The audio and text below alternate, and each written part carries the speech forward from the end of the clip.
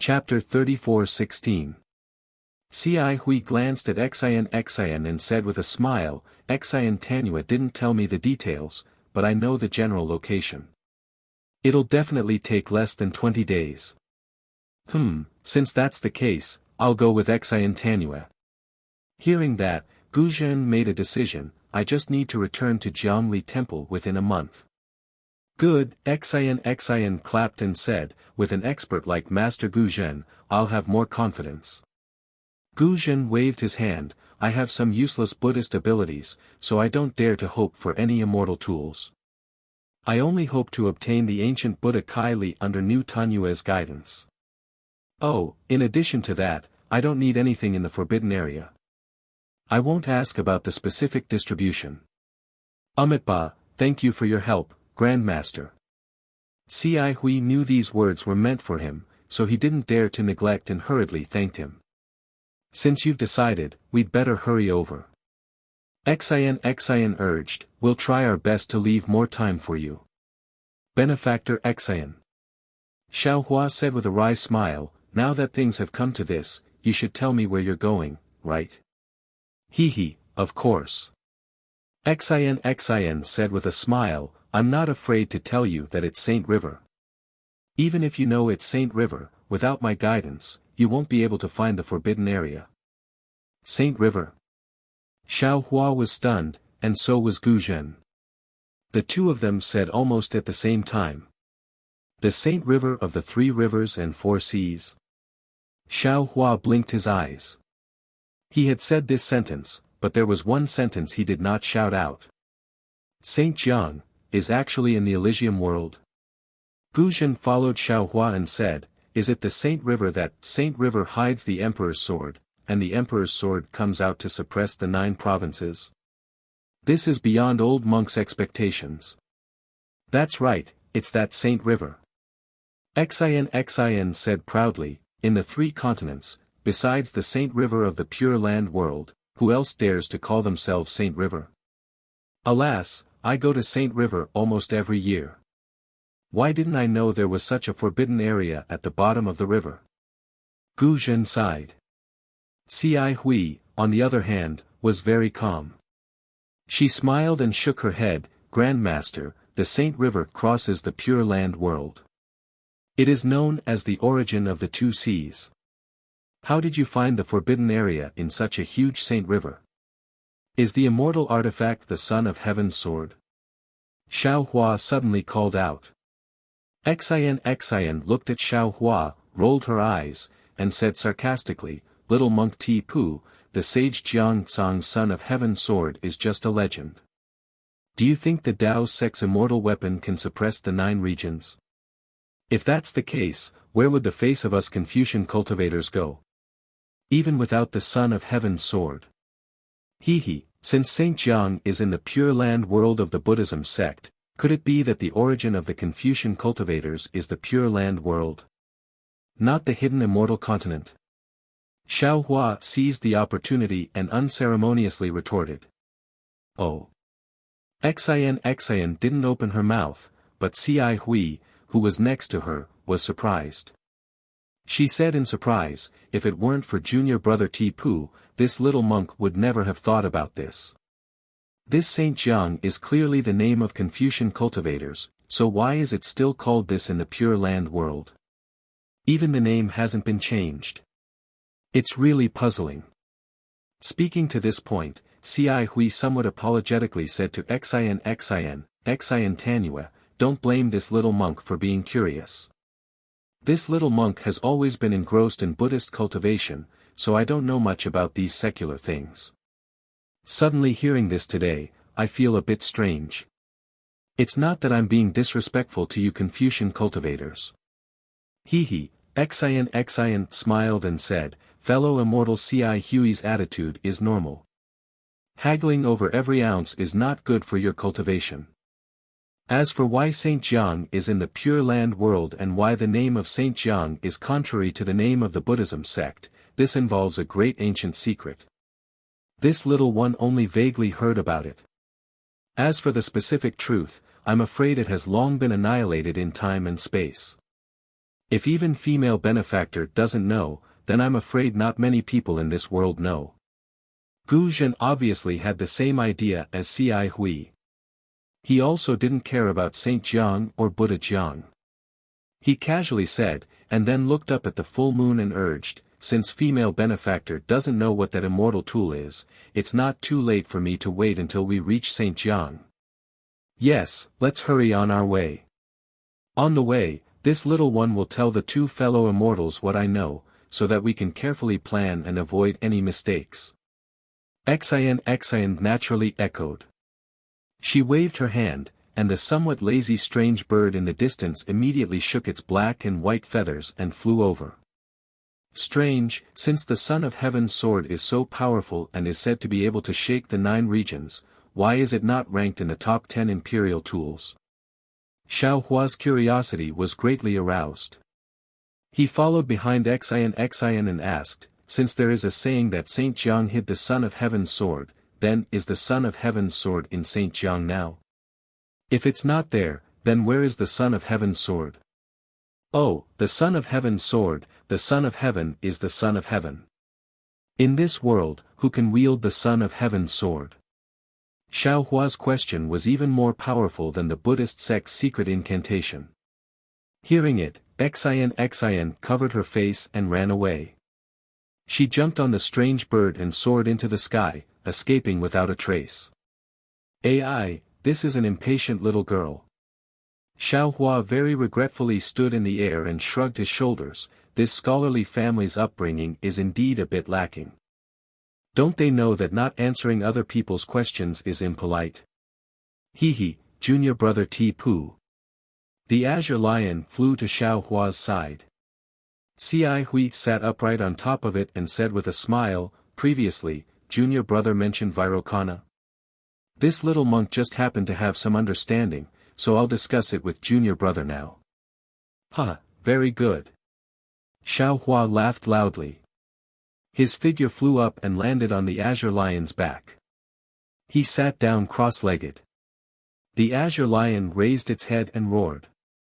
Blue clouds appeared under its feet and it chased after the purple fur hoe that had already flown away.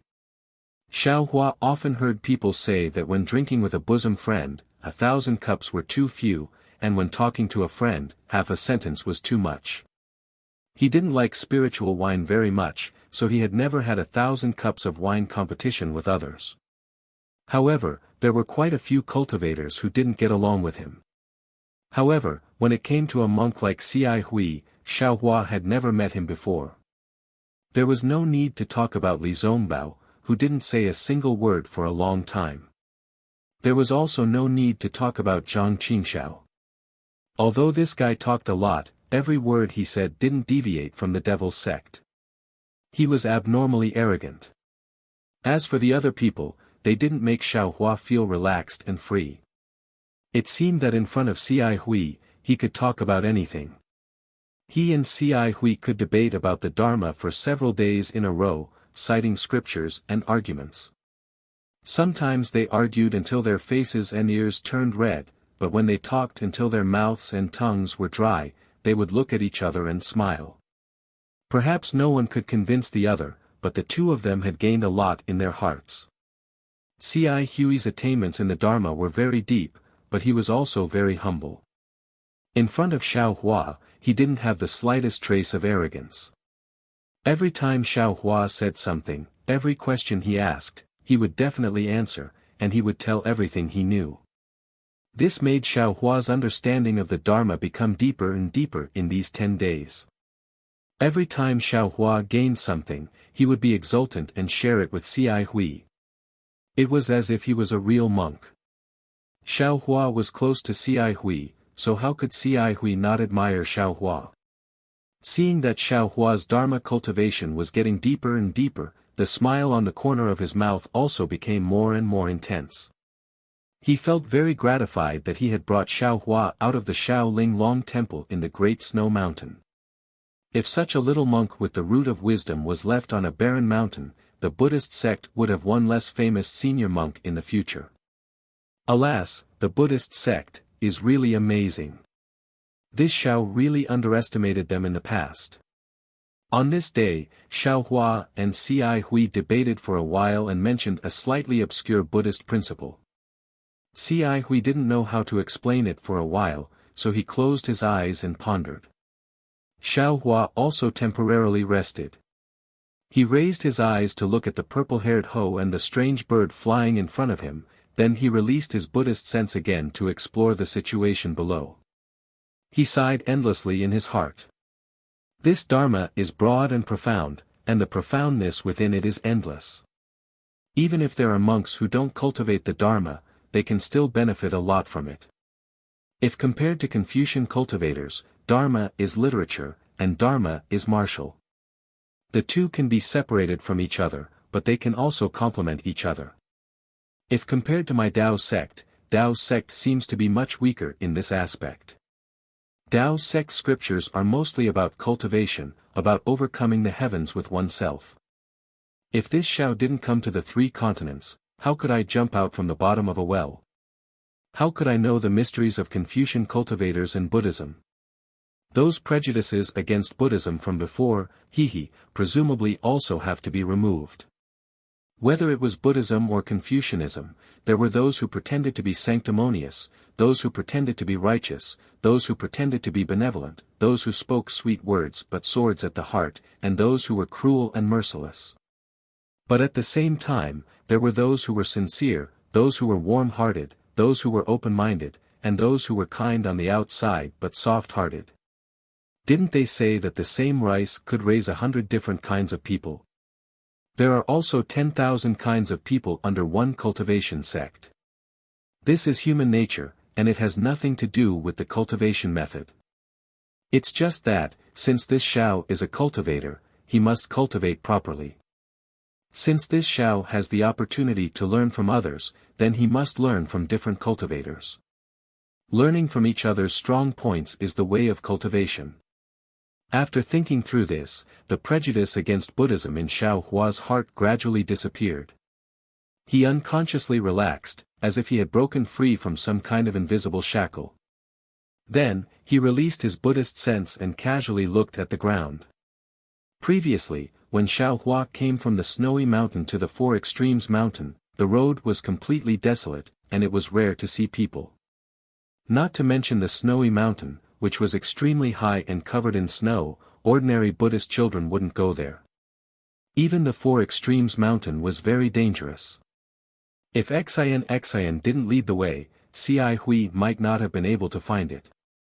Therefore, what Xiaohua saw was quite similar to the Dawn Rain continent. But not long after coming out of the 4 Extremes mountain, the scenery of this paradise began to change. The climate gradually became hot, and a kind of warm and dry heat was constantly in the air. On the ground, there were also more greenery. Strange trees propped up the canopy, covering the increasingly dense mortals in the shade. Chapter 34:17. This strange tree was different from Dawn Rain continent and Hidden Immortal continent. The thick tree trunk was like a pagoda in a temple, stacked up layer by layer. This tree trunk was also bare, no branches could be seen. Only when it reached the top of the tree crown did it extend several zhang-wide branches in all directions. The leaves that made up the tree crown were also interesting. They were like palm leaf fans. When the wind blew, the tree crown swayed, as if a big hand was shaking hundreds of palm leaf fans at the same time. The fruits of this strange tree also attracted Xiaohua's attention. These fruits were different from spirit fruits and spirit trees. They were not hanging on the branches, but just stuck to the top of the tree crown, raised high. Moreover, each tree only bore 9 fruits. These fruits were of different sizes. The big ones were the size of a head, and the small ones were only the size of a fist. The fruits looked very strong. The green fruit skin tightly wrapped the fruit. Even if it fell from the top of the tree, the fruit would not be torn apart. The scenery was naturally in Xiaohua's eyes, but what he paid attention to was the people in the scenery. The mortals of Elysium world were no different from Hidden Immortal continent, but their skin was slightly darker, and their clothes were different. Most of the men wore short clothes, while the women wore light veils that covered their skin and faces. Of course, in addition to the secular people, most of them were ordinary monks. In Elysium world, there were many temples. These temples were either big or small, and the incense burning there was exuberant. Whenever Xiaohua's Buddhist sense swept through the temples, he would see pious men and women kowtowing, offering incense, and giving money. Of course, Xiaohua's Buddhist sense was often detected by the senior monks in the temples. At the beginning, Xiaohua hurriedly withdrew his Buddhist sense, fearing that it would cause a misunderstanding. But after a long time, Xiaohua found that not only did the Buddhist sense not have any hostility toward the temples, but it was also very kind. When it came into contact with his Buddhist sense, it would immediately withdraw, without any further warning. Elysium world. Is it really a Elysium world? Looking at the pious faces of the men and women, looking at the smiles on the faces of the monks, Xiaohua sighed again. Are the people of Elysium world very satisfied? Alas, in this Xiao's opinion, Buddhism is a special sect among Buddhism, Taoism, and Confucianism. Rather than saying it is a cultivation method, it is better to say it is a kind of faith. Although soul cultivators also emphasized on the power of faith, their believers were all natives of Meng Mountains, and their range was limited. As for the Buddhist sect, because of the doctrine of Buddhism, everyone could believe in the Lord Buddha. Although the power of faith of a single person was weak, and could not be compared to the millions of natives in Meng Mountains, there were so many of them. Perhaps there were hundreds of millions of people in the entire Elysium. This level of power of faith.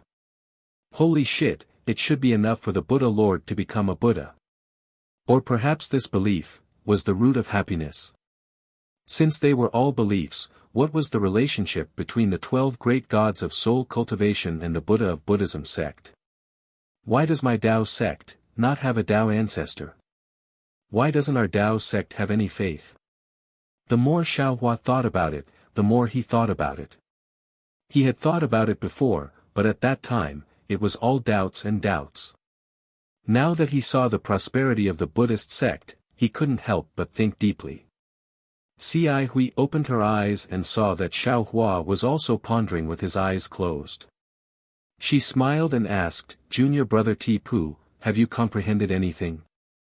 Xiaohua didn't open his eyes. He smiled and said, "This little monk was a little tired just now, so I took a short rest." Only Xiaohua himself could solve the problem of Buddhism, Confucianism, and Taoism. He didn't think that this Cai Hui, who only knew about Buddhism, could help him in any way. Look into the distance, we have arrived at the Saint River. Cai Hui didn't think it was a big deal. She pointed her finger into the distance and said with a smile. "Oh. So fast." Xiaohua's heart skipped a beat. He opened his eyes and looked into the distance. Sure enough, he saw a stretch of green water spreading between the heaven and earth.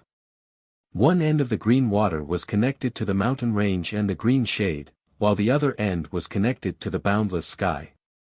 The green water in the distance was so close to the color of the sky that it was impossible to distinguish the boundary. It was as if the green water was the falling of the Milky Way. Looking at the green water again, there were white sails smaller than a handkerchief.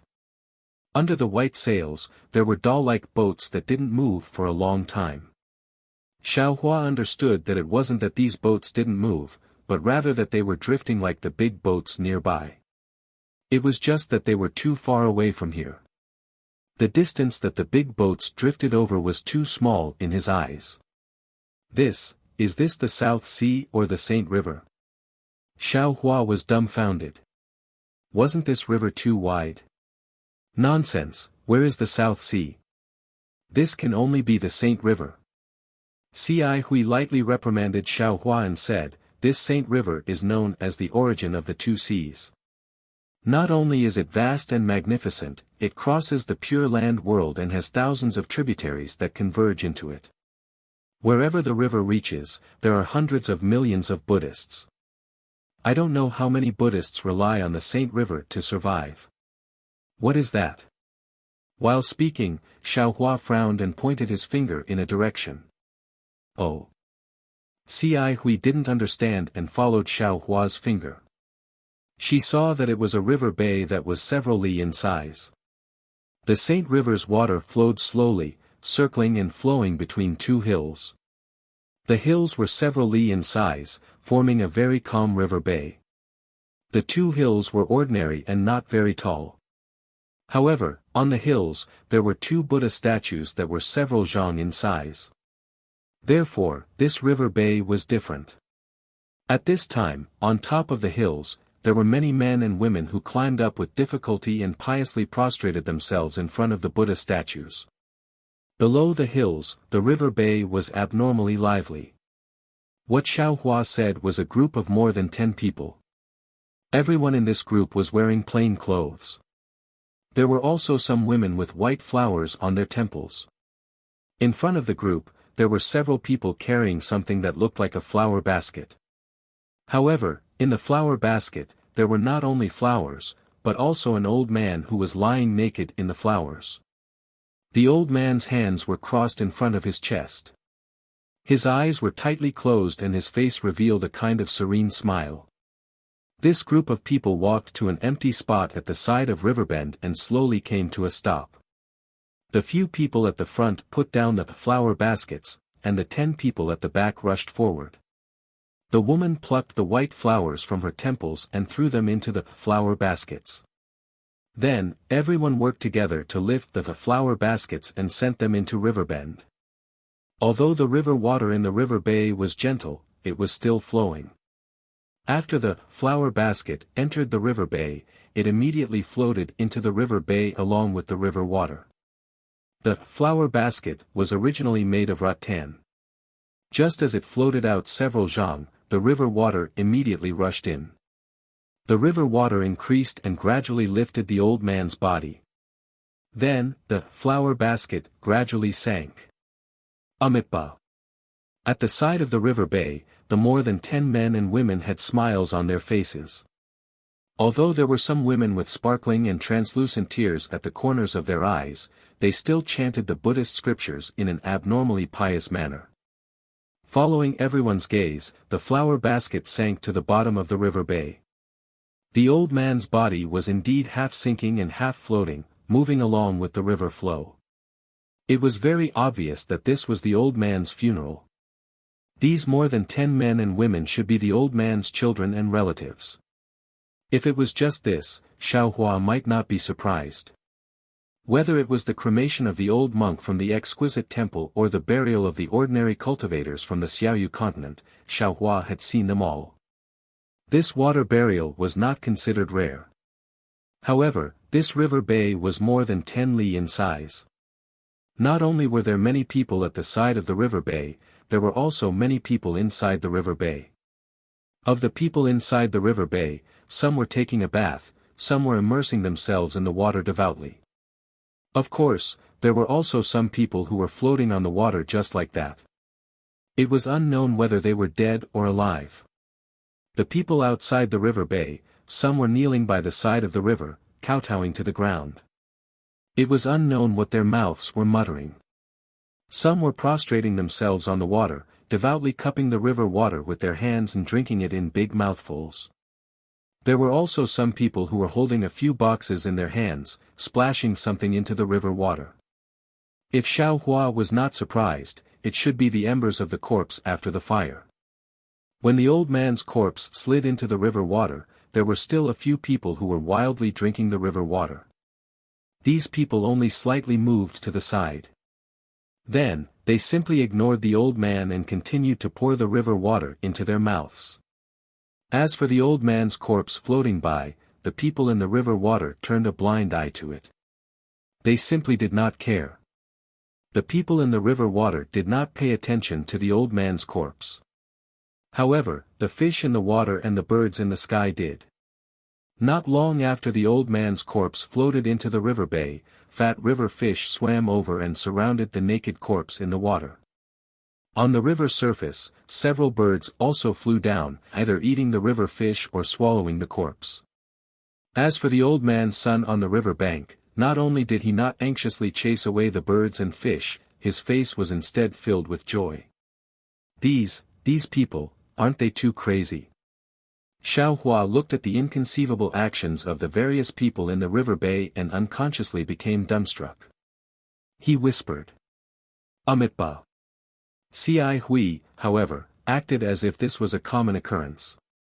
She chanted Buddha's name and laughed. What's so strange about this? Junior brother Tipu is a bit obsessed. Junior brother Tipu, don't you know? Although this saint river has the title of a Confucian saint, our Buddhist sect has never planned to change its name. However, this great river that runs through the Pure Land world already has no name in the hearts of billions of Buddhist people. Whether it is called Saint River or Buddha River, in the hearts of Buddhist people, it is only a Buddha river.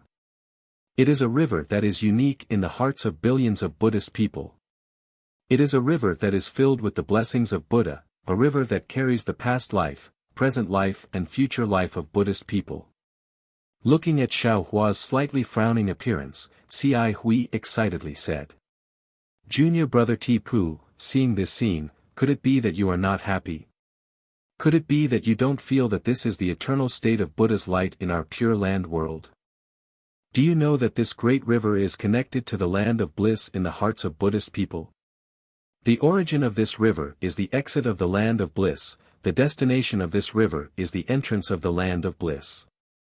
Look at that newborn baby boy, after he was washed in this river, he received the blessings of Buddha. As for that old man who just passed away, he washed the dust of his life here. His dirty and smelly skin was left in the river, his clean soul flowed into the land of bliss along with the river. Chapter 34:18. This. Xiao Hua bitterly smiled and slightly shook his head. Isn't Saint River the source of the two seas? When did it connect to the land of bliss? That's the truth. Cai Hui vigorously nodded and pointed at the distant white sails on the river. This is something that cultivators like us can know. However, how many of these Buddhists can walk along this Saint River? Even those fishing boats on the river have never gone from the West Sea to the East Sea, right? How do they know where this Saint River came from and where it went? Even if they have never seen it and never went there, they might not have never heard of it, right? Xiao Hua continued to argue. They naturally have heard of it, and they even know that this river is called Saint River. Just like what Junior Brother said before, this saint is a special name for Confucian cultivators, it has nothing to do with my Buddhist sect. But do they believe it? Will they even listen? Cai Hui smiled, not to mention that there are hundreds and thousands of such legends, they are devout Buddhists of my Pure Land world, their hearts have long been illuminated by my Buddha's light, they will not tolerate other filth. Hundreds and thousands of legends, they only believe my Buddha's words. Amitabha, this little monk understands. Xiao Hua slightly sighed, he already understood the trick. Previously, he was still thinking about the benefits of faith, now he saw the drawbacks of faith. To believe and be true is to be devout, but to believe and be foolish is to be evil, but who is devout and who is evil, how can Buddhists know? They can't jump out of the well, they can't distinguish the direction of the river. Only cultivators like Xiao Hua who can jump out of the well can clearly see the direction of the river. However, thinking about the great formation at the bottom of the West Sea and the vast border of the three continents, Xiao Hua shuddered. He really doesn't know how deep this well is. While speaking, the azure lion has already flown over this river bend. At the place where the river bend enters the river, the old man's corpse that Xiao Hua just saw once again emerged a few times and slowly sank into the depths of the river.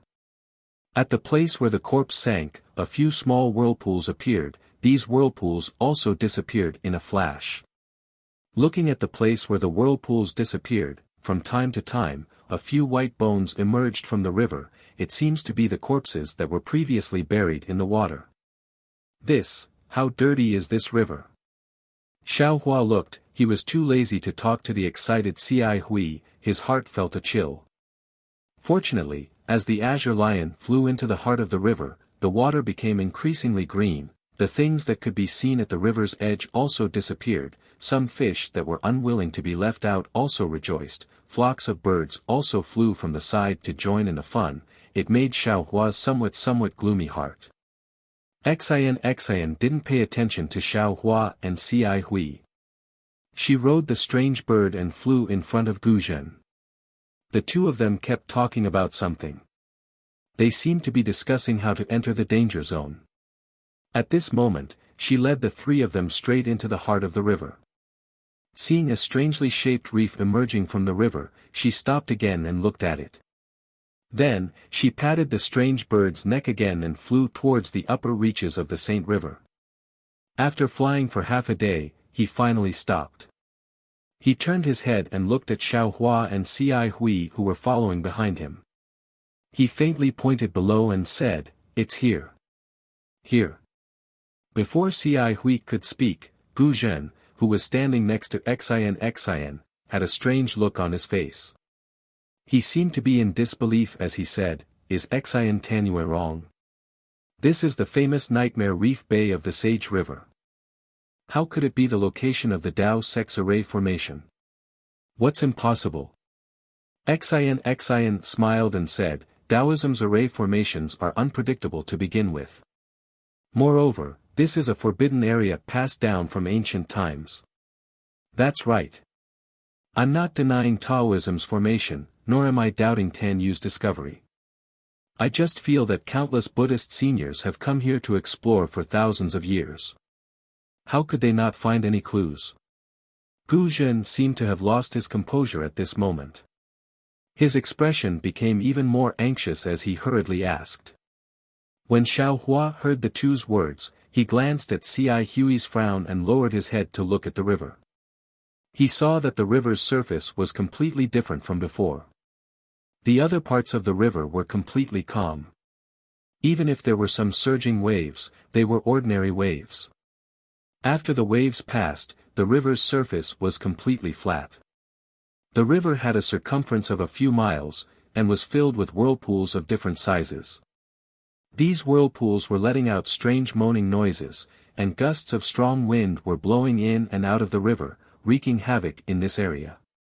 Also, these whirlpools looked disorderly, but there was a dark gray shadow between 2 or 3 whirlpools. This shadow couldn't be dispelled even under the scorching sun. Xiaohua didn't dare to release his spiritual sense. The chaotic wind around his nose already told him that the world's spiritual energy here was extremely chaotic. It wasn't the kind of order that was commonly seen in Taoism's array formations. Xiaohua glanced at the strangeness of the river and asked Ci Hui in a low voice, "Is there a saying in Nightmare Reef Bay?" Ci Hui also shifted her gaze away from the river and said with a bitter smile, "It's not just a saying. It's simply a notorious name. This body of water is extremely strange. If a feather falls on it, even if it doesn't get sucked into a whirlpool, it won't float on the river's surface. All the boats that pass through here, regardless of whether they belong to ordinary Buddhists or Buddhist sect disciples, are not spared. They all sink into the water and turn into wood chips. The entire process is like a nightmare, so it's called Nightmare Reef Bay by the people nearby. The reason why it's called Nightmare Reef Bay is because there were previously people who believed that there were a large number of reefs under the river that caused such a strange scene. Those boats also sank after touching the reefs. However, after the investigations of my Buddhist sect seniors, there isn't a single reefs under this body of water. Apart from the fact that there aren't any fish or ordinary marine life, there isn't anything different here. There are even many seniors who used Heaven's eyes to investigate, but apart from the river, they found nothing. As time passed, no more ships passed by this place, and no more Arhat came here to investigate. This place became a stretch of stagnant water. It's like a nightmare that no one likes. That's not all. Ci Hui turned her head at this moment and said rather viciously, "This area of several dozen miles is very strange. At specific times, it will produce an illusion. The illusion's range is extremely large, more than 100 miles. Not only will the passing boats fall into it, the mortals on the boats will also lose their senses and enter a nightmare. When they come out of the illusion, they will either go crazy, be happy, be sad, or become demented, and so on and so forth. Even my Buddhist sect disciples are not spared. Of course, these people can be considered lucky to be able to escape from the illusion. When this old monk was young, I had a junior brother who was ordered by his master to go somewhere else. He occasionally passed by the Nightmare Reef Bay and accidentally encountered the illusion. He disappeared without a trace, and to this day, it's unknown whether he's alive or dead. My Crimson Reed Temple sent out disciples to search for several days, but they didn't find any clues. This old monk was also part of the search that day, and even used my Buddhist awareness to explore the borders of this body of water. This old monk still clearly remembers the apprehension and uneasiness in my heart at that time, afraid that this body of water would suddenly unleash its power and suck me in. At this point, Cai Hui lowered her head and looked at the mouth-like vortexes below her. She sighed and said, "Since that day, old monk has never come here again. I haven't even come within 100 miles of this place. If not for New Tanua bringing me here today, this old monk definitely wouldn't have come. So that's how it is." Xian nodded slightly. No wonder Great Master reminded this one earlier. This one didn't expect there to be such an old story. Ah, Amitba. If it's as New Tanua said, this place is an extremely hidden ancient formation. New Tanua can take out the immortal weapon inside and destroy this formation to avenge my junior brother. Even if this old monk can't obtain the ancient Buddhist Kylie, this old monk is still willing. Gu Zhen said somewhat sadly. Xian didn't know whether to laugh or cry, and she smiled apologetically. Great Master thinks too highly of this little girl. This formation was left behind from ancient times. Even an immortal weapon is not the formation eye of the formation. Even if this one is lucky enough to obtain an immortal weapon, it's impossible to destroy this formation. If it's possible, we can find the corpse of the junior brother that Great Master mentioned. It's already good enough. Hearing this, Gu Zhen's body trembled slightly. He actually took a long breath, and then said with a wry smile, "Corpse. Ah, so many years have passed. How can we still find a corpse? Even if there are, how many corpses have been piled up since ancient times? How can we still distinguish them?" Grand Master. Gu Zhen's reaction was very strange. Not only did Xiao Hua and Xian see the abnormality, but Cai Hui was also somewhat puzzled. She asked in a low voice, "Is there something wrong with you?" "Huh, it's nothing." Gu Zhen grinned. This old monk just has a slight feeling and thought of the past. Then, Gu Zhen urged again, "New Tanua, how do we enter this ancient formation?" "Great Master, don't worry." Xian said with a smile, "This little girl naturally has a way to enter the formation. It's just that it takes time to enter this formation, so we'll have to wait here for a while." Gu Zhen raised his thick white eyebrows and asked in a low voice, "Could it be that we have to wait for that illusion to appear?" Xiao Hua's heart also thumped, seeming to understand something. Fortunately, Xian hurriedly explained, "Great Master, this little girl doesn't know whether the illusion of the Nightmare Reef Rock is related to the formation, but according to the records, entering the formation doesn't need to go through any illusion formation, but we still have to wait until dusk, or sunset." Sunset? Hearing this, Xiao Hua and the other two involuntarily raised their heads. However, at this moment, the sky was covered with dark clouds. How could they see the sun? When the three people's puzzled gazes fell on Xian's face, she clapped her hands and took out an ink cloud pupil. She said with a wry smile, "The situation inside is all in this ink cloud pupil, but there are some origin formation restrictions inside that others can't see." Chapter 34:19. It doesn't matter. Gu Zhen waved his hand and said, "Since this old monk knows your identity and has accompanied you to this place, we must enter this formation. Since others can't see Mo Yuntong, this old monk naturally can't see it either, so there's no need for me to look. Everything inside will be done according to Netanyahu's instructions. What about fellow immortal Ci Hui? Xian smiled and looked at Ci Hui. Ci Hui shrugged and answered very seriously, Netanyahu has held on to this Mo Yuntong for a long time, right? She seems to have never wanted this little monk to look at it. Since that's the case, why should this little monk look at it? Xiaohua found Ci Hui's shrugging action very familiar. Isn't this what I often do?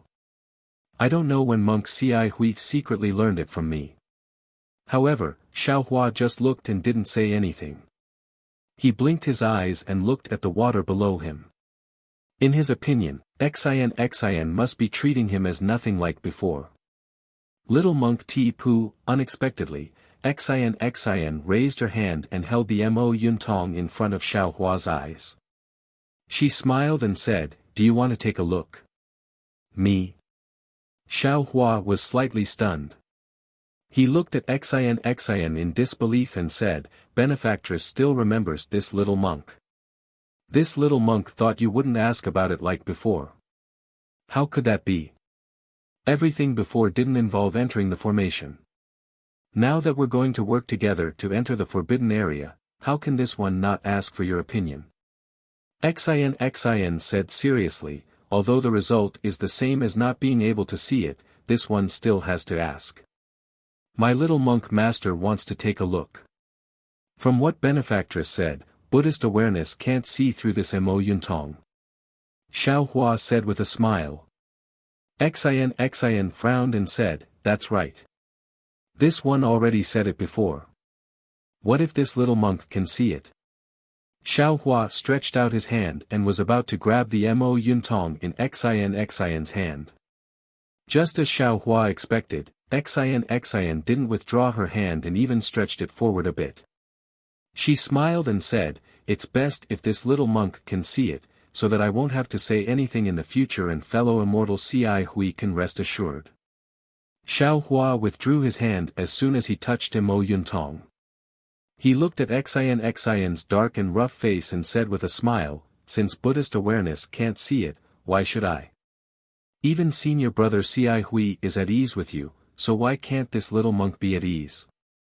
Humph, why do I feel like this little monk doesn't trust me?" Xian snorted and withdrew her hand. "Ha ha ha, I've never met you before, Benefactress.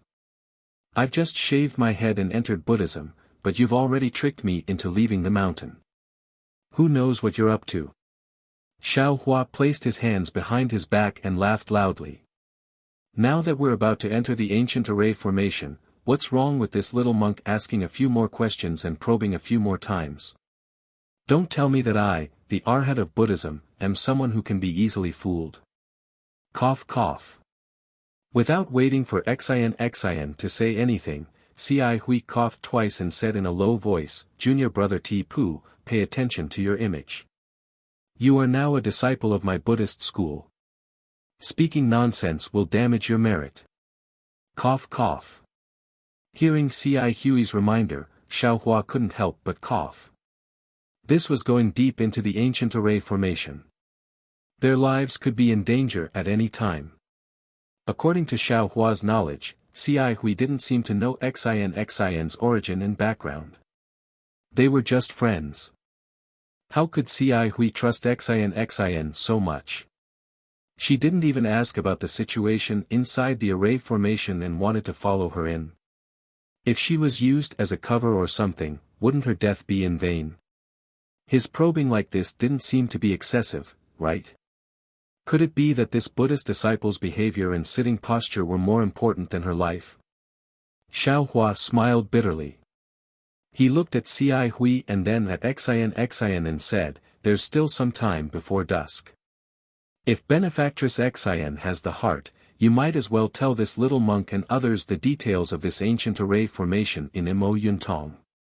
Although I'll listen to Benefactress's arrangements, if we listen to her in advance, we'll at least know what to do, right? Or we can also give Benefactress some suggestions." Hearing this, Xian nodded slightly. She looked up at the sky and said, "Little monk, you're right. Although I've already told fellow immortal Ci Hui some things, now we'd better discuss it properly." However, when Xian told him what she knew, Xiaohua didn't know whether to laugh or cry. Because according to Xian, this was indeed an ancient array formation. However, as for what kind of array formation it was and how many dangers there were, she didn't know. Of course, it was impossible for her to know what kind of ancient array it was. What she knew was how to enter the magic formation, and that there was a fairy weapon left behind by the immortal realm in the magic formation. As for why Xian was confident that she could break into the magic formation and get the fairy weapon, it was because Mo Yuntong had recorded several dangerous parts of the magic formation, and she had prepared several imperial weapons and celestial devices according to Mo Yuntong's description. Great Aunt Xiaohua almost blurted out, You want to break into the ancient array formation and obtain the immortal tool with these things? You're too imaginative, aren't you? You think I want to?" Xian clenched her teeth, her face slightly flushed. She took out Mo Yuntong again and shouted, "This Mo Yuntong was originally incomplete. When I checked it, I also forcibly broke the restriction. It's already good that I know these things. If you can do it, you can see for yourself. In that case." Xiaohua waved his hand and said, "Little monk suggests that we treat this as a sightseeing tour. Little monk will pretend that he didn't hear about this array formation. You and I will rest here for a while and look at the nearby scenery. Then we'll cup our hands and say goodbye. How about we go about our own business?"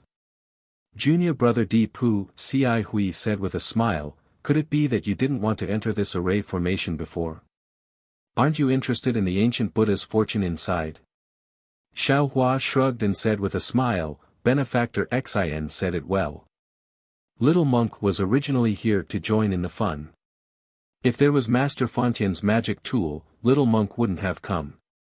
Now that Master Gu Zhen is here, little monk's role as a Buddhist disciple is also gone. Little monk has never been interested in treasure hunting. Little monk came with senior brother just to listen to senior brother talk about Buddhism and enjoy it." Beside him, Gu Zhen looked at Xiaohua and said in all seriousness, "Little monk, what you think makes sense.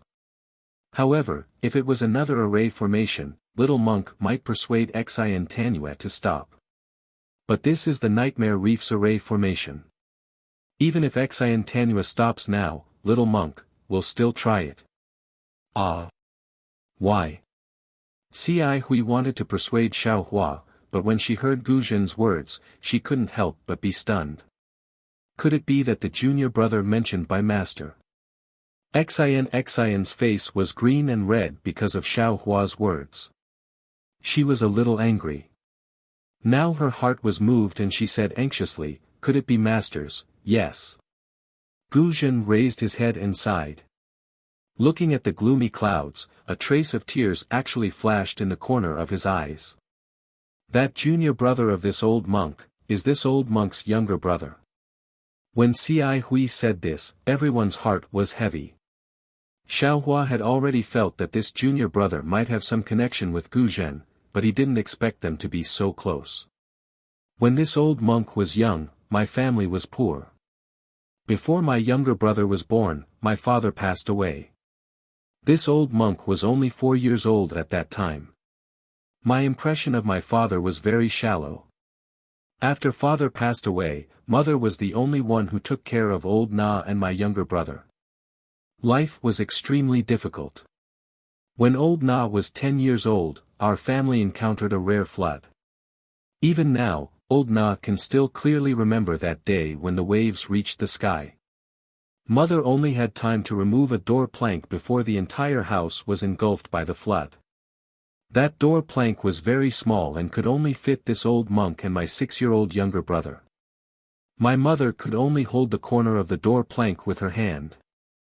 Gu Zhen took a deep breath and said tirelessly, "After drifting with the flood for more than half a day, my mother's strength was already exhausted.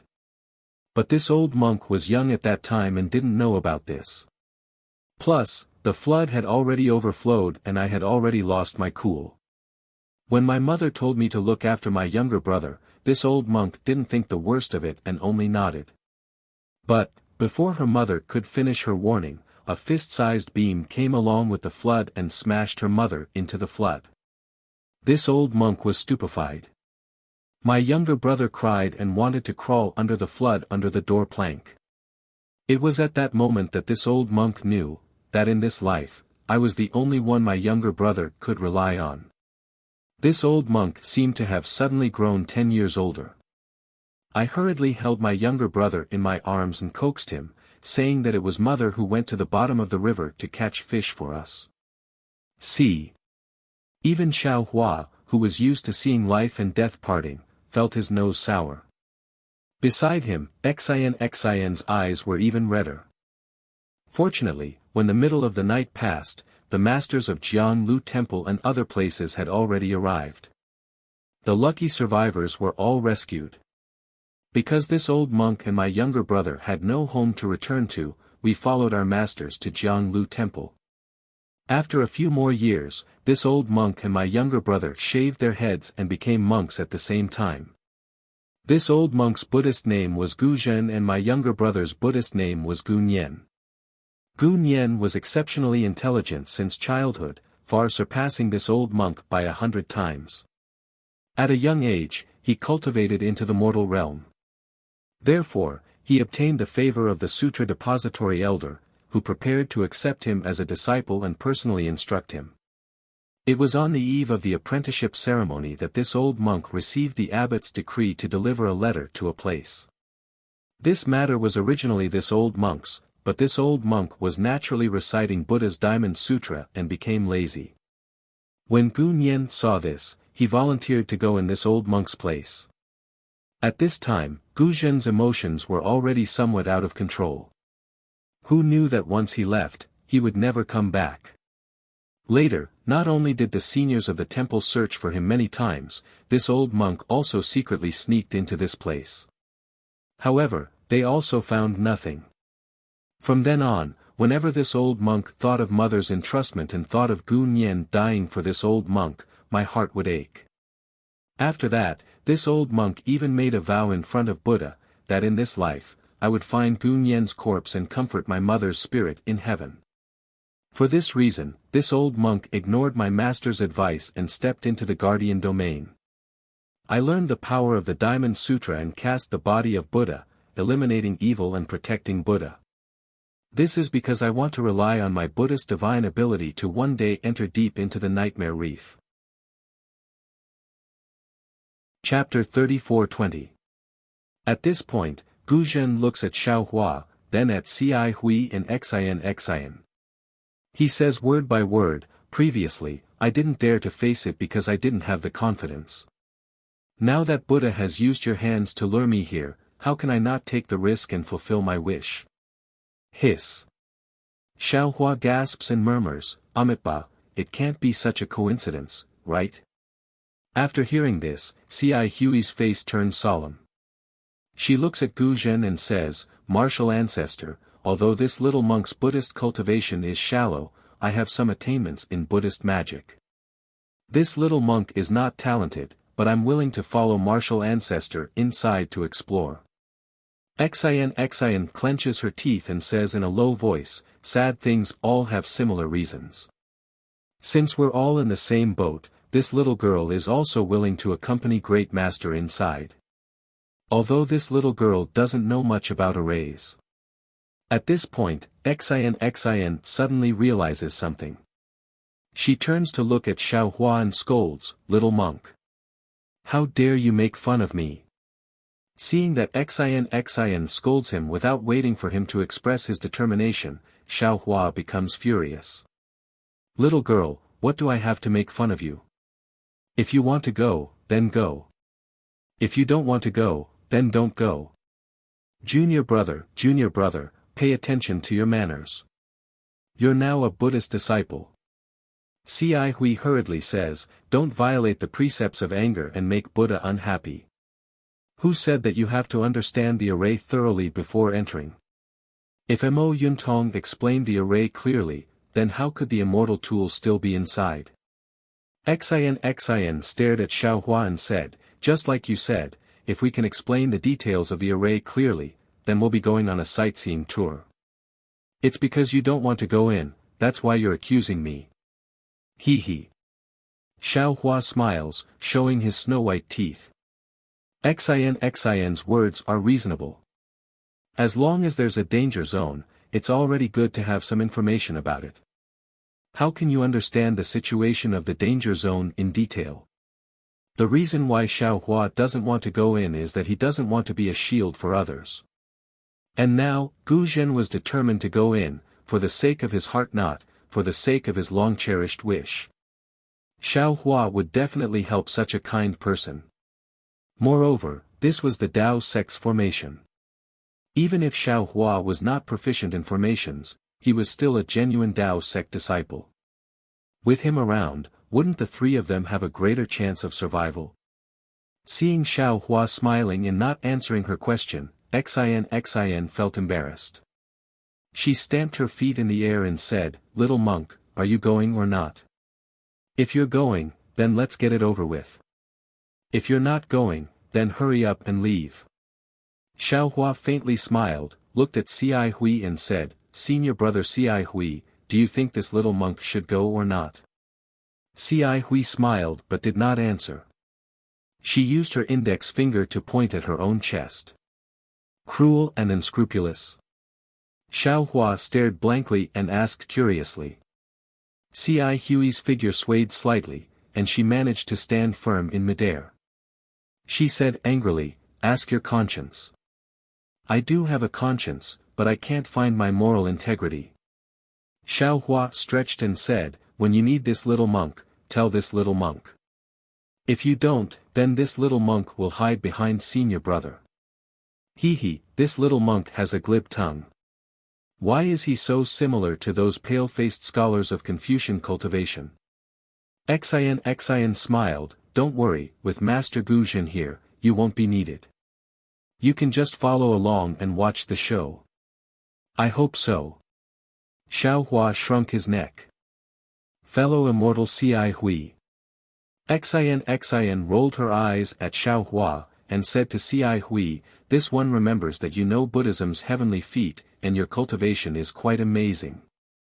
It's not amazing, but since heavenly feet is called heart's desire, this little monk can go anywhere within 1,000 feet at will, in just a blink of an eye. Cai Hui nodded without reservation. This is also one of the main reasons why this one invited fellow immortal. Xin said, "The first stage of this array is the most difficult. The array will only open for a few breaths of time, and in this few breaths of time, the entire water area within a few miles will be sealed. If not for a special ability, it's impossible to enter. And as long as someone enters the array during this few breaths of time, the entrance of the array will stop. Of course, this period of time is also very short, but for us who are around the 4th grade of origin energy, it's nothing much. And this little monk understands." Cai Hui nodded, "This little monk is willing to take the lead and tear open the entrance of this array." "Good." Xin nodded happily, and then explained to Cai Hui in detail for a while. The two of them didn't talk behind anyone's back, and they didn't transmit their voices, so Xiaohua heard everything clearly. Although the situation described by Xin wasn't very clear, Xiaohua already knew that this was definitely a Dao sect's array. Xin's words weren't false, and he couldn't help but feel a bit sad. This time, this Xiao seems to have been forced to do something beyond his ability again. After Xin and Cai Hui's discussion, the three of them put away their mounts. Xin took out the ink cloud pupil, and placed it on her forehead to look for a moment, then released her origin energy, and searched within a few miles, and then brought the three of them to fly towards the east side of the thousands of whirlpools. Woo-woo. Just as the four of them were flying, suddenly, a loud whimpering sound rang out, and within a few miles, waves of ghostly wailing and wolf howling could be heard. Xiaohua lowered his head to look, and the large and small whirlpools suddenly trembled rapidly. This was the source of the commotion, and the speed at which the spiritual chi of heaven and earth was absorbed increased. The hurricane formed by the spiritual chi of heaven and earth fell into the water, and when it rushed into the whirlpool, it condensed into a sound. Swoosh! Without waiting for the others to make a move, Xin stretched out her hand, and took out an emerald green handkerchief from her sleeve. With a shake of her hand, she threw it into the air. Clouds and mist gushed out from the handkerchief, and after absorbing the noble chi, it turned into a cloud that covered everyone's head, and immediately blocked the hurricane. Woo-woo! Woo-woo! Woo-woo! The whimpering sound in the water rose and fell one after another, like a frightening melody. The rhythm was like a tide that rushed into everyone's ears. Amitba. Ci Hui chanted Buddha's name, and his hands formed the Akala seal. The Buddha's light emitted from his body, and also covered the four of them, and that frightening melody could no longer enter. Quickly look! Xin suddenly pointed with her hand, and cheerfully called out. Following the direction that Xin pointed, a trembling tornado gradually appeared in the thousands of whirlpools along with the melody.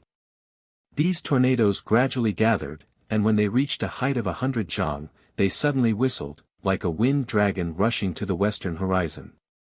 That hurricane was so big, first it was dozens of li, then it was hundreds of li. The spiritual chi of heaven and earth in this area was sucked into it, and it was like an unyielding wind dragon roaring as it rapidly expanded, and directly rushed into the thick clouds. Swoosh! The hurricane rushed into the clouds, and a hole of dozens of li in size appeared to be insignificant in the endless clouds.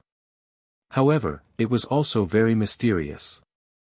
From this insignificant hole in the clouds, a ray of light shot out, like an orange sword of light falling on Xiao Hua and the others, and sprinkled over the dozens of li of water around the nightmare reef. Xiao Hua narrowed his eyes and looked at the hole in the clouds. In the slanted horizon, there was a touch of the afterglow of the setting sun, and it was rather reluctant to part with the grayish-blue dusk. The ancient array is indeed extraordinary. Xiao Hua sighed slightly. He could also be considered a grandmaster array master, and when he saw the array open, his thoughts were different from others. If this Xiao was the one setting up the array, I really wouldn't know how to set up an array that corresponds to the time. However, when he thought of this, Xiao Hua's heart moved. Oh, perhaps this array doesn't pursue the details, it should be related to, right, it should be related to the power of the sun and moon. If this Xiao knew how to use the power of the sun, moon, and stars in an array, I think I can also set up such a mysterious array. While Xiao Hua was pondering, the ray of light that fell on the several li of water had a beautiful change. The orange ray of light first spread out on the water surface, and then it actually followed the ripples of the water and converged towards the thousands of whirlpools. When the rays of light entered the whirlpools, the entire water body let out a low roar, and the water surface gradually rose. However, it rose by more than 3 inches. The thousands of whirlpools suddenly froze, and the orange ray of light also froze, like thousands of morning stars. This freezing only lasted for an instant, and then all the whirlpools suddenly reversed, and the rays of light within the whirlpools rushed out, rapidly swaying within several li. Every ray of light formed a palm-sized light shadow in the air, and the thousands of light shadows swayed in confusion, as if they were dancing with a group of demons, and it was even more bizarre. This. Xiao Hua's gaze swept over, and his eyes flashed with confusion. The space above the water body was restricted by the array, and the spiritual energy of heaven and earth was already thin. These flashing lights didn't cause any fluctuations, and he really didn't understand how to open the array. Fellow immortal Ci Hui, at this moment, Xin's voice was filled with excitement, and she hurriedly said, "The ancient array has restricted divine sense, and has very little effect on Buddhist sense. In particular, there is no spiritual energy of heaven and earth here, and even the noble chi is a restriction, so your Buddhist divine ability is also very little affected. If you see a door appear in this light shadow, it's a door. As for what the door looks like, and where it appears, according to the records, it's not fixed. Just as we've discussed before, fellow immortal can immediately use the heart intent technique to enter. Okay. Ci Hui had already released her Buddhist sense, and her eyes were also unblinkingly staring at the light shadow swaying irregularly in the sky above the water body. She didn't dare to be negligent in the slightest, and only answered casually. Seeing Ci Hui, Xian, and Gu Zhen all staring at the light shadow in the sky, Xiaohua frowned, but his eyes were fixed on the whirlpools above the water. After all, he was a formation grandmaster, and he knew that the changes of light-shadow came from the whirlpools. Tracing back to the source, if he wanted to find the pattern of the changes of light-shadow, he still had to look at the whirlpools. Moreover, if the three of them were looking at the light-shadow in the sky, Xiaohua wouldn't be delayed by looking at the side alone. Chapter 34:21. After looking at it for a moment, Xiaohua's eyes became a little dizzy. Those vortexes were spinning rapidly. Anyone who looked at them for a long time would feel dizzy. Damn it, Xiaohua shook his head and closed his eyes, but there seemed to be more than a dozen vortexes in front of him. However, the vortexes in front of him were black and white and had already stopped spinning.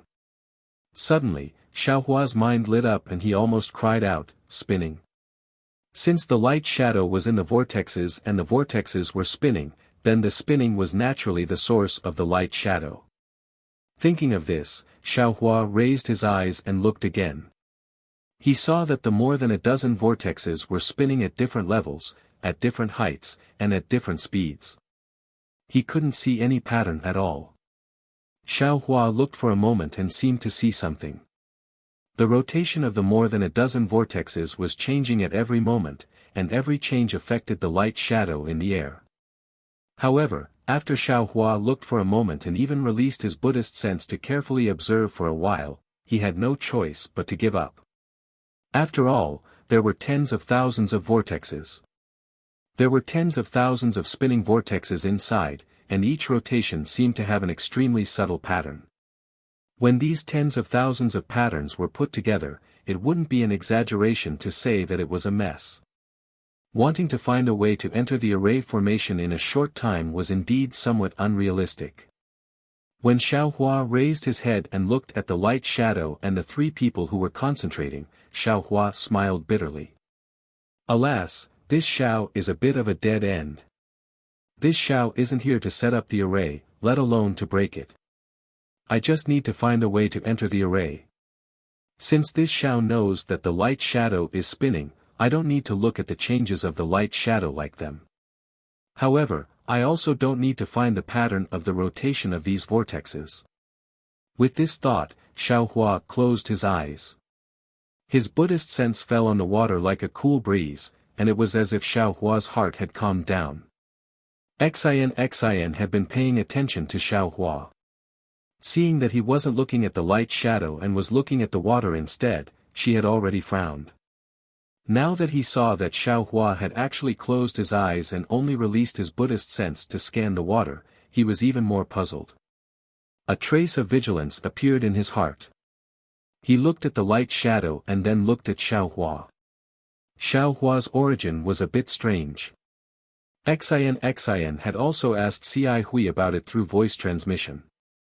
Although Ci Hui had never seen Xiaohua use Buddhist supernatural powers, based on Xiaohua's Buddhist awareness alone, Ci Hui knew that Xiaohua's Buddhist supernatural powers might not be inferior to hers. This kind of person with an unknown origin and uncontrollable cultivation base was not a good choice to travel with them. However, Ci Hui had also sensed Xiaohua's deep roots of wisdom through the debate of Buddhist principles. He was not the kind of evil person that Xian thought he was. That was why she insisted on bringing Xiaohua along. Seeing that they were about to enter the array and Xiaohua's strange behavior, how could Xian not be vigilant? Senior brother Ci Hui, you have to be careful. After another half a cup of tea or so, there might be an abnormality. Right when Xian was vigilant, Xiaohua suddenly spoke out. Xian was shocked and anxiously asked, how did you know? Xiao Hua's heart had calmed down, so he could see more. In his Buddhist sense, the thousands of whirlpools were like thousands of spinning tops, spinning crookedly. After looking at them for a while, Xiao Hua understood that although these whirlpools had different shapes and sizes, as long as the rotation of the whirlpools reached a certain pattern, it would produce a special change. And the simplest part of this pattern was that it was the same. Since he knew that the rotation of the whirlpools was the same, Xiao Hua only observed for a moment before he made a decision in his heart and casually reminded Cai Hui. This little monk's intuition may not be true. Xiao Hua didn't have time to explain. Moreover, he didn't know whether what he said was correct or not, so he vaguely replied. Xian slightly curled her lips. She wanted to look at the water, but she didn't dare to give up on the light shadow in the air. She simply ignored Xiao Hua and focused on looking at the sky. Since he knew that the whirlpools were the same, the door to the formation could be opened. Xiao Hua began to calculate where the entrance to the formation would open. Although Buddhist sense was the best at observing minute details and was very useful in observing the whirlpools, Xiao Hua also understood that the opening of the formation's entrance was definitely related to the spiritual energy of heaven and earth.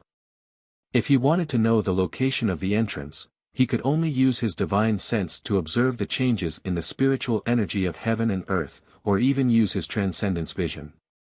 Of course, Xiao Hua was now a little monk of the Buddhist sect, so it wasn't suitable for him to use his divine sense. If he used his transcendence vision, it would be somewhat overkill. After thinking for a moment, Xiao Hua released his soul sense. Sure enough, after scanning with his soul sense, Xiao Hua understood that the spiritual energy of heaven and earth above the water had been confined. Looking at the thousands of whirlpools, he saw spiritual energy of different sizes. However, these spiritual energies were condensed into threads, directly coming out from the center of the whirlpools. They wantonly swayed in the air like thousands of branches, messy and disorderly. The time it took to drink half a cup of tea quickly passed. As time passed, these threads condensed from spiritual energy of heaven and earth began to move in an orderly manner, gradually moving in front of Xiao Hua and the others. An irregular shape of several feet in size gradually appeared. This is the formation's entrance. Xiao Hua was overjoyed. Just as he was about to open his mouth to warn them, he suddenly froze, a layer of cold sweat appearing on his back. No. How could it be so simple? If such weak soul sense could discover the formation's entrance, then wouldn't the Taoist sect's divine sense be able to discover it easily? Why would we need to look for some light portal? Hurry! Over there! Just as Xiao Hua was hesitating, Gu Zhen's voice rang out, pointing at a place several li away from the group. Xiao Hua hastily raised his head. Sure enough, over 10 zhang in the air, thousands of light shadows suddenly condensed together, slowly forming a 3-meter-wide orange-red portal. Along with Gu Zhen's voice, Cai Hui's body flashed with faint Buddhist light. She put her palms together, chanted, Amitabha, and raised her left foot slightly. It was with this raise of her left foot that Cai Hui's figure disappeared before everyone's eyes. A wisp of Buddhist light streaked through the air, rushing toward the portal in the air. Let's go! As soon as Cai Hui's figure disappeared, Xian urged them once more. Xiao Hua and the others didn't dare delay, each urging their own cloud to follow. As they flew, Xiao Hua's soul sense swept out once more, only to see that the portal formed by the world's spiritual energy was gradually disappearing. In the gap that hadn't completely disappeared, there was a wisp of red light flashing through. Hurry, hurry! Xiao Hua had just retracted his soul sense when he heard Xian's urgent voice. Raising his head, he saw that several kilometers away, a door had already appeared. But just like the previous lights and shadows, the door began to crumble as soon as it appeared. After all, it was several kilometers away. Even with Xiao Hua's lightning escape, there was no way he could make it in such a short amount of time. Isn't this just a test of luck? Xiaohua smiled bitterly. If we're lucky, it'll be right next to us. If we're unlucky, it'll be like today. How can we possibly get in? Without waiting for the Buddhist light to reach the portal, Xiaohua and the others had only flown a few li away. The 1 zhang wide portal had already collapsed into 1 qi, and the orange light was about to disappear. But at this moment, the Buddhist light suddenly flourished and then disappeared. When Xiaohua and the others hurriedly looked at the portal, a faint Buddhist light flashed, and C.I. Hui's figure appeared there with the Buddhist light. Damn it, this is the heavenly feat. Xiaohua was shocked. Isn't this the teleportation of the physical body? That's right, nascent soul teleportation is a divine ability of nascent soul cultivators, and only nascent soul cultivators can teleport. The physical body of a nascent soul cultivator can't teleport. But this C.I. Hui's heavenly feat allowed her to instantly fly a few li away. She was even more powerful than a late nascent soul cultivator of the Tao sect. While Xiaohua was shocked, C.I. Hui seemed to have received Xin's instructions. As soon as she appeared in front of the portal, she immediately rushed in. Fortunately, although the portal was only 1 qi wide, C.I. Hui had the appearance of a child and her figure was also short, so it was easy for her to enter. C.I. Hui's figure disappeared into the portal, and the portal immediately stopped collapsing. However, the light around the portal was still shaking with all its might, as if a shabby wooden door was trembling in the wind and would collapse at any moment. Good. Xin almost clapped her hands. Then, she urged the auspicious cloud and said, let's speed up too. This portal won't last long. In fact, there was no need for Xin to say more. When Xiaohua and Gu Zhen saw the portal in such a state, they had already urged the auspicious cloud under their feet to rush forward. The distance of several li wasn't too far, but now that they were in such a hurry, it felt like an insurmountable moat. Fortunately, C.I. Hui entered the door first. Although Xiaohua didn't know that C.I. Hui was inside the door's brilliance flickered and collapsed like paper several times. However, every time, it would stand up straight as if it had been reignited from the ashes, waiting for Xin to arrive first. Xin didn't stop at all. She turned her head and called out, Master Gu Zhen, I'll go in first. You can come in when you arrive. Without waiting for Gu Zhen to speak, Xin plunged into the small portal and disappeared with a flash of green energy. Xiaohua didn't fly very fast. He followed Gu Zhen. When the two arrived in front of the portal, Xiaohua looked at the small and twisted portal, then looked at Gu Zhen's tall figure and said with a wry smile, Master, how do we go in? What's so difficult about that? Gu Zhen laughed and chanted the name of Buddha. Amitabha, as Gu Zhen's voice fell, Gu Zhen's body also flashed with a faint Buddhist light. Without any sound, Gu Zhen's figure slowly shrank. He lifted his foot and walked towards the portal. Step by step, Master Gu Zhen actually turned into a 1 qi tall human figure and walked in safely. Everyone has their own tricks. At this moment, Xiaohua also sighed with emotion at the wonders of the Buddhist sect's methods. The bones in his body made a slight sound. His figure shrank a little and he also rushed into the portal. As Xiaohua entered, the portal finally couldn't hold on anymore. It twisted a few times and turned into pieces of inexplicable orange-red light and shadow that scattered in the air. Of course, the orange-red light and shadow didn't last for long. In a moment, the thick clouds in the sky closed and darkness enveloped the water region. The waves in the water region retreated and the whirlpool rotated again. Whimpers like the cries of ghosts filled the dark night sky again. Chapter 34-22. Swish. With a sound of water, Xiaohua's mouth and nose are suddenly flooded with ice-cold river water. It's like he's plunging into a saint river. Xiaohua wants to use the water avoidance art without hesitation, but just as the true essence in his meridians is surging, the river water in front of him instantly disappears.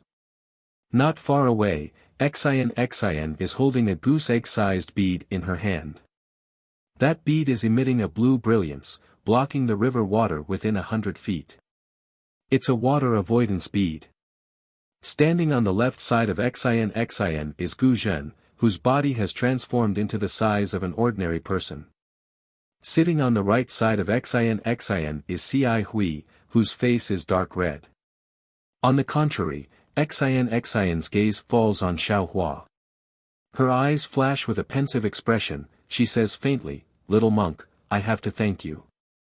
If not for you being able to accurately predict the formation door's appearance, we wouldn't have been able to enter this place even with immortal friend Ci Hui's heart's fulfillment art." Hee, it's nothing. Xiao Hua says half-heartedly. Looking left and right at the river water outside the water avoidance bead, he says with a smile, "I only had a slight feeling, that's all. Everything is because of senior brother Ci Hui. If not for his heart's fulfillment art, how could we have entered?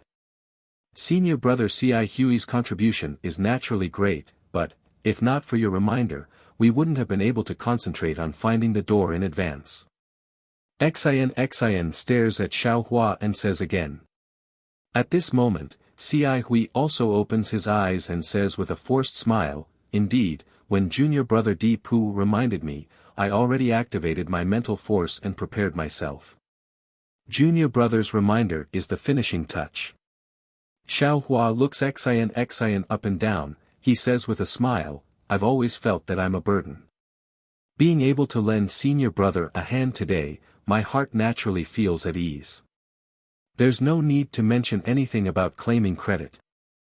Little monk, just now when the door appeared, you seemed to want to say something. Could it be that you were able to foresee the appearance of the door? Could it be that you know this ancient formation?"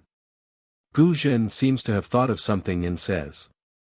Xiao Hua touches his nose and says with a bitter smile, "What are you talking about, great master? This is an ancient Taoist formation, how could I know? Just now when this little monk came in, I was still puzzled. I had clearly rushed through the door, but why did it look like I had plunged headfirst into the river?" Seeing that Xiao Hua didn't admit it, Xian didn't ask anymore. She only said, "Little monk, if you know anything, you can tell us. We are now one body, we must advance and retreat together. Don't hide anything." Yes, I understand." Xiao Hua nodded his head like a chick pecking rice. "For this little monk's own life, this little monk will also tell you everything he knows." Xian snorted coldly, then reached out her hand and took out a jade box. She turned to Ci Hui and asked, "Fellow immortal Ci Hui, are you done resting? We don't have much time, so we need to hurry." Ci Hui slowly got up and nodded. "Xian Tanue, don't worry. I am fine now. Ci Hui, fly behind this old monk." Gu Zhen looks at the water curtain on the left. Outside the water curtain, there are some strange swimming fishes and some grayish-black seaweed. There are no bones to be seen. He doesn't know whether to be happy or sad, so he says in a deep voice, "You rashly used the relic's psychokinesis, shaking the relic's foundation. You should use more heart to nourish it, it's not good to use psychokinesis again." "Yes, thank you, martial ancestor." Ci Hui slightly nods, the Buddhist light around her body flickers. She should be following the instructions to cast the spell. "New Tanue, where do we fly to next?" Gu Zhen asks Xian again. Xian says with confidence, "Great master, don't worry. This is the bottom of the Sage River, thousands of feet deep. We are surrounded by river water, so it's hard to determine our direction. Although we have the water avoidance pearl, we can't fly at will. Once we touch the formation's restriction, we can't go forward anymore. I have a secret talisman of the Taoist gate here, it's time to use it. Umitba, then I'll have to trouble New Tanue." Gu Zhen puts his palms together and stands to the side. As early as when Xian took out that jade box, Xiao Hua already saw clearly that there was a talisman of the Taoist gate stuck on the outside of the jade box. Inside the jade flute must be the magic tool that Xin used to break the formation. Xin raises her eyes to look at Xiaohua, then spits out a mouthful of true qi on the jade box. That talisman stuck on the box immediately floats up, flashes in midair and turns into a pile of ashes. As soon as the talisman disappears, a ball of dark green brilliance comes out of the jade box. A wave of magic power familiar to Xiaohua is transmitted along with the brilliance. Oh, what magic tool is this? It seems the magic power's fluctuation is very strange. Xiaohua doesn't dare to spread his divine sense far, only sweeping it in front of him. He is somewhat stunned as he thinks. Xin then raises her hand and opens the lid of the jade box. A 2 fingers wide and 4 fingers long flat jade flies out of the jade box, jade talisman. A kind of surprise flashes in Xiaohua's eyes. This kind of jade talisman is rarely seen in the Dawn Rain continent where the Taoist gate is flourishing. How can it appear in the Buddhist gate's nirvana world? What is the origin of this Xin? Is it possible that a disciple of a Confucian family can use the Taoist gate's jade talisman? Sure enough, Xin opens her mouth and spits out another ball of true qi. This true qi is different from before. When it lands in the air, it immediately takes the shape of a sword. Xin's left hand grabs the air as if she is holding the flying sword. Then, as if she is forming a seal, that flying sword rapidly moves in midair. Go! Xin lightly reprimands. The true qi condensed into a flying sword suddenly explodes. The true qi rushes into the seal that was drawn on the flying sword before. Xin pushes her hand again. That true qi hits the jade talisman in midair. Crack crack crack. A burst of chaotic sounds, that jade talisman explodes like a blossoming emerald flower. Thousands of green lights fly in all directions, ka ka ka ka. The green lights emitted the splendor of the water avoidance pearl. Once they touch the water curtain outside, the water curtain immediately changes. Some parts turn into nothingness, while other parts condense into ice. In particular, this splendor rapidly extends into the distance. A beautiful ice palace unexpectedly appears in front of Xiaohua and the others. This. Not to mention Xiaohua's surprise, even Cai Hui and Gu Zhen, who have already discussed this beforehand, look at the ice palace that suddenly appears in disbelief. They are speechless. This is the ancient Taoist gate's ice condensing talisman. Unexpectedly, Xin blinked her eyes mischievously and explained in a somewhat showy manner. Mo Yuntong mentioned that the channel of this magic formation is condensed by the water-based qi of heaven and earth. It does not prevent the river water from flowing in. Even the river water in the channel may be an illusion created by the magic formation. At this point, Xin glances at Gu Zhen and continues to say, just by using the imperial equipment in the water avoidance pearl, we can't distinguish the true formation channel. Moreover, if we are not careful, it is very easy to fall into the formation and not be able to escape. Mo Yuntong mentioned an idea. If the river water in this channel is frozen, presumably the illusory river water will disappear and the true channel will appear.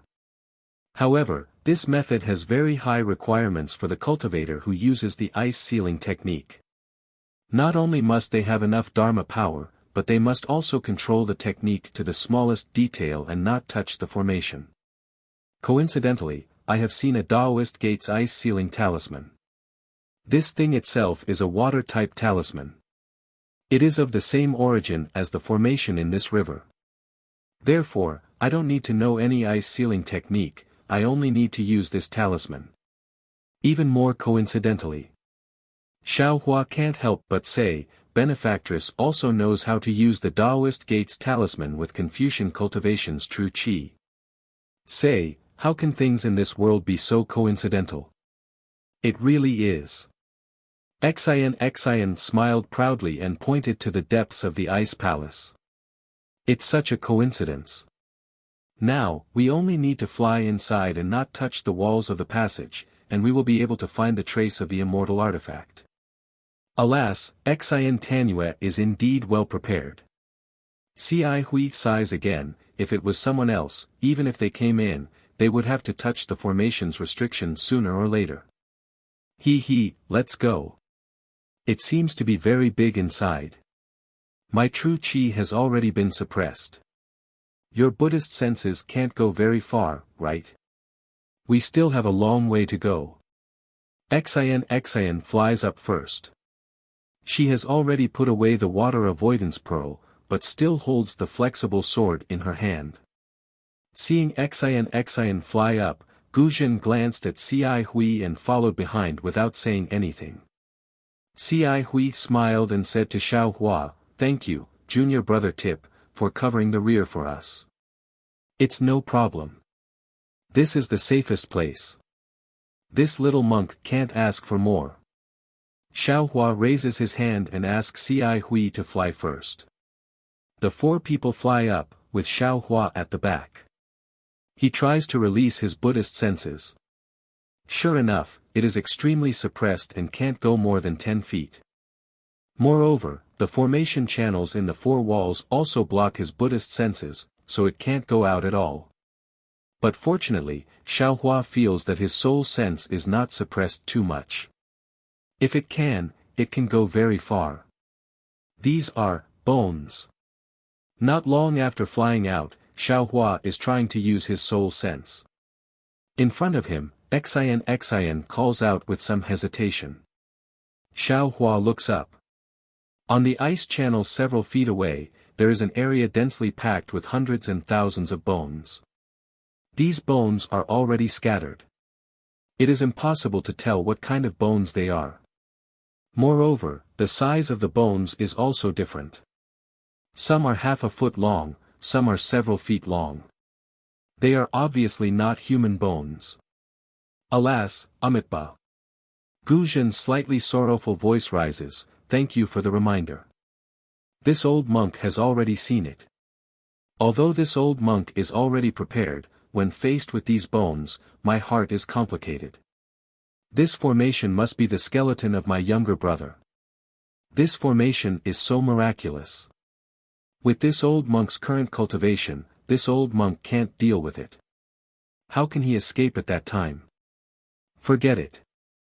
Since this old monk can face his skeleton, this old monk can recite the rebirth mantra several times. This old monk has already fulfilled his lifelong wish." After saying that, Guzhen sits cross-legged in front of the ice wall formed by the bones. He puts his palms together and devoutly recites the rebirth mantra. Strands of elemental energy are sent into the ice wall along with Guzhen's chanting. Unfortunately, the ice wall has no reaction at all. It is like a clay ox entering the sea.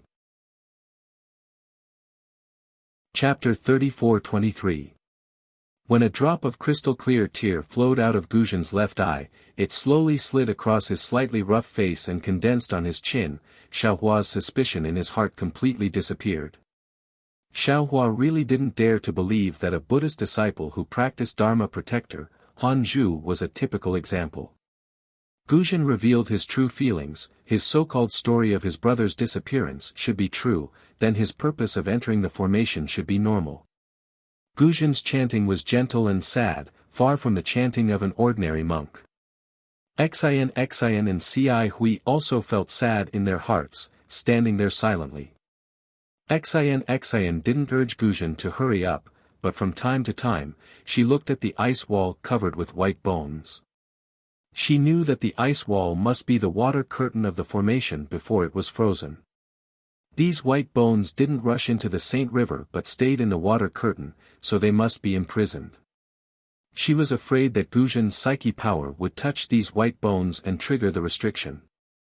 Fortunately, after half an hour, Guzhen's voice gradually stopped, and the ice near the white bones didn't change at all. Only then did Xian let out a long breath. At the same time, Guzhen also let out a sigh of relief. After Guzhen finished chanting the rebirth mantra, he stood up and chanted Amitba 9 times in a row, as if he had put down a heavy burden. His eyes, which were full of killing intent before, also had a trace of vitality. Seeing this, Xin said with a smile, "Congratulations, Master Guzhen, for untangling the knot in your heart.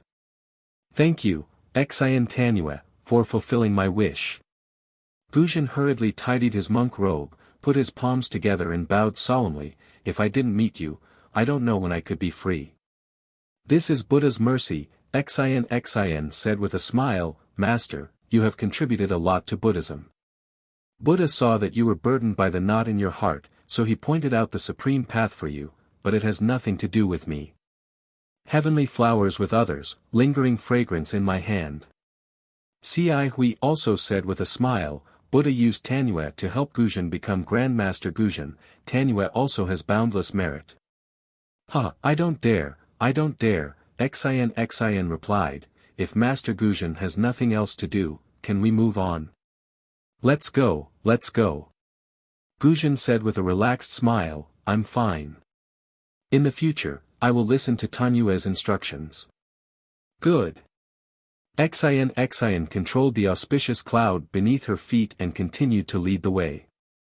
Guzhen glanced at Bai Gu again before following closely behind.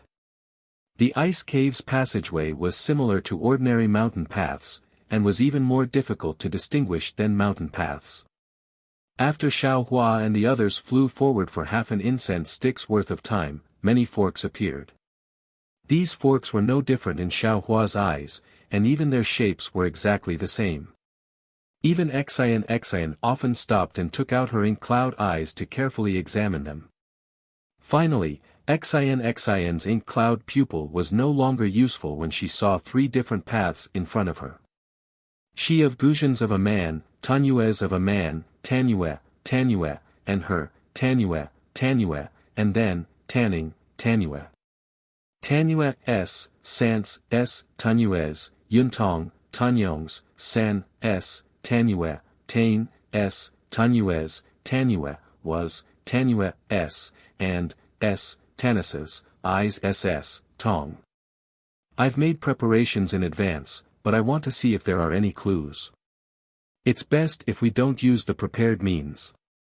Okay, let's see together. Tanue understood Xin's thoughts, and then she flew toward one of the paths. Tanue. Xin hurriedly called, "Don't go too deep, and don't touch the ice wall." "I understand." Tanue entered the path with a smile. Xiao Hua and Guzhen also responded, each entering a fork in the road. Xiao Hua didn't know what Tanue were like, but he himself was very careful. After flying for hundreds of feet, another 4 paths appeared in front of him. Xiao Hua immediately stopped flying. This was not the void, and he didn't dare to wander around. Looking at the 4 paths that looked similar, Xiao Hua smiled bitterly. The person who set up the formation is really insidious. Why did he make so many paths? Damn it, if I set up a formation in the future, I'll make it more complicated than this one.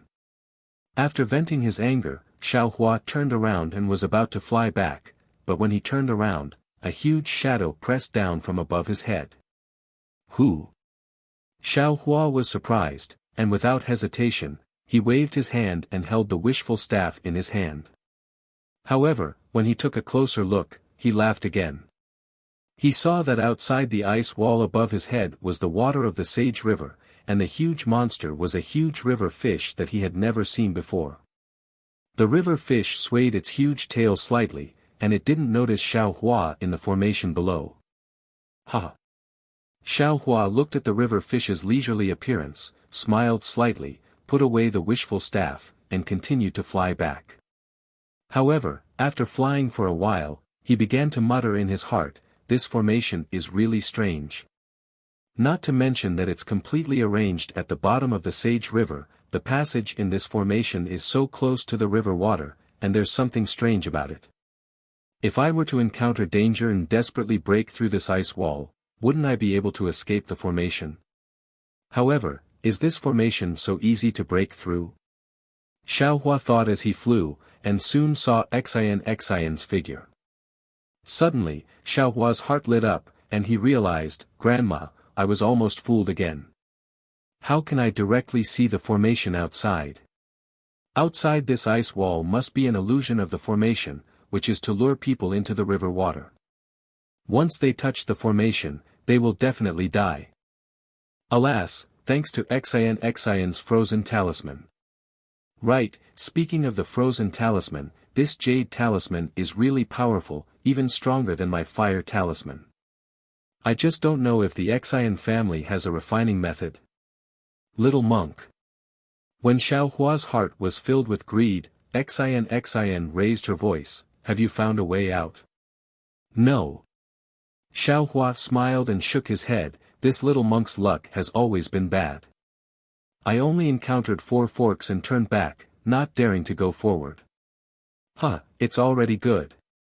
Xian laughed, if you were the only one who encountered 4 forks, then this path is the right one. Hearing this, Xiaohua shook his head, there's no need to plan for the best. Senior brother Ci Hui and Grandmaster Gu Zhen's passage must also have 4 forks.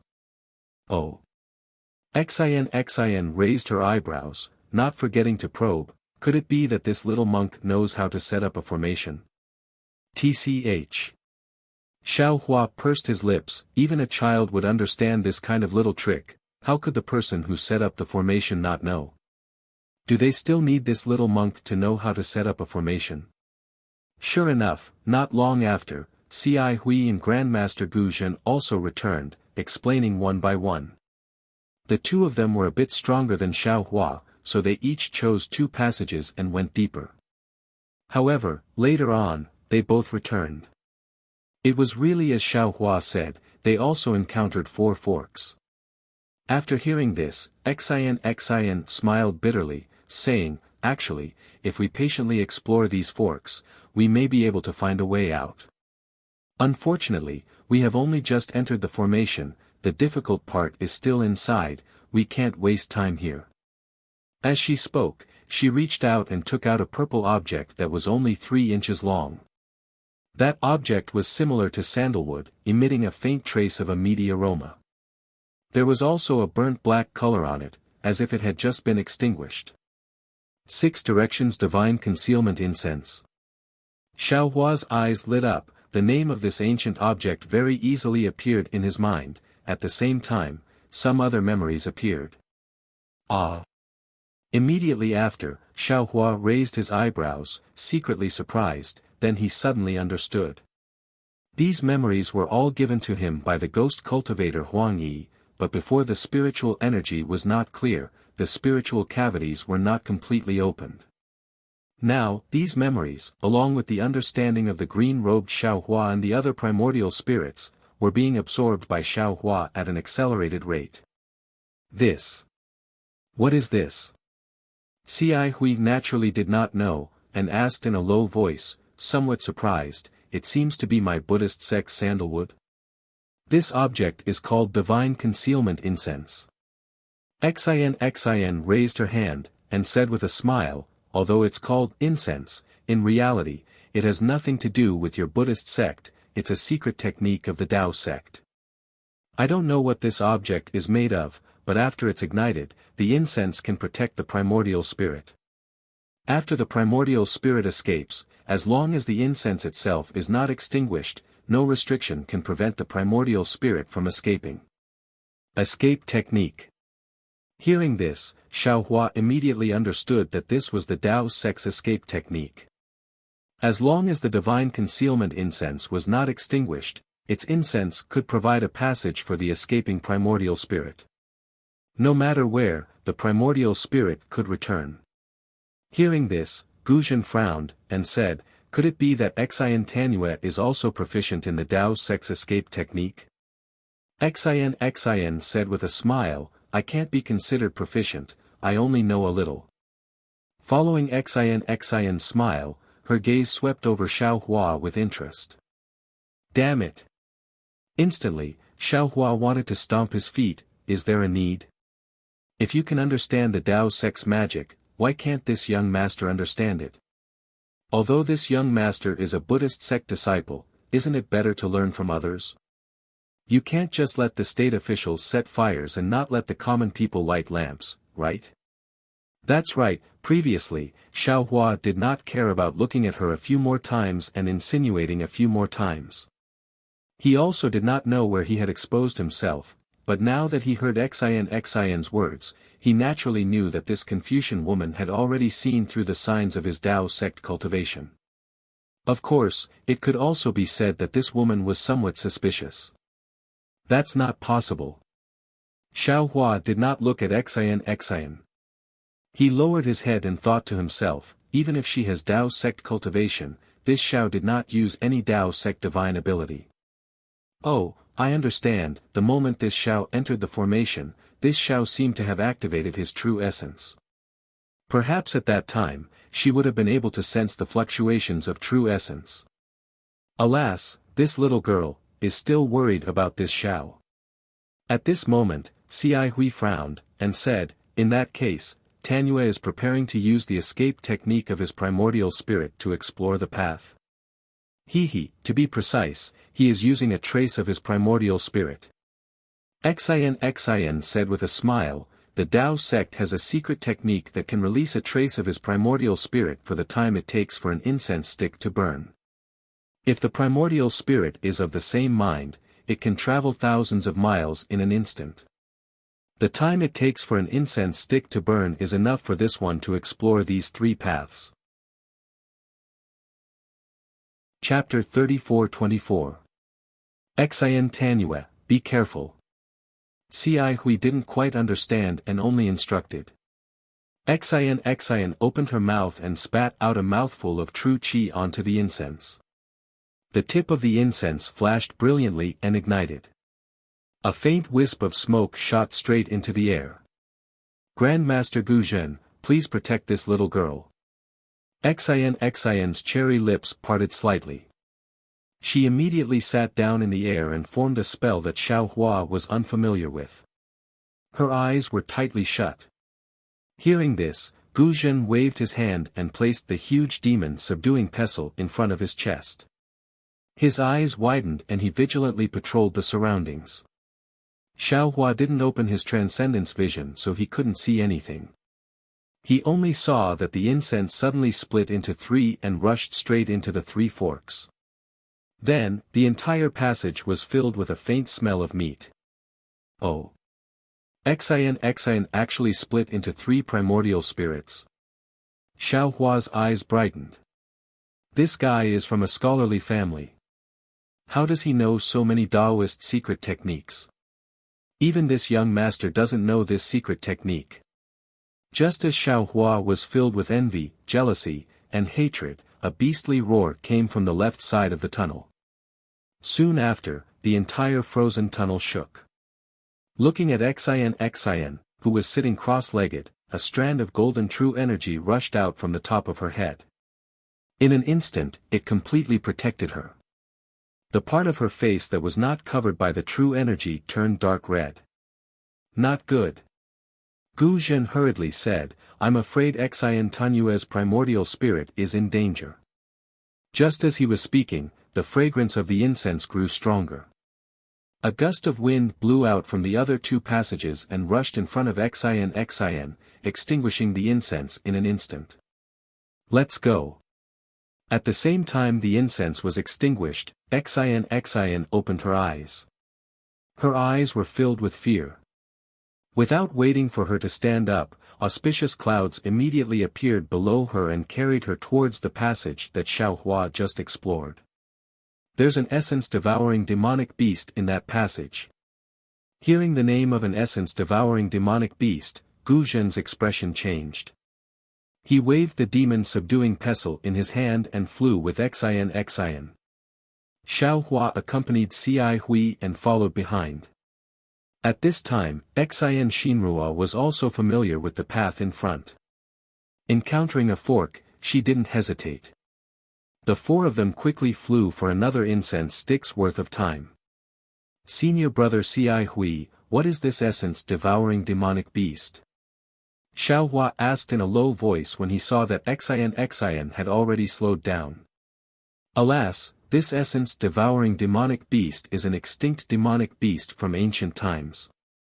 It feeds on the essence chi of both humans and demonic beasts. Neither Buddhism nor Confucianism have any effective means to resist this demonic beast. Only demonic beasts that are more powerful can resist it. Fortunately, there were very few of these demonic beasts in the world. Later on, for some unknown reason, they disappeared without a trace. This little monk has also heard about it from Confucian cultivators. Who would have thought that we would meet here? Ci Hui replied in a low voice. Xiao Hua was deep in thought. Looking at Xin's back view in front, he said, "Looks like that trace of Xin Tanyue's primordial spirit is like throwing a meat bun at a dog. It's gone with no return. You're the meat bun." Just as Xiao Hua's voice fell, Xin immediately stopped, turned her head and scolded. Xiao Hua smiled bitterly. He opened his mouth to explain, but when he saw Xin's flushed face, he knew that her primordial spirit was damaged. He didn't dare to say anything and hastily shut his mouth. Humph. Seeing that Xiao Hua didn't say anything, Xin, who was in a bad mood, coldly snorted. She looked around and said, "Great Master Gu Zhen, this one's primordial spirit is damaged. I need to take medicine to heal. I'll have to trouble Great Master Shen to protect me. Alas, Xin Tanyue has worked hard. This old monk is duty-bound." Gu Zhen flew past Xiao Hua and Ci Hui with the demon-subduing pestle in his hand. He landed at the back, facing the entrance of the passage. "This little monk will go to the front." Xiao Hua was very tactful. Without waiting for Ci Hui to speak, he flew past Xin and arrived about 10 zhang in front of her. Xin took out a thumb-sized jade bottle and crushed the top of the bottle. She opened her mouth and poured a strand of golden medicinal liquid into it. Immediately, her body's true qi surged and protected her. Several strands of true qi lingered around her 7 apertures and the top of her head like small snakes. After the time it took to drink a cup of tea, Xin opened her mouth and all the golden true qi entered her mouth. She then stood up and said, "All right, Great Master Gu Zhen, let's continue." Xin Tanyue. Ci Hui, who had been standing not far from Xin, hurriedly asked, "Your primordial spirit is damaged. Why don't you rest for a while?" "Alas, many thanks for fellow immortals' concern." Xin sighed slightly. This one's primordial spirit was swallowed by the spirit-devouring demonic beast. If I want to recover, I'll need 3 years of hard work. Now that I've taken the soul-condensing golden liquid, my primordial spirit is temporarily protected. There won't be any big problems. There's no difference between resting more and resting less. All right. Ci Hui nodded helplessly. However, fellow immortal can't lead the way from now on. That's right. This old monk will lead the way from now on. Gu Zhen flew over, his voice very loud. Xin nodded, "Then I'll have to trouble Great Master." No matter. Gu Zhen smiled, "I can't accept a reward without any effort. If this old monk doesn't put in effort, wouldn't I be ashamed to face Tanyue? How can this old monk reach out and take the ancient Buddha blessing?" He. Xin smiled faintly. This one's preparations can be considered adequate. However, I didn't expect that before we even went deeper, I would feel a little defeated. This primordial spell formation is really powerful. If it weren't for Great Master, a 5th grade primordial chi senior, this one definitely wouldn't dare to go any deeper. Let's go. Gu Zhen waved the demon-subduing pestle in his hand and flew up first. Xin naturally followed behind, and Xiao Hua brought up the rear again. Under Xin's guidance, the 4 of them flew for a while more. They saw that the frozen ice walls were gradually decreasing, and the forks in the path were also decreasing in number. After flying through a long passage where ice and water intersected, a water wall appeared in front of them. This water wall was azure in color and didn't show any signs of being frozen. It seemed like they had reached the end of the spell formation. Lady Tanyue. Gu Zhen stopped in front of the water wall and used his Buddhist awareness to scan the water wall that was more than 100 feet in size. He turned back and said, "How should we go next?" "Tanyue, please cast your spell." Xian also stopped and didn't rush to answer. Instead, she flew close to the water wall and looked up and down. She even stretched out her hand and extended her soft sword, gently piercing it into the water wall. The water wall really looked like river water, and the soft sword sank into it. However, when Xian pulled out the soft sword, there was no river water on it. Strangely, Xian didn't rush to put the soft sword away after pulling it out. Instead, she put it in front of her nose and sniffed it gently. Xiaohua and Cai Hui also flew over at this time. Cai Hui stood beside Gu Zhen while Xiaohua flew to the water wall and asked, "Benefactor Xian, is this water wall no longer the spell formation's restriction?" There are records of this water passage in the ink cloud pupil. Although the water here isn't the river water of the Sage River, there are no restrictions inside. The spell formation's restriction is the same as the maze we're in, on the outer layer. Xian sniffed the aura on the soft sword and carefully put it away. As if she was sure, she nodded and said, "However, this river water is mixed with a highly toxic poison. No matter if it's Confucian, Buddhist, Taoist, or demon, as long as the skin touches it, it will immediately split open. No protective spells will work. Highly toxic. Then." Xiaohua frowned. "How should we go over?" This is where we should borrow the power of the great master." Xian turned to Gu Zhen and said with a smile, "My original plan was to use Master Fontian's magic tool to freeze the poisonous water in this water passage or expel it to prevent our skin from touching it. Now, with the great master's Buddhist alms bowl, we can also collect it. Naturally, this water passage can be emptied." "It's that simple?" Xiaohua asked in disbelief. He didn't think that the ancient spell formation only relied on poisonous water to block people. It's that simple." Xian nodded. "This water passage relies on highly toxic poison. There's no antidote for the ancient poison now. If we touch it, we'll definitely die without a burial place. Of course, this passage is extremely long. Ordinary Confucian cultivators' magic tools have limited capacity, so it's difficult to collect all the poisonous water in the passage. Only Taoist magic tools and Buddhist magic tools can do it. Also, if we can't collect or freeze all the poisonous water in the passage in one go, the uncollected poisonous water in front of us will immediately trigger the restriction of the spell formation. New poisonous water will pour in again, and we'll have no choice but to return here." "I see. This old monk understands." Gu Zhen nodded slightly, put away the demon-subduing pestle in his hand, and took out the alms bowl. He said with a smile, "Of course, this old monk's alms bowl only collected less than half of the water in the Four Extremes mountain. Since Xian Tanyue thinks it's possible, this old monk's Buddhist magic tool will definitely work." "That," Xiaohua said worriedly, "there's already a lot of water in the great master's alms bowl. Can't you collect less water now?" Little monk, this old monk has already sprinkled the water in the alms bowl on the dry land on the way here. Now, this alms bowl is empty." Gu Zhen laughed and tossed the alms bowl in his hand. The Buddhist light around him shone brightly, and his previously shrunken body expanded again until he was about 10 feet tall.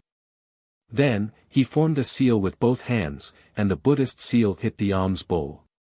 The alms bowl spun and gradually expanded, flying in front of Gu Zhen. Gu Zhen flew in front of the water wall. The alms bowl spat out Buddhist light and covered the water wall. Under the Buddhist light, the water in the water wall swayed and rippled. Gu Zhen didn't look back and laughed. "Are you all ready?" "We're ready." Great Master, please cast the spell in front of us. Once the poisonous water in the passage is collected, there will be a gap immediately. Great Master, please go ahead. Xian took a deep breath, and his previously flushed face had somewhat calmed down now. Amitba. Gu Zhen chanted the name of Buddha and formed a seal with both hands. The Buddhist light above the alms bowl buzzed and rushed into the water wall like a whirlpool on the surface of the river. Everyone's eyes fell on it expectantly. Woo woo. As far as everyone's eyes could see, ripples appeared on the water wall inside the Buddhist light. The ripples spread wider and deeper, forming a whirlpool. However, it was an inverted whirlpool, protruding above the water wall. Under the Buddhist light, it was gradually sucked into the alms bowl. Chapter 34-25. Come back. Gu Zhen roared and pushed the Buddhist light that had landed on the wall of water.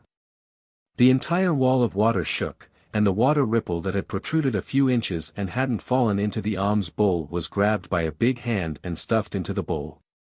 As soon as the water wave fell, the water tunnel immediately emptied a few inches of space. Xiaohua's eyes swept across the tunnel that was dozens of feet wide. The walls were like ice walls, but there was no sign of frost. Outside the mirror-like water wall, it was pitch black. There was no water grass or river fish. The Buddhist weapon of the Buddhist sect was really powerful. Xiaohua looked around for a moment and found that the poisonous water in the tunnel had been sucked away by about a foot. Moreover, it seemed that Gu Zhen was doing it with ease. The speed of the poisonous water being absorbed into the alms bowl was getting faster and faster. Good. Xian smiled and clapped her hands. Although the Buddhist sect's supernatural power is not as sharp as the Tao sect's magic, it has always been able to take drastic measures. Master Gu Zhen's absorption of the poisonous water is better than Master Feng Tian's removal of the poisonous water. Both have their advantages and disadvantages. Xiaohua said faintly. Master Gu Zhen's absorption of the poisonous water into the Buddhist treasure will take some time. I guess it won't be as fast as Master Feng Tian's removal of the poisonous water. In fact, instead of using the alms bowl to absorb the poisonous water, it's better for us to use the Buddhist weapon to escape through the water. Humph, what do you know? Although it's very difficult to absorb the poisonous water at the beginning and the speed is slow, after the initial poisonous water is absorbed, the other poisonous water will flow and fill in one by one. With the push and pull, the speed will get faster and faster. Oh, and I forgot to say that the water in the tunnel is not the river water of the Saint River. Not only is it highly poisonous, but it is also mixed with the innate heavy water. As long as someone or something enters it, it will trigger the magic formation. Thousands of heavy water will press down on the person, making it impossible to move forward or backward. Xian glanced at Xiaohua unhappily. You thought of it, but I thought about it long ago. If we can walk through it, why would I bother to find Master Feng Tian? Alright. Xiaohua knew that there were many ways to break the restrictive spell, but he was only considering it from his own point of view. He didn't refute and nodded slightly. It was just as Xian had said. The first step was the most difficult step, but the next 3 meters were much easier. Master Gu Zhen flew faster and faster. Xiaohua and the others hurriedly urged their clouds to follow behind. It was just as Xiaohua had seen at the beginning. After entering the tunnel, there was no trace of the water wall at all. It was as smooth as a mirror. Everyone was flying in the air. On the water wall, there were several clear shadows. Xiaohua's Buddhist consciousness swept over and was immediately absorbed by the smooth mirror surface. Xiaohua quickly withdrew his Buddhist consciousness. Looking at Xian again, she also had an unnatural expression on her face. Most likely, she had also turned into a meat bun after releasing her divine sense. Looking at Master Gu Zhen's Buddha body in his increasing speed, Xiaohua was shocked. He seemed to have thought of something and hurriedly asked, Senior Brother Cai Hui, isn't Master Guzhen's speed too fast? Why does this little monk have the illusion that the poisonous water is absorbing Master Guzhen instead of Master Guzhen withdrawing the poisonous water? Hiss. Hearing Xiao Hua's words, Ci Hui was also stunned. She took a breath and said in a low voice, "Junior brother's words also make this poor monk puzzled. Why is Grandmaster's speed increasing again and again? What do you know?" Xian sneered, "The water in this tunnel needs to be filled at all times. If the Grandmaster keeps the water, then the Grandmaster will have to pour even more water in. This water needs to be poured in from the front. The more water the Grandmaster keeps, the more water will pour in, and the more force the Grandmaster will use to push the Grandmaster in. As you can see, it's not that Master Guzhen is consuming too much karma, but that the formation is pushing the alms bowl with too much force. Master Guzhen has no choice but to speed up. The problem is, what if Master Guzhen's speed can't compare to the speed of the formation filling the water?" Xiao Hua hit the nail on the head. This. Xian bit her lips and hesitated. After a moment, she said, "In my opinion, as long as Master Guzhen's Buddhist treasure alms bowl can hold enough poisonous water, he will be fine." Unfortunately, Xiao Hua didn't let her go. He asked again, "But what if Master Guzhen's alms bowl can't hold so much poisonous water?" Hearing this, Xian's expression changed slightly. She stared at Xiao Hua for a moment and suddenly became furious. She shouted hysterically, "How do I know what to do? I'm just a little girl. I want to come to this formation to find treasures. I racked my brains to find Mo Yuntong. According to Mo Yuntong's fragments, I repeatedly thought about it and prepared the things I needed according to my own thoughts. I didn't dare to find others, nor did I dare to tell the people around me. I painstakingly endured for more than 10 years before I found you. You have such an opportunity.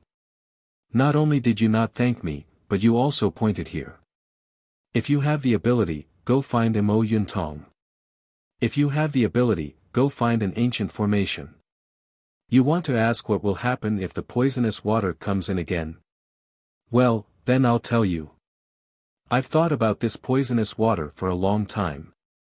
Unless you don't touch it, once you touch it, even if you are a Buddhist sex arhat or a Confucian sex grandmaster, your protective true qi and other things won't work. You just need to close your eyes. Later, when you turn into a white bone, it will also float at the entrance of the formation as a warning to others. Of course, if you can speak at that time, don't let anyone in." Xian's voice wasn't soft. Her tone was very fast, as if she was anxious and angry. Looking at her face, the redness had gradually faded. Instead, it was a little pale and there were some tears in her eyes. She looked extremely wronged. Xiao Hua was a little dumbfounded. He didn't expect Xian to have such a reaction. He opened his mouth and wanted to say something, but didn't know how to comfort her, so he simply closed his mouth. However, he secretly muttered in his heart, "This little girl. What does she mean? Could it be that she came to find the immortal artifact for other purposes? Why didn't she even dare to tell her family members and instead believe outsiders?" However, it really wasn't easy for her to find so much information. Ci Hui gave Xiao Hua a rare glare, then turned to Xian and said warmly, "Xian Tanue, don't be angry. Junior brother Tip only asked a few more questions for our safety. In such a dangerous place, no matter how careful we are, we can't be too careful." Xian also realized her gaffe. She slightly clenched her teeth and did her best to hold back the tears that were about to flow out. However, she wasn't willing to raise her arm and wipe it with her palace gown. After a while, she raised her head and said, "Many thanks for fellow immortals' comfort. This one understands that the little monk's words are reasonable. However, this one has been preparing for so many years, I hope fellow immortal can trust me." At this moment, a low rumbling sound came from the water tunnel ahead of them. It seemed to be shaking slightly. Moreover, the Buddhist light around Gu Zhen's body began to flicker. Before Xiao Hua and the others could look at Gu Zhen, the rumbling sound grew louder and louder. A moment later, a deafening sound came from the tunnel. Not good. Gu Zhen roared, there's too much water coming from the river ahead. This old monk's alms bowl can't hold it in. As he spoke, a stream of water flowed out from under Gu Zhen's body. Hurry! Xian's expression changed when she saw the water seeping out. She shrieked, Master Gu Zhen, retreat quickly. Wait a moment. Gu Zhen clenched his teeth and roared. Under the flickering Buddhist light, his Dharma body grew several meters taller. This old monk will, it seemed that Gu Zhen was still unwilling to give up and wanted to struggle a few more times. However, when Xian's scorpion-like stream of river water passed by Gu Zhen's body, ripples immediately appeared on the previously tranquil water wall. These ripples rapidly rippled around the entire water wall, and when they circled around Xiao Hua and the others, forming a water ring, they actually produced a crisp pa-pa-pa sound, as if an ice river had suddenly broken, or as if a mountain rock had been broken. Immediately after, these sounds, along with the water ring, rapidly rushed behind Xiao Hua and the others, wave after wave. The crisp sound was like the sound of a life-threatening drum. It spread farther and farther, echoing in the water tunnel and knocking on the hearts of Xiao Hua and the others. This is bad. Xiao Hua's face immediately turned pale. He thought of the collapse of the space tunnel in the vein of space. At this time, Xian and Ci Hui had already activated their auspicious clouds. They looked hesitantly at Gu Zhen, then at the tunnel in the distance, not knowing what to do. Boom! In front of Gu Zhen, the water wall shook violently. The water wall around half a foot collapsed and a stream of water rushed toward Gu Zhen. Gu Zhen was shocked. He remembered Xian's words and didn't dare to let the Buddhist light touch the water. He hurriedly retreated. However, the water was too sudden. Although Gu Zhen had already retreated, a few drops of water still splashed on the Buddhist light. Zzzt. Like ice water poured on boiling oil, the sound caused green smoke to rise. Gu Zhen's Buddhist light quickly faded. Go! Xian clenched her teeth and hurriedly shouted, ready to fly out of the tunnel first. I'm afraid it's already too late. Xiao Hua narrowed his eyes and calmly looked at the tunnel that had become a water wall in the distance. What? How is that possible? Xian turned pale with fright. She looked up again and saw that the water walls of the tunnel were beginning to ripple. In the distance, the sound of a cow mooing could be heard. It was obvious that a large amount of river water had begun to pour in from the distance, or the tunnel had begun to collapse. That's impossible. Xian's flushed face was now abnormally pale. She muttered in a tone of disbelief, Mo Yuntong, there's no record of it. Xian. Let this little monk ask you. At this time, Xiao Hua hurriedly shouted, if this tunnel collapses, can you find a way out? I can't.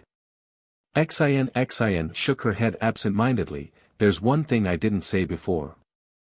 The poisonous water in this tunnel is no different from the river water. We can't distinguish the direction by using imperial equipment and other things. We can only suck the poisonous water out or freeze it. Good. Xiao Hua shouted at Gu Zhen, who had already fled back in embarrassment, Great Master, please hold on for a moment. This little monk will join hands with you to suck the poisonous water in front of us. Now we can only go forward. Retreat will only lead to death. You. Xian was stunned. Her eyes were wide open. She looked up and down at Xiao Hua, feeling a burst of disbelief. Chapter 34-26. Rise. Xiao Hua didn't have time to say anything. With a wave of his hand, the water bottle in the Buddha's Sarira's hand appeared in his hand. Of course, when he took it out, Xiao Hua didn't forget to leave the willow branch in the Linglong Pagoda. Seeing Xiao Hua take out the water bottle, Gu Zhen's eyes lit up. He didn't dare to be negligent. He stimulated his karma, and the Buddha's light on the alms bowl appeared again.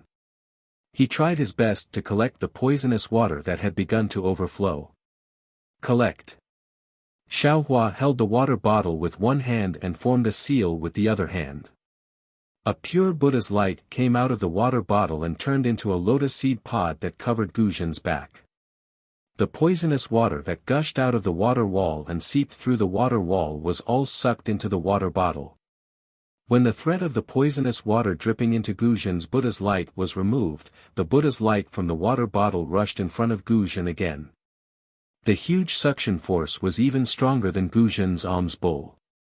Nearly 60% of the water waves rushed into it. Boom! A loud sound that sounded like raging waves crashing against the shore came from behind everyone. The collapsed water wall and the poisonous water that surged in were like the waves of a rising tide, surging up violently from behind. It was almost visible to the naked eye.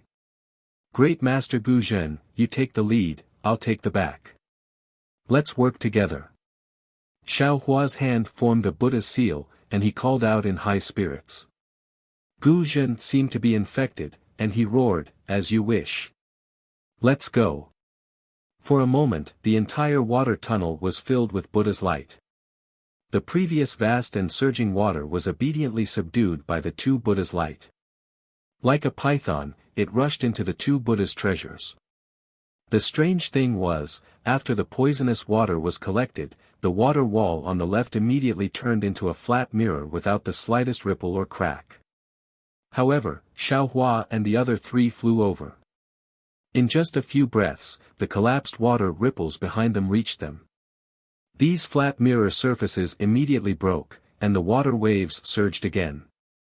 The poisonous water still gushed out, therefore, a very dangerous scene appeared in the tunnel. Within the entire tunnel, there were several zhang of space that was calm. Moreover, this several zhang of calm was rapidly moving forward along with the different heights of the tunnel. In front of this section of calm was a seemingly boundless river, and behind this section of calm were monstrous waves that chased after one's buttocks.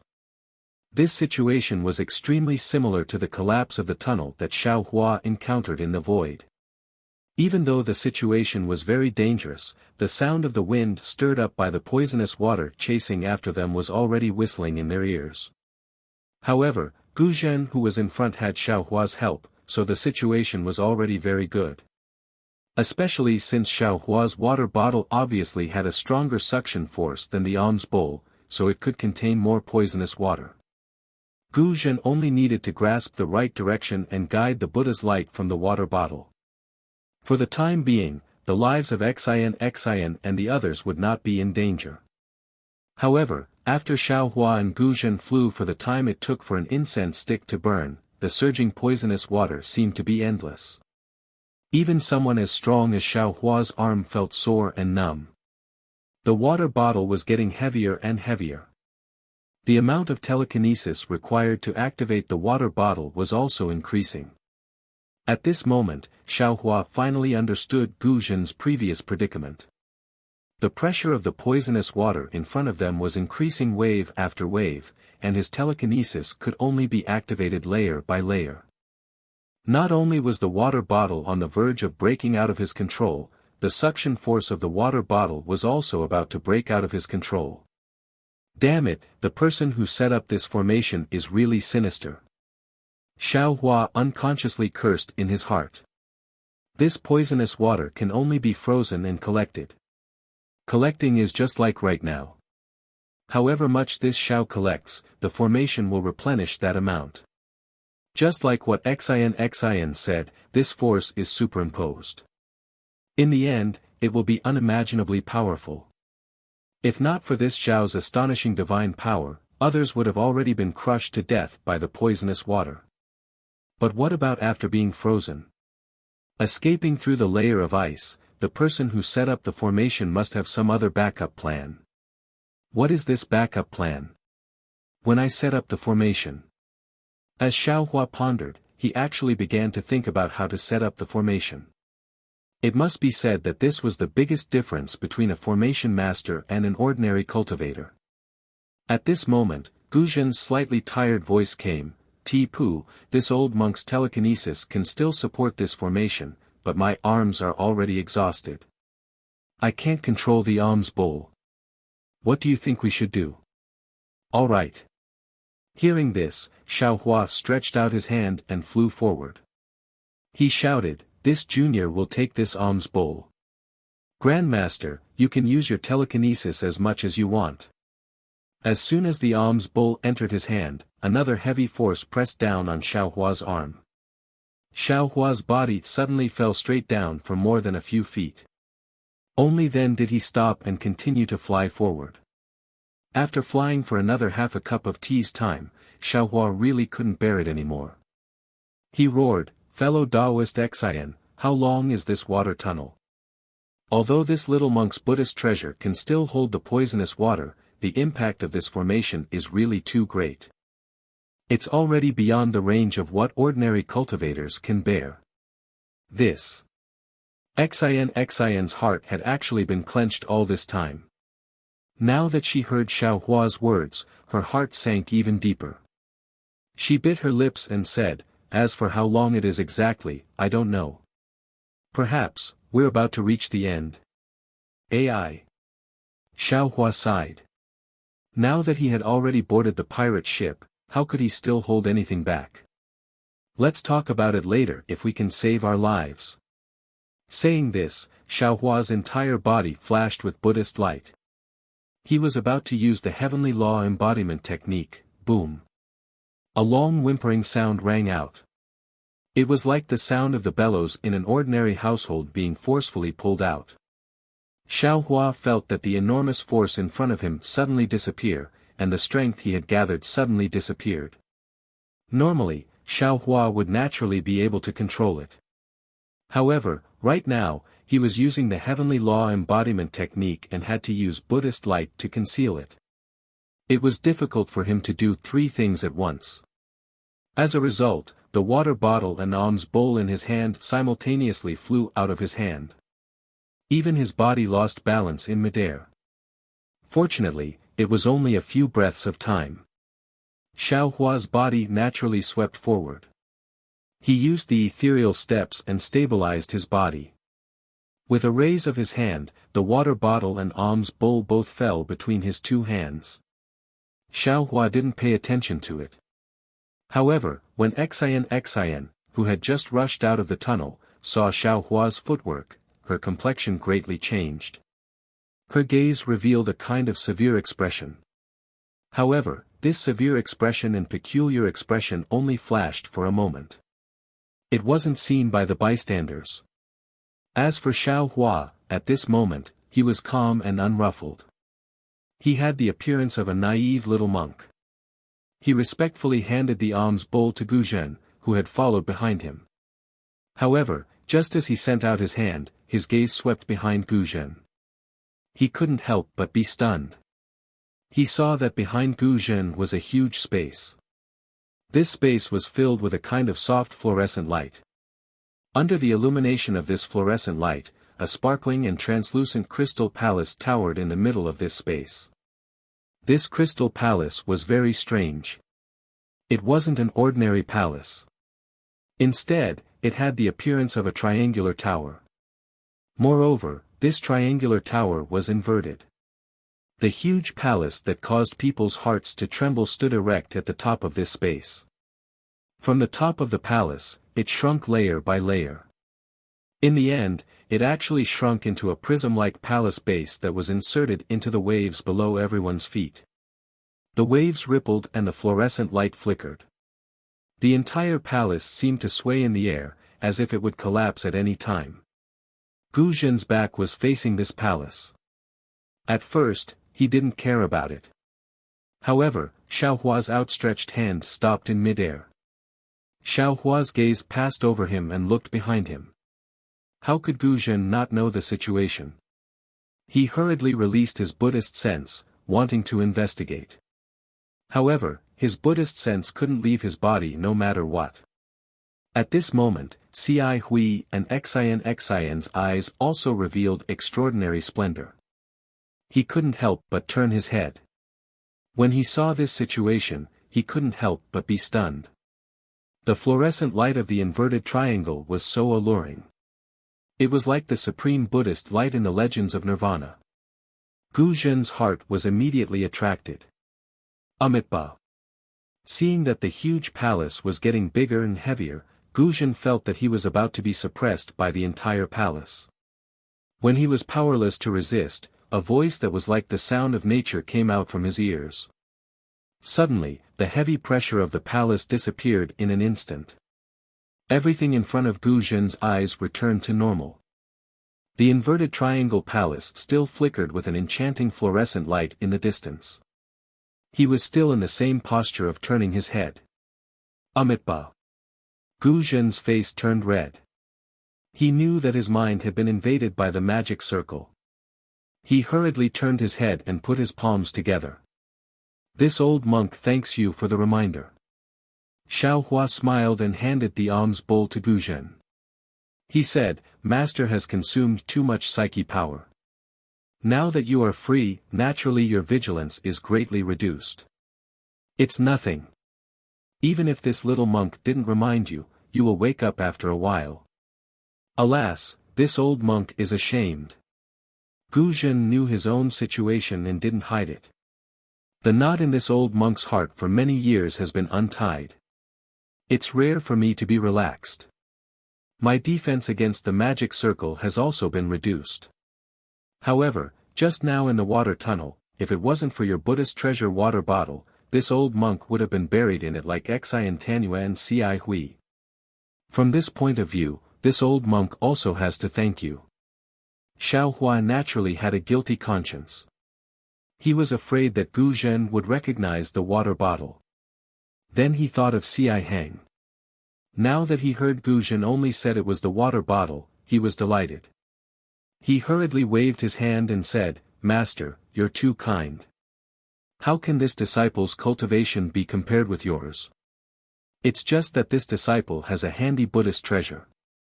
Besides, you were the first to make a move.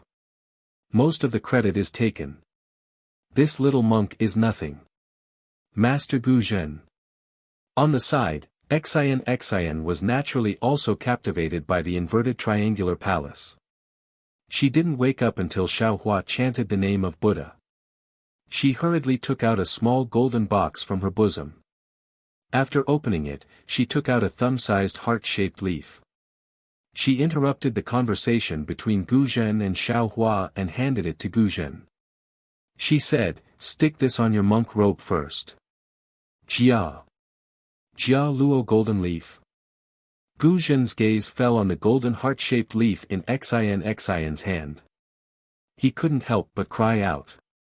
Xian nodded and urged again, yes, this is it. Master, you'd better stick it on quickly. Okay. Gu Zhen didn't dare to neglect. He reached out to take it and stuck it on his monk robe. When the Jia Luo golden leaf touched the robe, a layer of faint golden light appeared. This golden light flickered twice and even the Jia Luo golden leaf itself disappeared. However, Gu Zhen's monk robe didn't have any special changes. Chapter 34-27. Little monk, you stick it on too. Xian grumpily handed the other leaf to Xiaohua. Not only was she not grateful for Xiaohua's help, she was also unhappy that Xiaohua didn't explain it to her in advance. Xiaohua didn't break it down. He took the golden leaf and stuck it on his monk's robe like Gu Zhen. Seeing the golden leaf disappear, Xiaohua carefully examined it for a moment. It was the same as seeing it. He didn't feel that the golden leaf had any special effect. Just as Xian and Ci Hui stuck the Gara golden leaves on their robes, Xiaohua took the opportunity to look around. This was an extremely large space. The water tunnel that Xiaohua and the other three rushed into had disappeared. There was only a smooth mirror under everyone's feet. The four figures were reflected in the mirror's fluorescent light, one positive and one negative. It was almost impossible to distinguish which one was real and which one was fake. In this space, other than the smooth mirror, there was only the inverted triangular palace in the distance. There was nothing else. It was abnormally clean. Needless to say, this palace should be the core of the array. Xiaohua tried to release his Buddhist sense. Like Gu Zhen, his spiritual sense couldn't leave his body. He then released his soul sense. Fortunately, although his soul sense was suppressed, it could still leave his body. Because Xian and the others were beside him, Xiaohua didn't try. Even so, Xiaohua was secretly proud. He had one more method than others. Xian Tanue. Ci Hui at the side put the golden leaf on and whispered, "This Gara golden leaf is a treasure used by my Buddhist sect to conceal cultivation." This little monk heard that only Lane Temple has some preserved. Now that you took out so many, could it be that this palace has a restriction that specifically restrains my Buddhist sect? You didn't explain it before. Now, can you explain it in detail so that we can make plans early? He. Xian smiled and said, "You didn't say before because the time wasn't right. If we couldn't come here, what's the point of saying more?" "Oh, right, little monk, your clear water bottle is pretty good. Where did you get it?" "I picked it up in a cave." Xiaohua was originally listening attentively. Since Xian suddenly asked, he naturally answered casually. After he finished speaking, he immediately realized that Xian was tricking him. Although this trick was very old-fashioned, Xiaohua still fell for it. Humph. Although Xiaohua spoke the truth, Xian pouted and coldly said, "There are many caves in the Pure Land world, you want to pick one for me?" Sigh, some people. I always treat the truth as a lie, but I also treat a lie as the truth. There's nothing I can do about it. Xiaohua sighed, "My Buddha has a saying, if there is a Buddha in the heart, then everything is a Buddha. If there is no Buddha in the heart, then there is no Buddha in the sight. The vanity of man is nothing more than this." Little monk. Xian was a little embarrassed and angry. She stamped her feet in the air. That. Xian Tanue, I don't quite understand. Could it be that this golden leaf of Canaan has some special use? Ci Hui hurriedly asked. Humph. Xian rolled her eyes at Xiaohua and said, "This golden leaf of Canaan can conceal a Buddhist's cultivation in the eyes of Arhat, but in the eyes of Taoist cultivators, it is called the invisible leaf. Many talismans used to conceal one's tracks in ancient times were refined from this item." At this point, Xian pointed at the inverted triangular palace in the distance and said, "This palace is called the Profound Water Palace. There are 2 profound water ancient beasts guarding the entrance. If we want to enter the Profound Water Palace through the Profound Water ancient beasts, we can only use the invisible leaf. Otherwise, we will be discovered before we can even get within 300 meters of the Profound Water Palace. I don't know how powerful these Profound Water ancient beasts are, but I don't think we can resist them." The Profound Water Palace. Xiaohua was a little puzzled when he heard this name. He opened his mouth to ask, but after muttering a few times, he didn't say anything. "What are you muttering about? If you have something to say, say it quickly. If you have something to say, say it quickly." Xian naturally understood and asked with a cold snort. Xiaohua scratched his hairless head and frowned, "Actually, I want to ask benefactress, is this Profound Water Palace a place to hide treasures? Or is it a place to suppress demonic beasts? Is there a difference?" Xian looked at Xiaohua warily and asked. Xiaohua smiled and said, "Of course there's a difference. If it's a palace to hide treasures, there must be many powerful restrictions inside. As long as we break the restrictions, we can obtain the treasures. No matter what it is, it'll be a harvest. Moreover, we don't need to be greedy. Depending on how much we take, we can just turn around and leave. If it's a place to suppress demonic beasts, we have to be careful. I'm afraid there aren't many treasures. Even if there are, they were left behind by people who came here in the past. Moreover, the immortal artifact that Benefactress mentioned, should be the Profound Water Palace's formation core. If you take the immortal artifact, the suppressed demonic beasts will definitely escape. Not to mention demonic beasts that harm all living beings, even we can't escape, right? Earlier, I didn't dare to say too much for fear of disturbing Benefactress's mood. But now, I have no choice but to say it. Hee, I didn't expect you to have such a compassionate heart after just shaving your head and becoming a monk. Xian rolled her eyes at Xiaohua again and said mockingly, however, I haven't entered yet. How would I know what's inside? The ink cloud pupil records that there's an immortal artifact here and nothing else. Let's go in first. If it's a treasure trove, that's the best. If that immortal artifact is used to suppress demonic beasts, then let's see if the demonic beasts are dead or not. Don't think that only your Buddhist sex Arhat has a compassionate heart. We Confucian cultivators aren't inferior to you. At this point, Xian felt that her words were somewhat harsh to the ears. She smiled embarrassedly at Ci Hui and Gu Zhen. However, Xiaohua didn't let Xian off the hook. He shook his head slightly and said, Benefactress Xian, I'll be honest with you. Earlier, I promised senior brother Ci Hui to come in and take a look because I was curious. Moreover, to tell Benefactress the truth, I felt like old friends with senior brother Ci Hui at first sight and also wanted to protect him. But now, take a look for yourself. You haven't even entered the Profound Water Palace. It's only a water maze and a passage filled with poisonous water, yet it's already so powerful. It seems that aside from me, all three of you are injured. What does this mean? It means that the Profound Water Palace is even more dangerous. It's far from a place that 4th or 5th grade cultivators like us can enter. There are ancient mysteries that we can't come into contact with inside.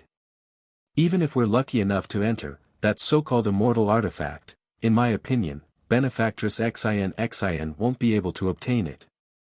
Rather than throwing our lives away and not being able to obtain the immortal artifact, why should we go in? Why don't we turn around and enjoy the scenery and have a heart-to-heart talk? Xiaohua then looked at Gu Zhen and said, moreover, Grandmaster Gu Zhen's reason for coming in was to see the corpse of his blood brother. Now, you've gotten what you wanted. Although the ancient Buddhist shrine is indeed attractive, it might not be in the Profound Water Palace. Therefore, Grandmaster Gu Zhen, you should know the dangers of greed.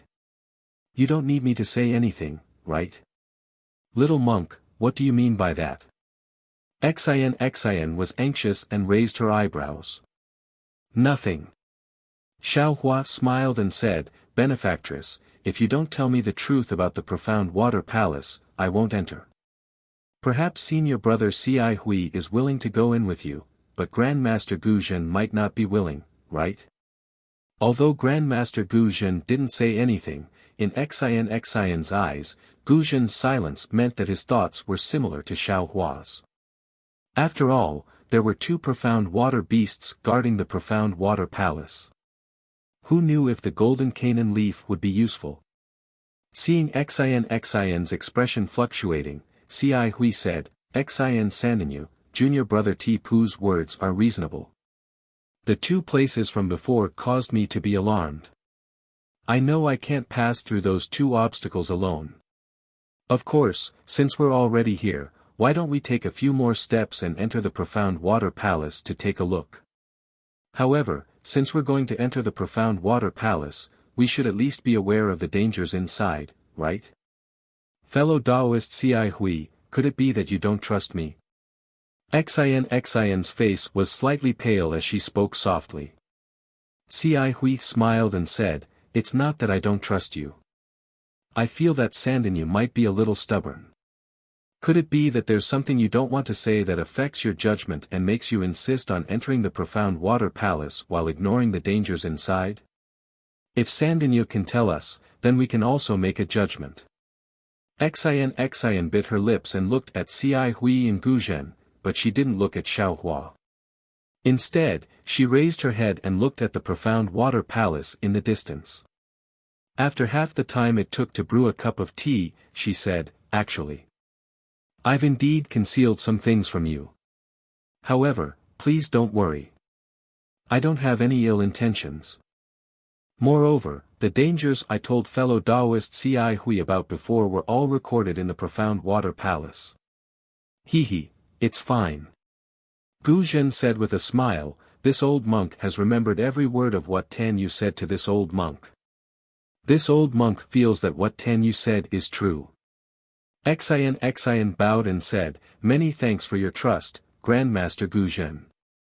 What I've concealed is the purpose of entering the profound water palace. My goal isn't the so-called immortal artifact." "Ah. Not the immortal artifact? Then what do you want?" Xiao Hua was surprised. "Is it that demon beast?" Xian didn't even look at Xiao Hua. It seemed like she was still angry with him. She only said to Gu Zhen, "The Dark Water Palace is the core of an ancient formation, and the core of the Dark Water Palace is the immortal artifact. Of course, the immortal artifact isn't the formation core of the Dark Water Palace.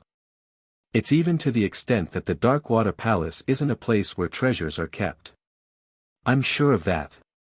However, I don't know if the Profound Water Palace is used to suppress the immortal artifact, or if it's used to suppress some demon beast. What I do know is that the immortal artifact can suppress all living things in the 3 continents. If someone wants to suppress a criminal and make that criminal suffer under the immortal artifact, the Profound Water Palace is the best place to do so." "Oh, I understand." Gu Zhen nodded and revealed a look of realization. Xian Sandinyu is looking for someone. She's looking for someone who might be suppressed in the Profound Water Palace.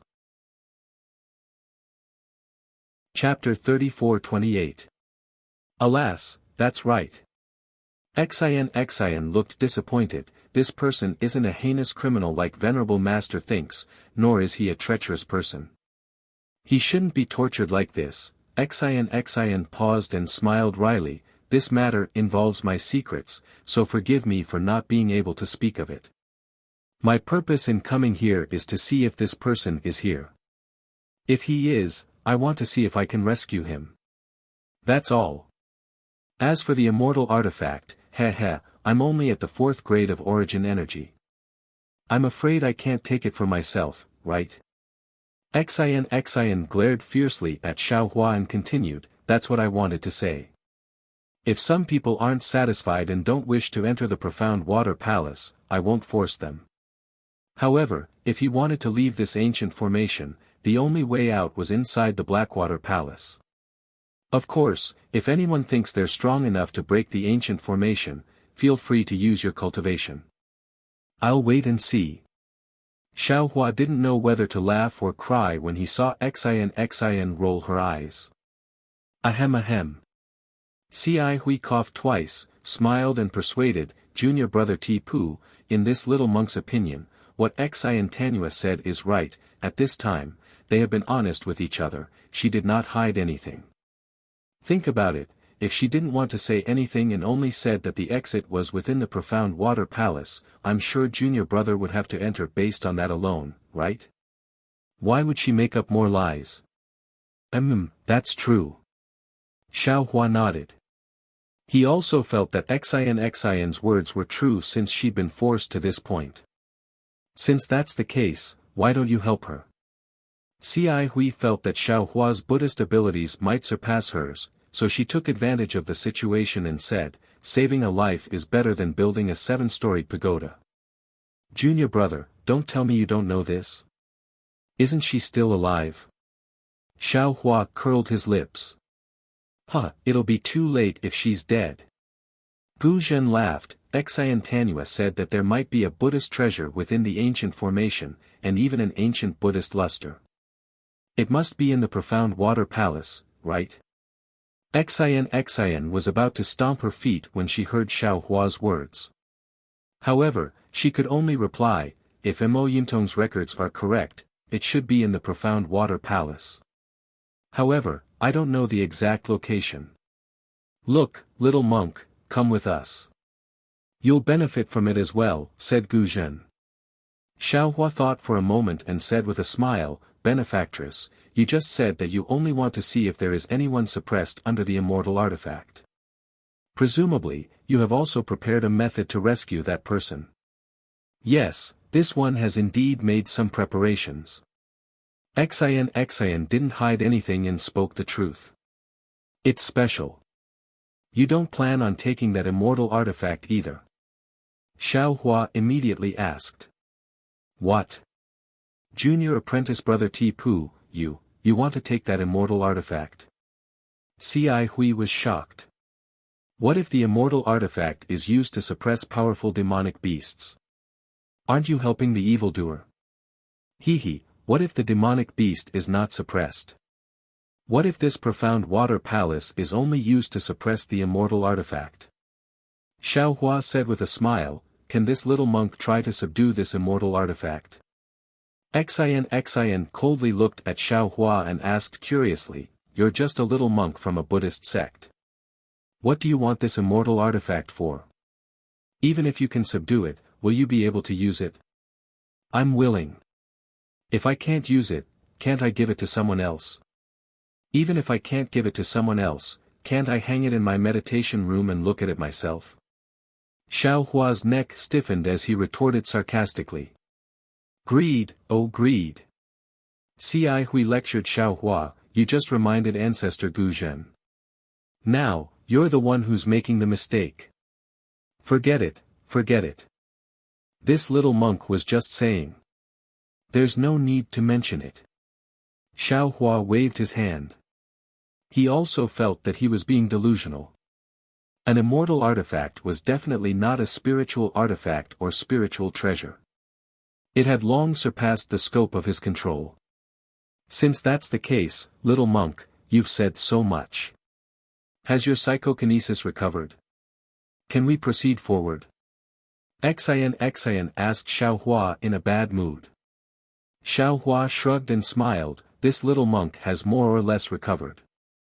I wonder how senior brother Ci Hui and Grandmaster Gu Zhen are doing. Ci Hui didn't use much psychokinesis. She nodded slightly and looked at Gu Zhen. Gu Zhen nodded as well, this old monk has rested enough. We can enter the mysterious water palace. Xian heard this and said, we have the invisible leaf on us. The ancient beast can't see us. Of course, we can't use any psychokinesis or magic power. We only need to fly to within 100 feet of the palace and walk through the palace gates. Once we enter the palace, the ancient beast will ignore us even if we overturn the heavens. Alright, we'll do as Xian says. Gu Zhen nodded, we'll fly to within 100 feet of the palace. This old monk will go first, followed by Xian. Ci Hui and Tipu will bring up the rear as usual. Seeing that no one had any objections, Gu Zhen took the lead. When he was within 100 feet of the palace, he landed early and silently made his way to the palace. Xiaohua followed Ci Hui and descended from the cloud. His feet stepped on the smooth surface of the mirror. The surface of the mirror looked smooth, but his feet were soft. It was as if he was stepping on water plants. There was no need to be too careful because there was no sound at all. Xiaohua looked down and released his soul sense. He couldn't see anything strange about the mirror. It was like a wall, blocking his soul sense and preventing him from seeing what was going on inside. Strange. Xiaohua didn't understand. The mysterious water palace might be difficult to enter, but in front of it, if one has the strength of a 5th or 6th stage cultivator, or some special divine ability, it's not impossible to enter. If a female disciple from a scholarly family like Xian can come, others can as well. Why didn't they leave any traces behind? Even if they don't have a small Qinkuan pouch, it's normal to leave some bones behind, right? Were they all eaten by the mysterious water beasts? Xiaohua couldn't help but feel a chill run down his spine. He turned to look at the mysterious water palace 100 feet away. Perhaps it was because of the distance, or perhaps it was because of the mysterious water palace's devilish light. Xiaohua only felt that the triangular shape of the palace was very strange. But now that he was closer, the light on the palace's surface dimmed, revealing the mysterious water palace's true appearance. Rather than calling the mysterious water palace a palace, it was more accurate to say that it was a building made up of 4 triangles. The huge triangular structure towered in front of everyone's eyes with sharp edges and corners. It was very different from the smooth and flat palaces they usually saw. On the other side of the triangular structure, there were layers of protrusions in a very regular pattern. These protrusions were like window frames, but also like doors. They were strung together like some sort of rune, but they didn't give off any fluctuations of spiritual energy.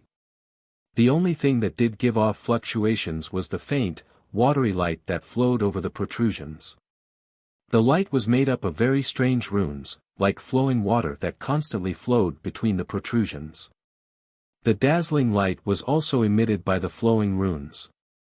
Xiaohua looked at the strands of spiritual energy that flowed with the runes and gathered from the space, creating extremely orderly and rhythmic fluctuations of spiritual energy. He fell into deep thought. He had seen many formations and many spiritual energy fluctuations, but the spiritual energy fluctuations of the mysterious water palace gave him a strange feeling. Of course, these fluctuations were undoubtedly from the Tao sex formations. Although the runes on the mysterious water palace were obscure and extremely simple, Xiaohua could still see traces of the Tao sex talismans.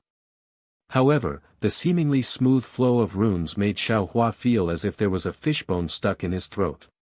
It was just like when he overused his Dharma eye in the vein of space that day. Could it be that this ancient formation is different from the one now? Xiaohua frowned and pondered as he walked. At that moment, an extremely loud rumble resounded in the space, and the huge mysterious water palace actually began to slowly rotate. As the mysterious water palace rotated, the orderly protrusions on the triangular structure on the side of the mysterious water palace slowly opened. Balls of emerald light flew out from the protrusions and immediately transformed into strange runes. Thousands of runes gathered together and emitted a buzzing sound. A huge suction force was generated from the runes and rushed towards the walls of the space. Puff puff puff. The suction force landed on the mirror-like walls of water, creating huge whirlpools that were extremely similar to the whirlpools on the Nightmare Reef. At the same time, gusts of wind were generated from the whirlpools. A huge amount of spiritual energy rushed out from the whirlpools and fell on the triangular structure of the mysterious water palace. Oh no! Xiaohua and the others were alarmed. The change in the mysterious water palace had come too suddenly. The 4 of them had no time to react, especially now that they were within 300 meters of the mysterious water palace. If what Xian said was true, then any spell or Buddhist ability would attract the attention of the mysterious water ancient beast. Although Xiaohua and the others had yet to see the mysterious water ancient beast and didn't know when it would appear, if they used any ability to resist this change, it would definitely attract the attention of the mysterious water ancient beast. But what if they didn't use their ability to resist? The wind was so bitingly cold and even stronger. Xiaohua's body might be able to withstand it, but Xian and the others definitely couldn't. What should they do? Benefactor Xian, Xiaohua called out almost without hesitation, how about we just charge into the mysterious water palace with the wind? Xian's face was pale. She almost cried out, please don't do that. Mo Yuntong clearly said that the profound water palace is the core of the ancient formation and has the most powerful restrictions. The entrance to the profound water palace is the only safe way to enter. If you try to enter from any other place, you'll die. Roar. At this moment, a deafening roar came from the direction of the mysterious water palace. Mysterious. Mysterious water ancient beast. Everyone who was trying their best to maintain their balance turned ghastly pale. Wasn't this the perfect time to say that blessings don't come in pairs and misfortunes don't come singly? Chapter 34-29. Now that things have come to this, I'm afraid this is the only way. Xiao Hua's figure gradually floated up. His soul sense swept through the water-type spiritual energy around him like a whirlwind. He hastily waved his hand and held the clear water bottle in his hand.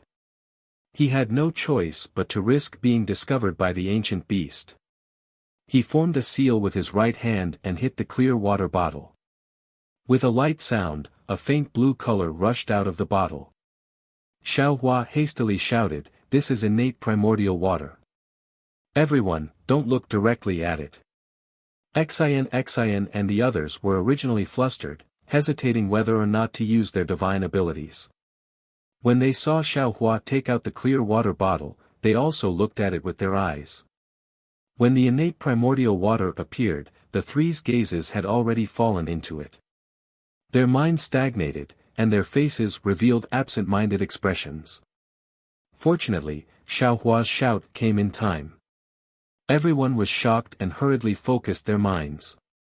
Soon after, they understood what Xiao Hua was thinking. At the same time, they closed their eyes and hurriedly used all kinds of methods. Very quickly, they stabilized their footsteps in the innate pure water. Since everyone had stabilized their footing, Xiao Hua's innate primordial water also enveloped everyone. The previous woo-woo sounds of ghostly wails and wolf howls instantly quieted down. There was no sound in the innate primordial water, but the situation outside the innate primordial water grew increasingly grim. Countless water-type spiritual energy of heaven and earth let out hoarse roars and wantonly collided in the air. A huge amount of spiritual energy of heaven and earth also rushed in where the innate primordial water was, but when this pure spiritual energy of heaven and earth rushed into the innate primordial water, it immediately became a part of the innate primordial water. Not even a trace of a ripple was formed. Aoo! The previously very tyrannical beast roared again, but this time, it wasn't just one beast, but two. One pounced in the direction of Xiao Hua and the other went in the opposite direction. Along with this roar, a dark blue figure with the same color as the innate primordial water flashed in mid-air and arrived several hundred feet above the innate primordial water. It was a strange beast that was about 10 feet long. It looked like an ordinary leopard. Not only were the muscles on its four muscular legs bulging, there were also wisps of blue mist lingering around it. On the ferocious beast's head, the two eyes emitted a blue light. The beast's mouth with long fangs was now raised as the beast's head rose. Wave after wave of world spirit energy rushed into the black water ancient beast's mouth. Looking at the back of the ancient beast, there were two feather wings that were a few feet long flashing slightly. In front of the feather wings, there were several sharp bone spurs that were shining with a blue brilliance. A tail that was about 10 feet long casually curled in the air, like a spirit snake. However, this spirit snake was really powerful. With a slight swing, not only was the hurricane cut apart, even the void had cracks in it. The ancient beast flew above the primordial water and opened its mouth. It took a deep breath and its body trembled involuntarily. Even the blue light around it trembled as if it was breathing. Then, the ancient beast raised its head slightly and spread its wings again. Just as it was about to fly away, the ancient beast's gaze fell on the primordial water below it. Aoo! Another extremely loud roar rang out. The profound water ancient beast flapped its wings as if it was facing a great enemy. The bone spikes protruding from its wings extended another few feet. What was special was that the blue light on the bone spikes was even deeper. 100 meters was like taking a stroll in the park for the ancient beast. With a flap of its wings, its entire body blurred. When the brilliance faded, it had already pounced to the side of the primordial water. The ancient beast looked at the primordial water and its eyes emitted a brilliant blue light. The blue light shot into the primordial water and immediately disappeared. The mysterious water ancient beast hurriedly shook its head as if it had a headache. Then, the ancient beast opened its mouth and spat out a mouthful of blue light without hesitation. The fist-sized light emitted a whistling sound, covering the sound of the wind in the space. It was enough to show the power of the light. Boom! The light rushed into the innate primordial water. The primordial water, which did not have a single ripple under the impact of countless spiritual energies, started to sway rapidly. As it swayed, the light suddenly exploded, as if a powerful hand was trying to tear the primordial water apart. Although Xiao Hua couldn't see the situation outside, he didn't dare to be careless when he saw the primordial water being attacked. He hurriedly activated the bottle and more primordial water rushed out. After a while, the primordial water that had almost been blasted to pieces slowly healed and returned to its original appearance. The Xianxue ancient beast opened its mouth again. This time, no blue light rushed out. Instead, a great suction force appeared, as if it wanted to swallow the primordial water into its mouth. The Xianxue ancient beast was an ancient monster that was born with the ability to control water. Even the Xiantian primordial water could not escape its control. As the ancient beast opened its mouth, the thin layer of primordial water immediately rose and shot into the ancient beast's mouth. Xiao Hua, who was hiding in the primordial water, was shocked again. He was guarding against the ancient beast's attack, but he didn't expect the ancient beast to be greedy and want to swallow the primordial water. Caught off guard, not only was the primordial water sucked up half a foot of the primordial water, even the bottle almost fell from his hand. Xiao Hua's heart clenched again. He hurriedly activated his telekinesis and hit the bottle with Buddhist seals, trying his best to resist the ancient beast's suction force. Unfortunately, Xiao Hua's opponent was not a profound ancient beast. Even if he used all his strength on telekinesis, he was far from being able to resist the ancient beast's gentle opening of its mouth. The primordial water was being sucked up and was about to be thrown into the ancient beast's mouth. Once the primordial water disappeared, Xiao Hua and the others would naturally be exposed. At that time, their lives would probably be in danger. Of course, his own life was more precious than the primordial water. Xiao Hua understood this better than anyone else. Therefore, he didn't hesitate to pour out the primordial water from the bottle. He even happily poured out the poisonous water that he just put into the bottle. He wanted to see what would happen when the poisonous water was sent into the ancient beast's mouth. The Xianxue ancient beast was clearly taken aback by the surging poisonous water. It looked around in confusion and then impatiently opened its mouth. As it roared, the poisonous water and the Xiantian primordial water obediently fell into the Xianxue ancient beast's mouth. He. Although Xiao Hua couldn't see the situation outside the primordial water, just the thought of the poisonous water falling into the ancient beast's mouth made him secretly happy. Xian and the others didn't know what was going on outside. They couldn't even open their eyes, so now they were like blind people. Previously, it was still silent, but now, it was as if thunder and lightning were flashing in the surroundings. It was even more frightening than the sound of the wind in the space. After the time it took to brew a cup of tea, the gluttonous ancient beast didn't swallow much of the primordial water, but drank a lot of the poisonous water. It seemed to be choking a little. Its body trembled slightly, and light flowed out like water. Aoo! Another roar sounded. It seemed to come from another ancient beast. It seemed to have lost its patience and stopped devouring. Then, it raised its head and roared in response. The two ancient beasts roared at each other. Then, the ancient beast opened its mouth again, as if it wouldn't stop until it had devoured all of the primordial water. Suddenly, a strange rumbling sound came from the slowly rotating triangle of the profound water palace in the distance. A faint layer of mist seeped out from the blue radiance, and the entire protrusion of the profound water palace began to tremble rapidly. Along with the trembling, an indescribable fluctuation filled the entire space. In an instant, the spiritual energy of heaven and earth was thrown into chaos. Not only that, but when the fluctuation came, the ancient beast was stunned. A trace of fear actually flashed through its eyes. Before its fear disappeared, a series of sobbing sounds came from the vortexes in the walls. This time, it wasn't pure water-type spiritual energy that rushed out of the vortexes, but true Saint River water mixed with bones, corpses, birds, and fish. After the formation was opened, the Saint River water poured in like a formation. The ancient beast seemed to be extremely shocked. It no longer cared about the primordial water and raised its head to roar. It spread its wings and turned into a stream of light, rushing towards the profound water palace. The profound water palace, which looked like it was being rotated by a giant, also slowly stopped. In just a moment, the entire space was filled with river water. Apart from the thousands of tiny vortexes that were still spinning rapidly, the so-called walls had disappeared. The entire profound water palace was completely submerged in the Saint River. Xiaohua was overjoyed to see the ancient beast's suction force disappear, but he didn't dare to be careless.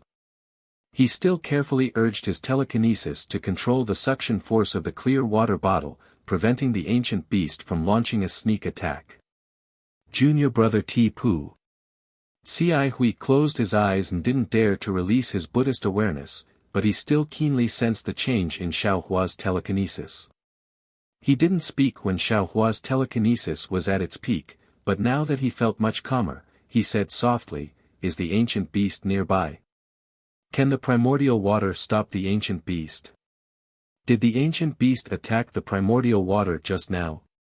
Cai Hui's voice was very soft, so soft that he didn't want to disturb the ancient beast outside the primordial water. However, it was quiet inside the primordial water, so the other three heard him clearly. "Shoo." Xiaohua also lowered his voice and said, "The ancient beast came just now and seemed to have discovered us." "Oh, it's not us. It must have discovered the innate true water and wanted to devour it. However, this little monk fed it with the poisonous water just now and it's not moving anymore. I wonder if it was poisoned to death by the poisonous water." "Humph, how is that possible?" Xian snorted and said contemptuously, "The ancient beast is a part of the profound water palace. The poisonous water is also a part of the ancient formation. It would be a huge joke if the ancient beast was poisoned to death by the water." Chapter 34:30. TSK, if they weren't poisoned to death, why don't you tell us why the ancient beast stopped attacking? Xiaohua smacked his lips as he chuckled at Xian. Xian didn't back down. "I can't see the outside, and I can't release my consciousness either. How would I know? You're the one who controls the innate primordial water, so why don't you tell us why the ancient beast stopped attacking?"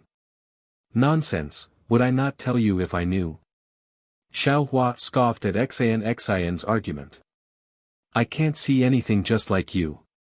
"Ah. So you can't see either." Xian closed her eyes, almost covering her mouth to hide her laughter. However, after a few chuckles, Xian asked anxiously, "Little monk, is the ancient beast Xianshui gone or not? I'm afraid we don't have enough time." "Benefactress, you're a classic example of someone who values money over life." Xiaohua couldn't help but laugh. "Even if you want to find someone, you have to protect your own life first." Xian sighed. "The only way out is inside the profound water palace. If we want to save our lives, we have to go inside. As the saying goes, we have to go in whether we're alive or dead." "Damn it, that's right." Xiaohua was nervous at Xian's grim tone. He waited for another pipe of smoke before secretly opening a crack in the innate primordial water and releasing his soul sense. The ancient beast, really is gone. The profound water palace has returned to how it was before." Xiaohua was stunned, but he didn't dare to let his guard down. He expanded his soul sense to scan the area, and then opened up a bigger crack. He peeked through the crack with his naked eye, and when he saw that everything had returned to normal, Xiaohua withdrew the innate primordial water, and said in a low voice, "All right, you can open your eyes now." When Xian and the others opened their eyes, they saw that the palace was exactly the same as before. The enormous profound water palace was still in its inverted triangular shape. As for whether or not it was the same as the one they saw before, no one knew. Little monk Xian bit her lips and whispered, "Thank you."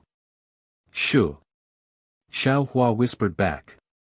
"Don't say it now, or I'll be cocky.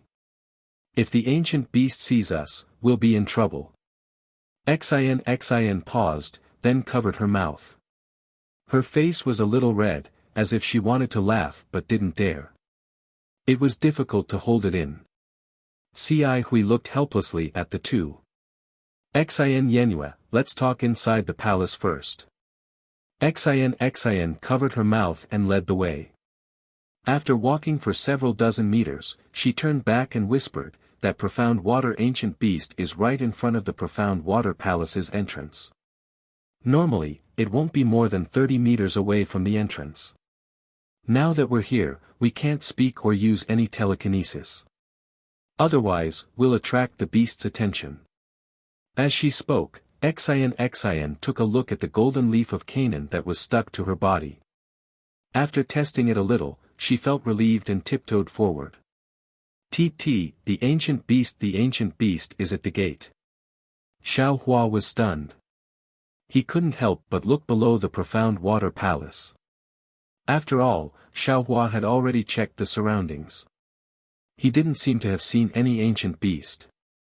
However, when he deliberately glanced at the bottom of the palace, sure enough, there were two statues that were almost the same color as the palace at the nail-like location.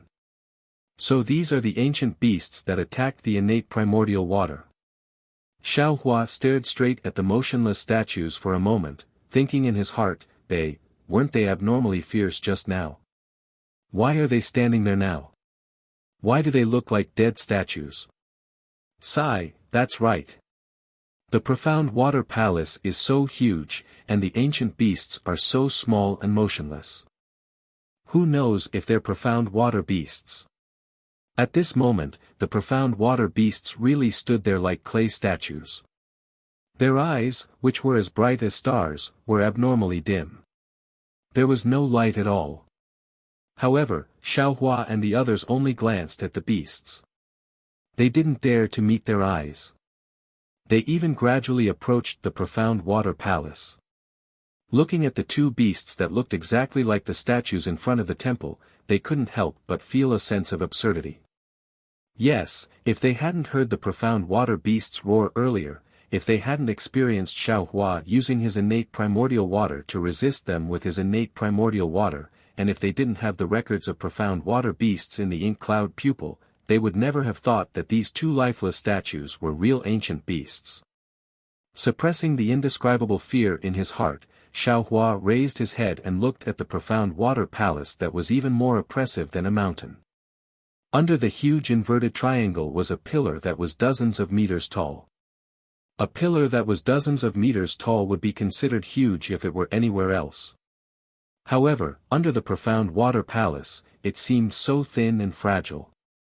A chill appeared in the eyes of the others. They were really afraid that the inverted triangle would suddenly fall on them and smash them into meat paste. After a few more meters, the four would be close to the profound water beasts. At the front, Xian couldn't help but stop slightly. The two profound water beasts stood there and looked forward calmly. The distance between them wasn't small, at least dozens of meters. However, in Xian's eyes, this distance was as narrow as the pillar under the profound water palace. An indescribable aura spread out in front of the profound water palace.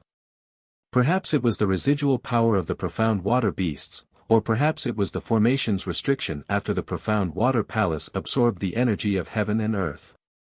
In any case, the aura made it difficult for Xian to breathe.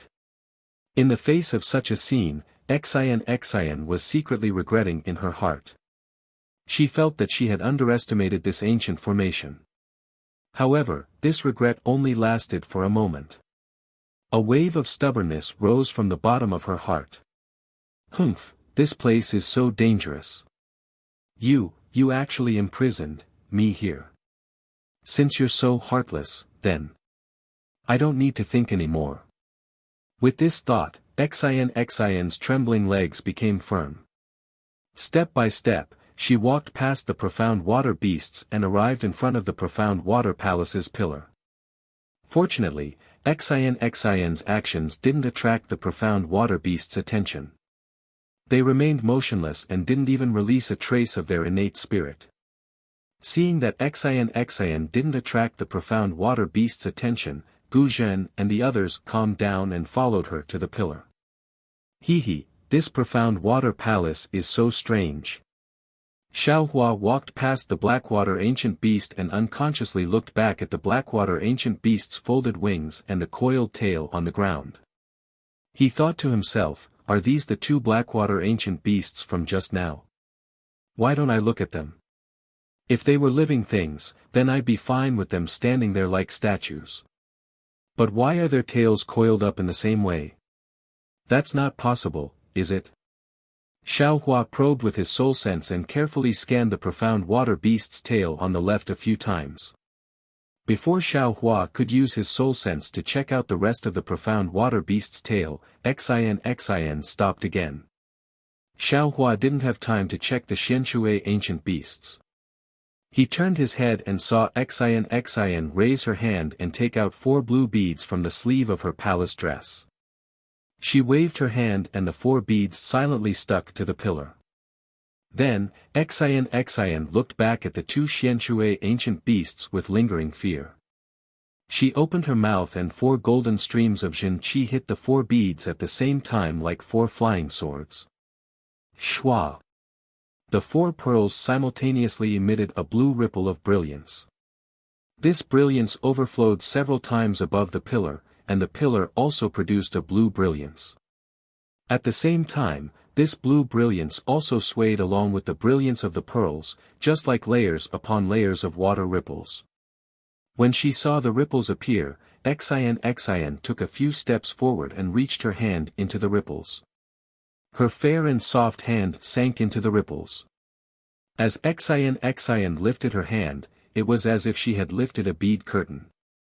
A gap appeared in the pillar, and Xin walked in without hesitation. Halfway through, Xin even turned back to look at the 3 of them and indicated for them to follow. Xiaohua and the others didn't dare delay. One by one, they lifted their hands and flashed into the gap. Once the 4 of them were inside, the 4 beads remained embedded in the pillar. Ripples of blue light flowed through the beads. After the time it took to brew a cup of tea, the light slowly dimmed and disappeared. Finally, the beads disappeared into the pillar. There was no longer any movement outside the profound water palace.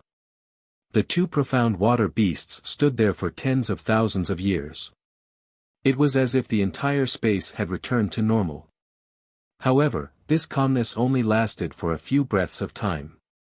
The beast that Xiaohua had just scanned with his soul sense moved its tail first, trembling slightly. This trembling then spread throughout its entire body. Following that, the beast's 4 hooves moved, the beast's head moved, and finally, its lifeless eyes moved. The Blackwater ancient beast looked around in confusion. It then glanced at the other Blackwater ancient beast on the right that was standing still. After which, it spread its wings and turned into a blue light that flew a few rounds outside the Blackwater Palace. When it did not discover anything, it pushed off the ground and charged into the sky as if it was flat ground. Its body landed on a protruding part of the inverted triangle. The profound water beast opened its mouth and spat out a mouthful of blue light onto the protrusion. With a crack, the protrusion floated into the air. The profound water beast didn't even look back as it charged into the gap below the protrusion. When the profound water beast disappeared, the protrusion fell back down. In a flash of light, the inverted triangle returned to its original state. The profound water beast entered the profound water palace. Xiaohua and the others were unaware of the danger that was about to befall them. Xiaohua stood dumbly in front of the profound water palace's doors as he looked at the scene in front of him. His heart was filled with disbelief. Chapter 34-31 Right in front of Xiao Hua's eyes was a transparent triangular palace. Everything inside the palace was made of triangles that looked like colored glass. Even the ground beneath Xiao Hua's feet, the top of their heads, and even the palace door behind them were triangles. What was special was that these triangles were exactly the same size. The water blue brilliance flowing along the edges of the triangles also had a similar rhythm. At a glance, it was difficult to distinguish any triangle from any other. At a glance, there were countless strange triangles inside the mysterious water palace. Not only did Xiao Hua and the others feel like they were floating in a triangular space, but when their gazes fell on the thousands of transparent mirrors, each mirror reflected the 4 people who had entered the mysterious water palace. The strangest thing was that their gazes could be refracted. In an instant, Xiao Hua's gaze seemed to have seen countless mirrors, as if he had seen countless versions of himself. A kind of dizziness arose in Xiao Hua's heart. He couldn't help but close his eyes, not daring to look any further. However, even so, the fear that came from looking at each mirror remained in the bottom of his heart. Moreover, in the darkness before him, there were still countless broken mirrors flashing, and in each mirror was a pair of horrified eyes. Damn it! Xiao Hua almost blurted out a curse. This mysterious water palace was too deceptive. The shock from walking past the mysterious water ancient beast had yet to subside, and the feeling of being lucky had yet to subside. In an instant, it gave his eyes such a terrifying baptism. Even a cultivator with a firm Tao heart like him couldn't help but feel his heart palpitate. Fellow immortals. Xian's voice trembled. Clearly, she had been caught off guard. As soon as she recovered her wits, she immediately reminded them, remember to guard your heart and keep your mind clear. Mo Yuntong didn't mention the dangers of the mysterious water palace. She only said that thousands of Dharma images would appear here. If you couldn't find your true form, you wouldn't be able to find your way out. Even I didn't think that this Dharma idol would be so deadly. If we weren't cultivators, we would have lost ourselves just by looking at it. Who knows which one is the real person in the mirror? Cai Hui also didn't dare to raise her head and whispered, the eyes are the heart, and the soul is born from the heart. Dazzling the eyes is seizing the soul. His gaze wandered as he looked at his feet. Beneath his feet was the same as the surroundings in front of him. There were also many tiny triangles. Xiao Hua calmed his mind and slowly raised his eyes. His gaze was not too far away, but it was also rapidly sweeping around. This situation was somewhat similar to the innate primordial water. He already had a similar experience. When he saw that things were not going well, he immediately retracted his gaze. Among the 4 of them, he was the one who suffered the least damage. However, he still sighed with emotion. This primordial magic formation is really powerful. Now that we can't release our Buddha's consciousness, we can only rely on our eyes. Who knows that such simple eyes can also be taken advantage of by the formation? Amitabha. Fortunately, I can't release my Buddha's consciousness. Guzhen's Dharma was not as good as Cai Hui's, so it was difficult for him to find himself when he was lost. He was the one who suffered the most damage among the 4. At this moment, he put his palms together and chanted the name of Buddha. If the Buddha's consciousness is released, it will also be lost. It will be harder to find it than the mind. Xian shook her head. Master Guzhen is wrong. The profound water palace's formation was set up for us Confucian cultivators' clear sight arts. Because this place imprisons divine sense and Buddha's consciousness, the Taoists' divine sense cannot leave the body. Only our Confucian clear sight arts can be used. In order to prevent us from finding the true entrance to the profound water palace, the primordial magic formation set up this secret formation here. Oh. So Xian can use the clear sight arts in front of the profound water palace? Guzhen was slightly taken aback. Xian nodded slightly. This one can use it, but it's not even 10% of my usual power. Xin then looked to the left and smiled bitterly. As for this place, this one wouldn't dare to use it even if I had 10 times the courage. So the palace door where the profound water ancient beast isn't the true entrance to the profound water palace. Xiao Hua took a deep breath and said with a smile, in that case, the triangular maze in front of us is the real entrance. Xin nodded. That's right. Only one of these tens of thousands of mirrors is the true entrance to the profound water palace. We must find it from there. Damn it, how is this possible? Xiao Hua jumped up and shouted, not only do we lack Buddhist awareness, we don't even dare to look. How are we supposed to find the entrance? Ahem. Junior brother Tipu, watch your mouth. Ci Hui hastily coughed and reminded him, don't let the Buddha blame you. Amitba. Senior brother is right. Xiao Hua became listless and put his palms together. However, he cursed inwardly, alas, it's this Xiao's primordial spirit that shaved the Buddha's Sarira, not this Xiao's. This Xiao was just casually complaining. Ci Hui was very satisfied with Xiao Hua's reaction. She looked at Xin with a smile and said, since this is recorded in Imo Yuntong, then Xin Tanua must have made preparations. Yes, indeed. Xin nodded. This is the last record of the primordial magic formation in Imo Yuntong. At the same time, it's also the problem this one has been pondering for the longest time. To tell you the truth, fellow Taoist Ci Hui, this one has racked my brains for 10 years. It was only after meeting you that I suddenly saw the light. Little monk. Ci Hui was slightly stunned. However, she immediately raised her eyebrows and said with a smile, this little monk understands. Previously, Tanua and this little monk talked about this matter. So it's used here. If it's as Xin Tanua thought, this is indeed the best way to break this maze. However. Speaking of this, Ci Hui frowned again. This little monk doesn't quite understand. How should we cast the spell? Xin glanced at Xiao Hua's thoughtful expression and then at Guzhen's confused face. She smiled bitterly again. This one only knows about the primordial spirit and the Dharma idol. As for how to find the primordial spirit from the Dharma idol, I'm afraid that's something you have to consider. However, in this one's opinion, it's really difficult for you to find the Dharma idol from the thousands of mirrors by yourself. Don't you have Tipu and Master Guzhen now? It should be much easier for you.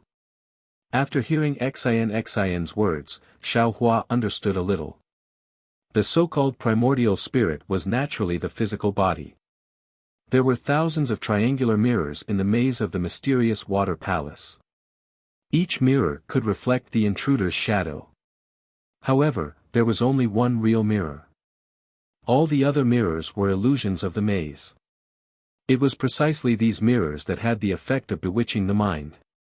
The real eye of the formation only played the role of illusions. Since the maze only worked on Confucian cultivators' eye-clearing technique and the naked eye of cultivators, all Buddhist senses, divine thoughts, and elemental thoughts could be used. Since the Dharma idol of the Buddhist sect was condensed from karma, it wasn't restricted by the maze. Therefore, the mirror couldn't reflect the Dharma idol's shadow. However, the problem was that even if Ci Hui or Guzhen released their Dharma idols, how would they find the mirror that could reflect the Dharma idol's shadow? What would they use to check? Thinking of this, Xiao Hua's mind raced. He had many methods. He could release the Dharma idol, release the Buddha's Sarira, or release his nascent soul. He could deal with all of them. Even the simplest method was to use his soul sense. Perhaps he could find a way out. Of course, Xiao Hua could also use the heavenly vision of the Dharma eyes.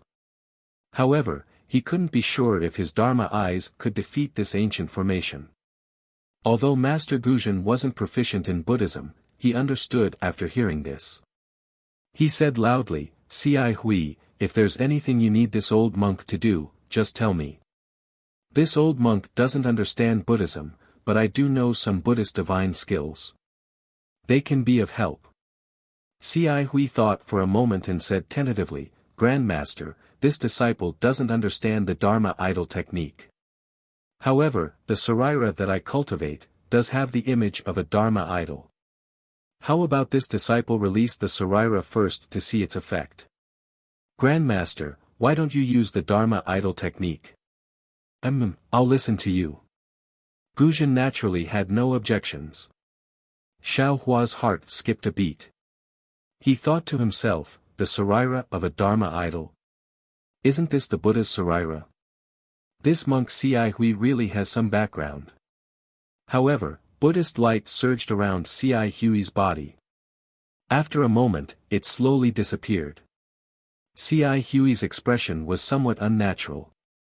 She sighed and said, not only does the mysterious water palace confine Buddhist consciousness, but it also confines this little monk's Bodhi Saraira.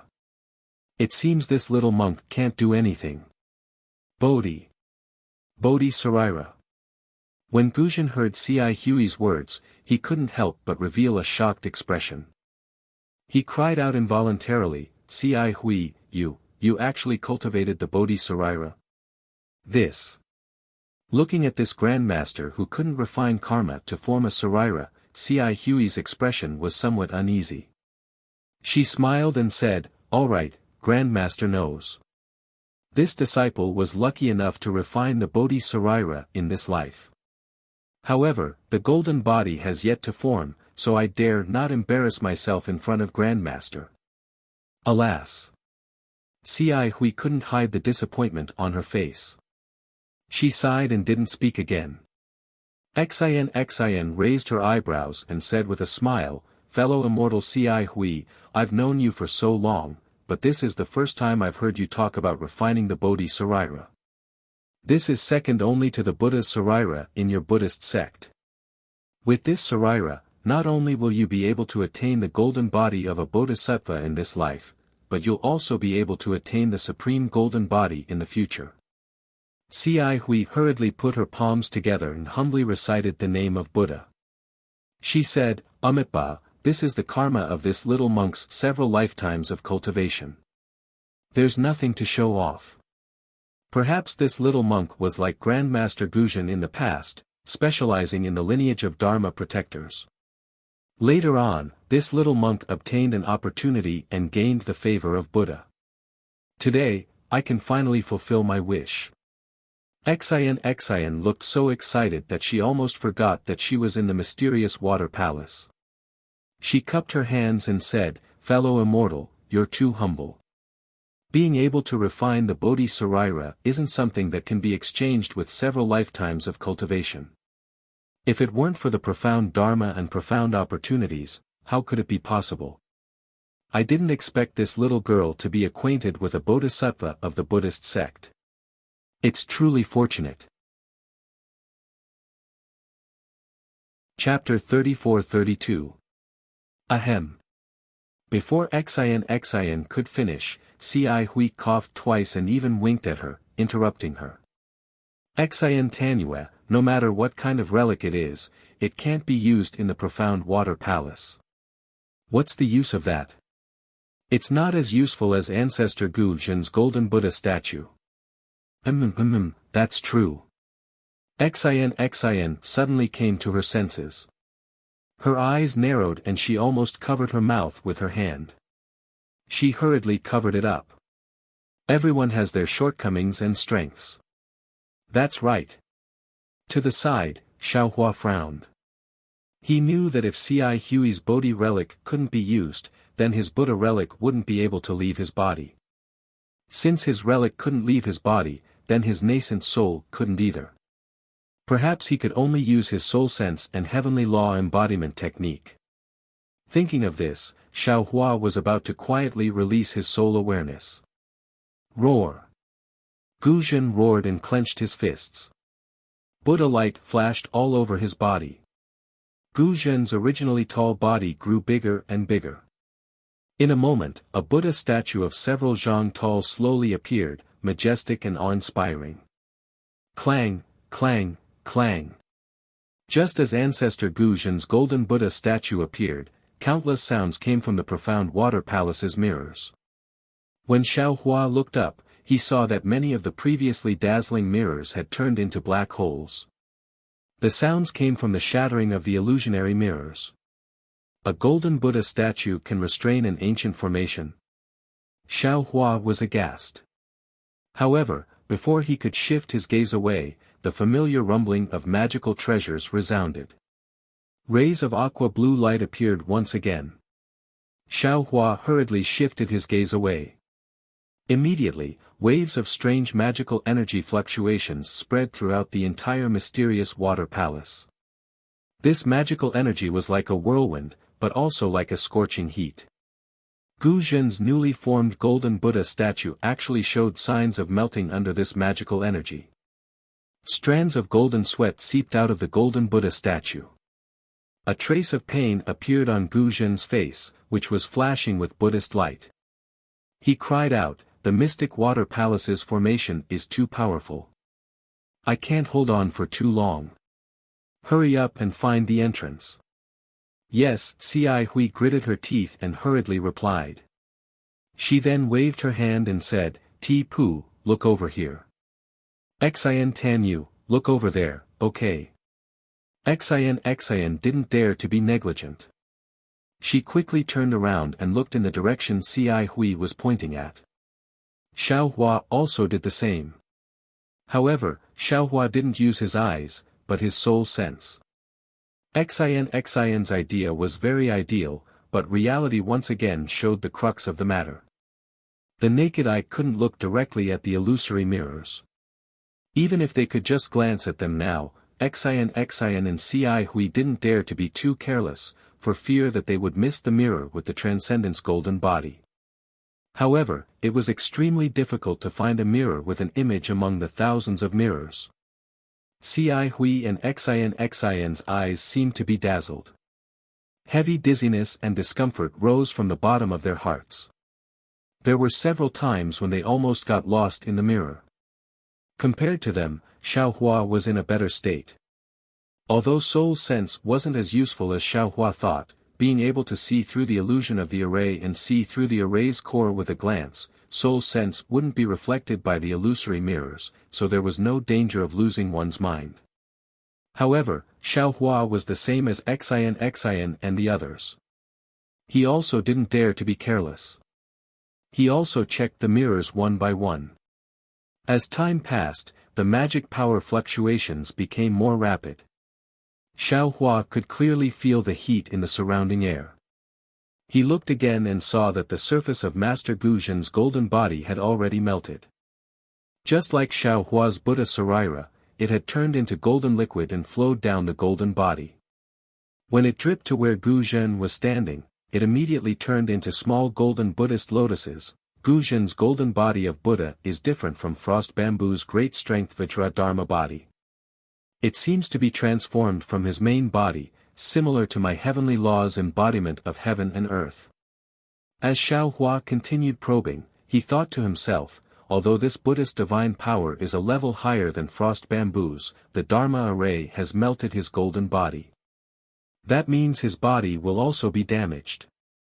Why don't I use heavenly form to replace it?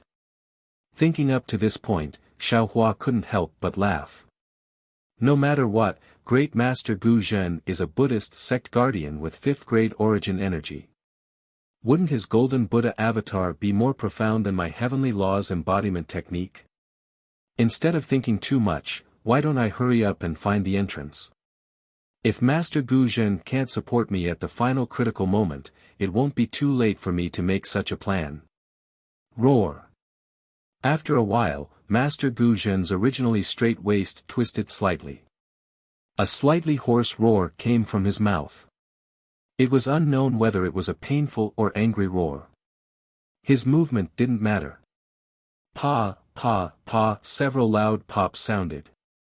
Several thumb-sized bubbles appeared on his limbs. Then, with several explosions, these bubbles all exploded. Golden liquid splashed out. Before it could fall, it had already bloomed into lotus shapes in the air. The main body is the Sarira, and the Saraira is also the main body. Xiaohua sighed. He understood the meaning of Buddhist guardians. But suddenly, Xiaohua was startled again. My Saraira is in the shape of a Buddha. It seems to be able to form its own body. If a Buddha's Saraira leaves the main body to cultivate on its own, wouldn't it only be able to walk the path of a guardian? Xiaohua was startled. His soul consciousness was a little scattered, and he couldn't tell where he was looking. Xiaohua hurriedly composed himself and grumbled in his heart, although my Buddhist cultivation is at 5th grade essence power, and according to the records of the Buddhist scriptures in Exquisite Temple, I can be considered to have reached the Lotus realm. But in reality, I know very little about Buddhism, and Buddhist magical powers are few and far between. Doesn't Cai Hui also have a Bodhi Saraira? He's not in a hurry, so why should I? Isn't this the entrance to the formation? People often say that one can wear out iron shoes in fruitless search, but by chance, one will find it without any effort. Xiaohua was like that at this moment. He was focused on searching for the entrance, but he didn't find anything. But in a moment of absent-mindedness, his soul consciousness scattered, and he actually found a triangular mirror. On this mirror, other than Xiaohua, Cai Hui, and Xian, there was also Grandmaster Guzhen's golden Buddha statue that was much taller than the others. This golden Buddha statue was only much taller than Guzhen's main body on the other mirrors, and there wasn't the slightest trace of Buddhist light on it. It's here. Xiaohua was overjoyed. He hurriedly pointed at the mirror below him and shouted. But what made Xiaohua extremely surprised was that at this moment, Xian and Cai Hui also shouted in unison, "It's here." However, the two of them pointed in different directions. Cai Hui pointed in the sky, and Xian pointed in the same direction as Xiaohua. Ah! Xiaohua was rather surprised. He didn't think that the two's eyes could be as fast as his soul consciousness. He subconsciously looked in the direction Cai Hui was pointing at. Sure enough, on the same triangular mirror above everyone's heads, Grandmaster Guzhen's golden Buddha statue was also reflected. Just as Xiaohua thought, Cai Hui and Xian also looked at each other's mirrors. The three of them then looked at each other with confusion in their eyes. They didn't think that the profound water palace would have two entrances. "Little monk, you're really amazing." Xian looked at Xiaohua again and said curiously, "The area that immortal Cai Hui assigned to you doesn't seem to be here." Xiaohua rubbed his nose and said honestly, "When I saw Grandmaster Guzhen's golden body melt, this little monk couldn't bear to see it. In a moment of absent-mindedness, I looked down below. Grandmaster Guzhen's sacrifice moved Buddha and allowed this little monk to see the entrance to the formation. Oh, Grandmaster Guzhen, you can take back your avatar now." Phew! Guzhen let out a long sigh. The Buddhist light around him quickly disappeared and then shrank like a bubble. His golden body also shrank rapidly and returned to its original form. However, Grandmaster Guzhen's face was pale. Not only was his body trembling, but his arms and legs were also trembling. He looked like an old man who had just recovered from a serious illness. "Grandmaster, you've worked hard." Cai Hui hurried forward to support him. Guzhen shook his arms and wanted to break free, but he seemed to be powerless and could only let Cai Hui do as she pleased. Xiaohua ignored Xian's reproach. He raised his head and glanced at the mirror Cai Hui pointed at, and then at the mirror he discovered beneath his feet. He asked with a wry smile, "Xian, this mysterious water palace actually has two entrances. Is there any record of this in your Moyan eyes?" "No," Xian answered without hesitation. "Then which entrance should we use?" Cai Hui asked from the side. Xian thought for a moment, then clapped her hands and took out two jade boxes. She said, "Although we found the entrance to the profound water palace, we still need to use the Tao Gate to enter the real profound water palace. These are the two talismans I found according to Mo Yintong's records." These two talismans are exactly the same. I prepared them in case of an emergency. Now that there are two entrances, it is destined that both entrances will be opened. I think it's better to open the entrance first. I'll wait and see, then decide which entrance to enter. Ah, I'm afraid that's the only way. Cai Hui frowned. Faced with such a difficult problem, she had no choice but to agree. Xin raised her hand and one of the jade boxes opened. A bright cyan halo rushed out of the jade box. Before Xin could cast a spell, a thumb-sized seed jumped out of the jade box. Xiaohua looked at the jade box expectantly. He wanted to know what kind of rare talisman Xin had taken out, but he was still shocked when he saw the seed jump out. Looking at the seed again, it leaped into the air and flickered with an emerald green halo. The halo slowly unfolded and the seed also unfolded along with the halo. Xiaohua could clearly see that it was a talisman in the shape of a leaf. The wrinkles on the talisman and the texture of the leaf were clearly visible. Xiaohua didn't need to use his divine sense to know that it was a rare talisman from ancient times. Chapter 34-33. Sure enough, Xin promptly explained, this is a Taoist wood spirit talisman. It said that it specializes in breaking water-type formations. The specific refining method has long been lost, and these two talismans were found after spending more than 10 years of painstaking effort. They're also the last preparations I've made before entering the formation.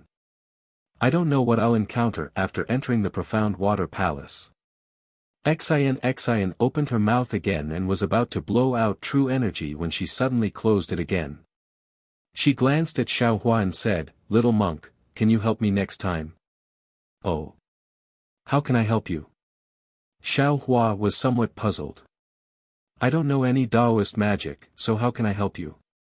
"Of course, if you can teach me how to use Buddhist telekinesis to activate talismans, I'd be more than happy to." "Hee, you wish." Xin glanced at Xiaohua. "The telekinesis you use is completely different from Taoist magic.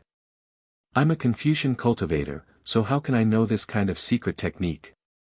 If you want this secret technique, you might as well ask your senior martial brother who'll definitely become a bodhisattva in this lifetime." After speaking, Xin opened her mouth and a golden true energy shot out like a sword and hit the leaf talisman. CSI. The moment the true energy came into contact with the talisman, it immediately produced a corrosive sound. Following this sound, the emerald green brilliance on the leaf flickered rapidly, as if the leaf was being devoured by insects. Xin saw that the talisman's brilliance was faintly flickering. She hurriedly pointed at the talisman. The leaf, like a falling leaf on an autumn night, fell towards the mirror surface that Xiaohua and Xin had identified at the same time. From afar, the mirror surface looked extremely small, but the leaf that fell on it was insignificant.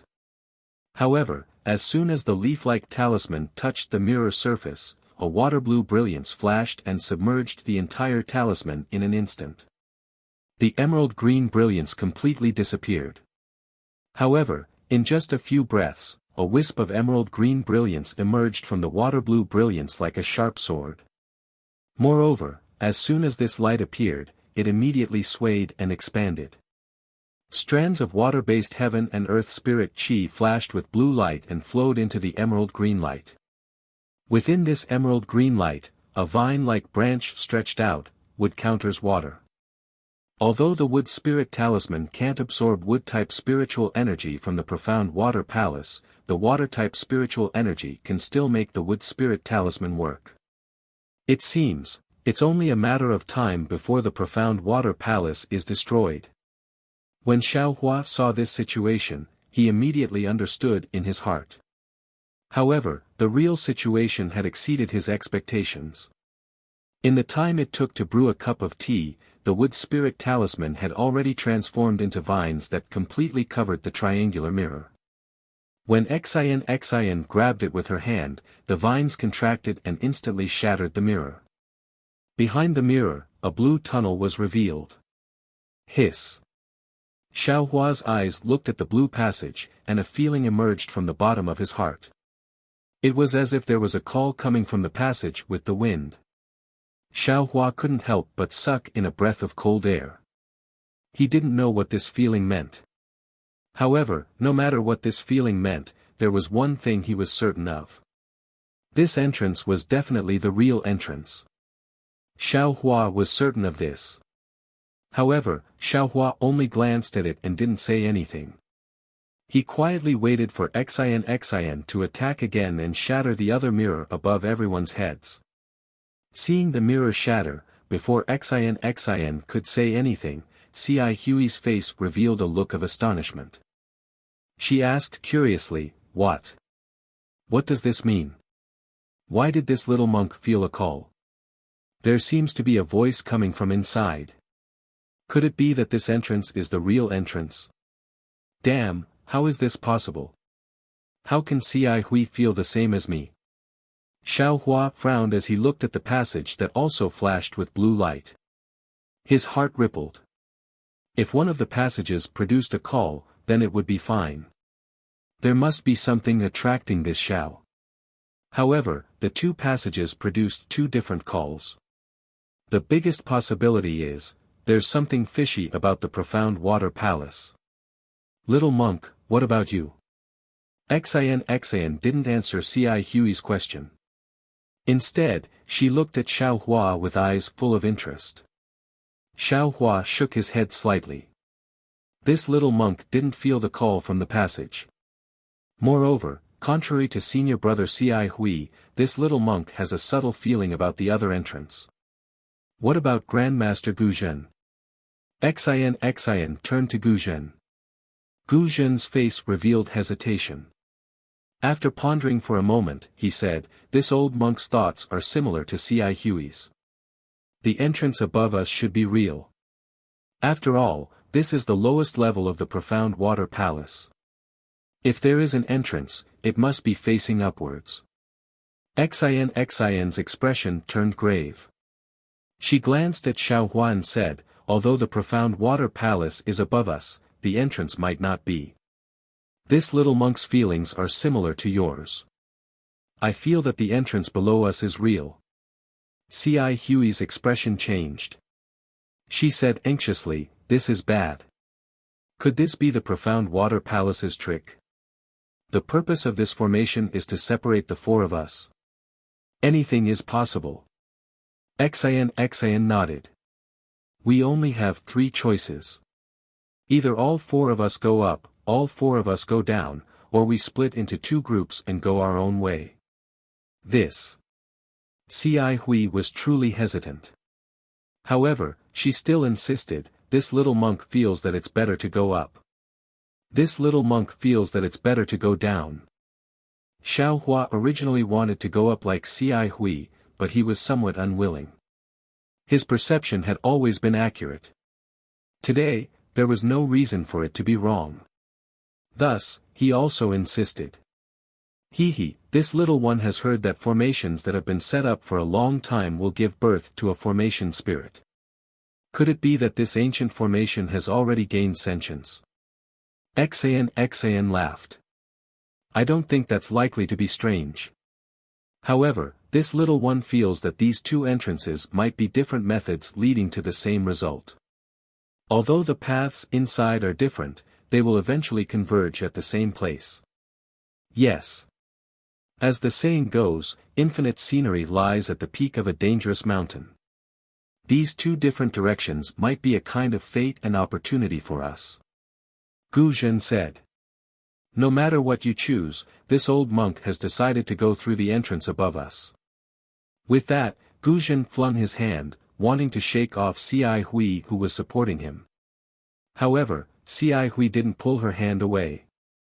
She just smiled and said, "Since Grandmaster has made his choice and this entrance was found by this disciple, it's naturally impossible for us to not go through this entrance. This disciple is willing to go with Grandmaster and help Grandmaster search for the ancient Buddha." "Fine." Xin glanced at Xiao Hua and nodded. Since this little monk found the same entrance as us, this little one will go through the entrance below with you. With that, Xian winked at Xiaohua and said with a smile, "Little monk, you have to protect me." "Of course." Xiaohua smiled.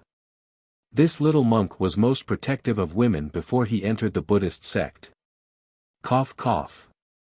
C.I. Hui's throat wasn't good again.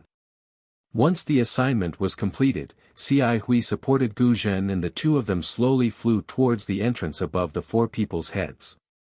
Looking at the backs of the two people and then looking at Gu Zhen's tall figure, Xiaohua suddenly thought of the frost bamboo. Naturally, he also thought of the Buddhist protector's unruly way of swallowing relics. Therefore, he immediately opened his mouth and transmitted a few words to C.I. Hui. C.I. Hui did not seem to have heard him. Not only did she not reply, she did not even slow down in the slightest. The two monks, one tall and one short, slowly flew towards the entrance of the blue brilliance in the mountain cave.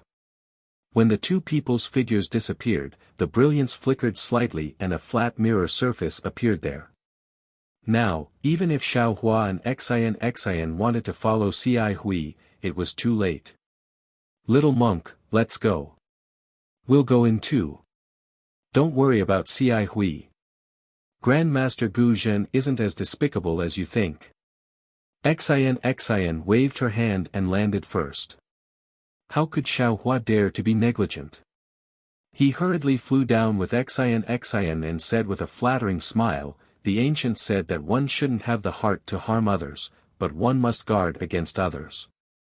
It's normal for this little monk to be worried about senior martial brother C.I. Hui. Who asked Grandmaster Gu Zhen to be a Buddhist Dharma protector? TSK. Xian smacked her lips as she flew and said mockingly, "Which ancient person are you talking about? Why do I often hear people talking about this? Moreover, why do I feel that you, a Buddhist disciple, are even more wary of Buddhists than me? Is that so?" Xiaohua rubbed his bald head and said with a smile, "That's because you're not a bhikkhuni of my Buddhist Dharma protector and don't know the details of my Buddhist Dharma protector. That's why you're not on guard. What are you on guard against?" Xian probed again. "Previously, you said that you came to the profound water palace to protect fellow Taoist C.I. Hui. At that time, I only thought that you were talking nonsense. But now, it seems that your Buddhist Dharma protector's cultivation is far superior to C.I. Hui's. How come I've never heard of such a good-looking, talented, and virtuous little monk like you? Alas, it's hard to give up on one's natural beauty. I've been raised in a boudoir and no one knows me." Xiaohua very regretfully rubbed his bald head and replied, "This little monk has always emphasized on keeping a low profile. I didn't dare to shave my head and become a monk because I was afraid of attracting attention. New Tanua thought about it. This little monk had just shaved my head and brought you all here. In the blink of an eye, I met a senior martial brother who will definitely attain enlightenment in this lifetime. Since senior martial brother C.I. Hui has such a background, New Tanua presumably also has a family background. Only, I wonder which family does New Tanua come from in the hidden immortal continent? Do you want to know?" Xian flew to the light blue entrance and turned around. Yes. Xiaohua hurried over and nodded his bald head like a chick pecking rice. "I just won't tell you." Xian sneered and rushed into the entrance. "Don't tell me if you want to." Xiaohua also muttered and followed closely behind. The passage was several zhang tall. As the two flew in one after another, the brilliance of the entire passage actually began to revolve. It was just like the whirlpools that appeared on the four walls of the profound water palace earlier. Wave after wave of blue brilliance drew an arc in front of Xiaohua. At first, it was slow, but then it gradually sped up and rushed forward. Looking behind the two, the place where the blue light surged had already sealed the entrance. There were no longer any gaps. Chapter 34. Xian was on high alert. As soon as she entered the entrance, she took out her flexible sword without waiting for the light to change. With a slight twist of her wrist, the blade coiled around her right arm like a spirit snake. Clear chi gushed out from between Xin's eyebrows. Her limpid eyes flickered like the light in the passageway, but the golden light in her eyes only flashed for a moment. Alas! Xin sighed. She knew that she still couldn't use her eye-clearing technique. Her 5 senses were similar to those of ordinary people in the mysterious water palace. Just as Xin was sighing, she suddenly felt a heavy weight on her shoulders. Startled, she hastily looked up and saw that the blue light in the passageway was gradually stabilizing, and its color was getting denser. What's going on? Xin frowned. Her flying figure slowed down, and she turned to ask in a low voice, "Little monk, do you feel something strange?" Xiao Hua was right behind Xin. Seeing her slow down, he understood what she was thinking. He hastily flew to her side and stood shoulder to shoulder with her. He answered, "This little monk feels a little heavy on my body. It seems to be the mysterious water palace's restriction again." Alas, that's what happened. Xin sighed again. After all, it's an ancient array with layer upon layer of strange restrictions. Without strength, it's really difficult to move even an inch. Xiao Hua hesitated for a moment, then advised, "Actually, this little monk still has to persuade Lady Benefactor. Right now, our main goal is to find a way out. This mysterious water palace is really not a place where people with our cultivation can enter. Even if you want to find someone, you should first consider your own life, right? Without your life, what can you do? A way out?" Xin shrugged. "It's in this mountain, deep in the clouds." "What?" Xiao Hua's expression suddenly changed. As if he had thought of something, he hastily cried out, "Could it be, you don't know where the exit is? Or?" At this point, Xiao Hua really didn't want to ask any more questions. Xin had said that she had the ink cloud pupil. Xiao Hua had assumed that since someone had left the ink cloud pupil behind, someone must have left behind information about this ancient formation after escaping. He had followed Xin into the profound water palace. Even if he couldn't see an immortal artifact, he would at least be able to escape unscathed. However, he really didn't expect that the ink cloud pupil in Xin's possession didn't contain any records of this. Xiao Hua had been relying on Mo Yuntong and this exit to enter the profound water palace when he had broken through this ancient magic array. Now that Xin didn't know what to say, how could she not be scared witless? This was an ancient array. The previous few checkpoints had already shown how ferocious this array was.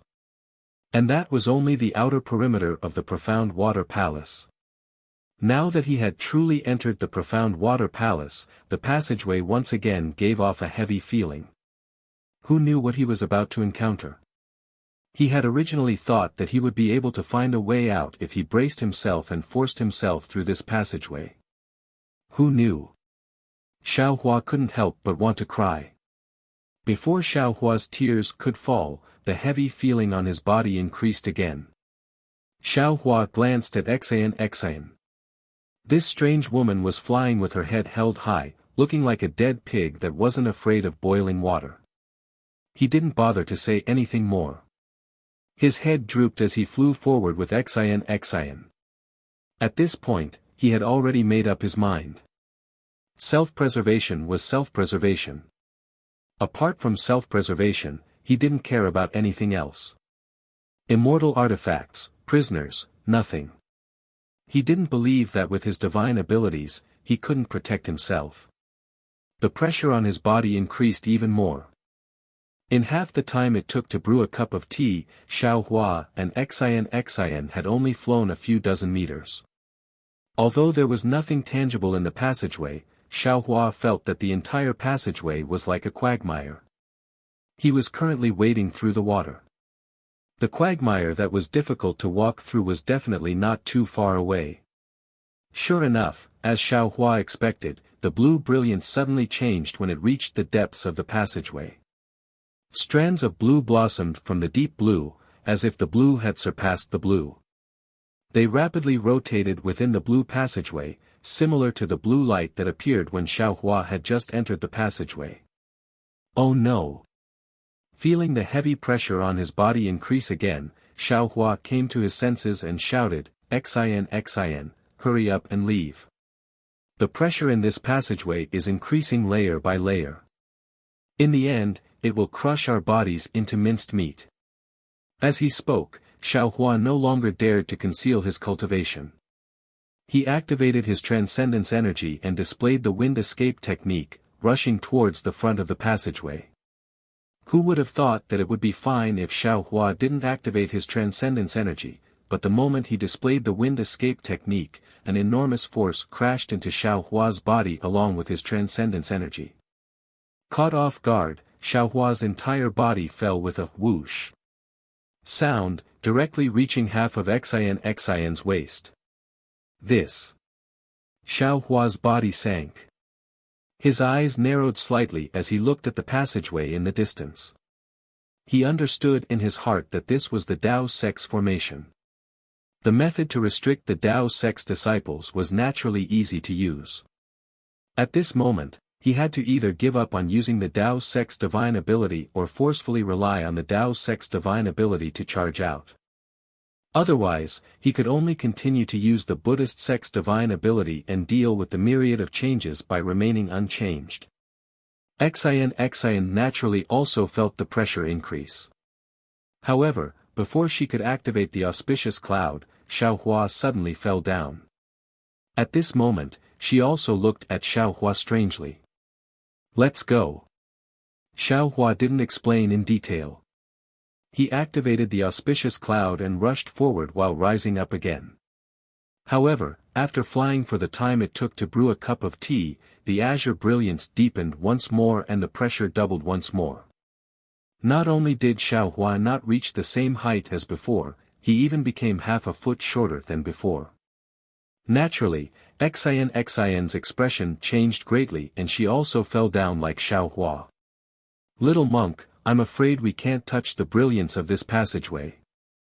Xin shouted, "Although Mo Yuntong no longer has any records, since it's a passageway, we must pass through.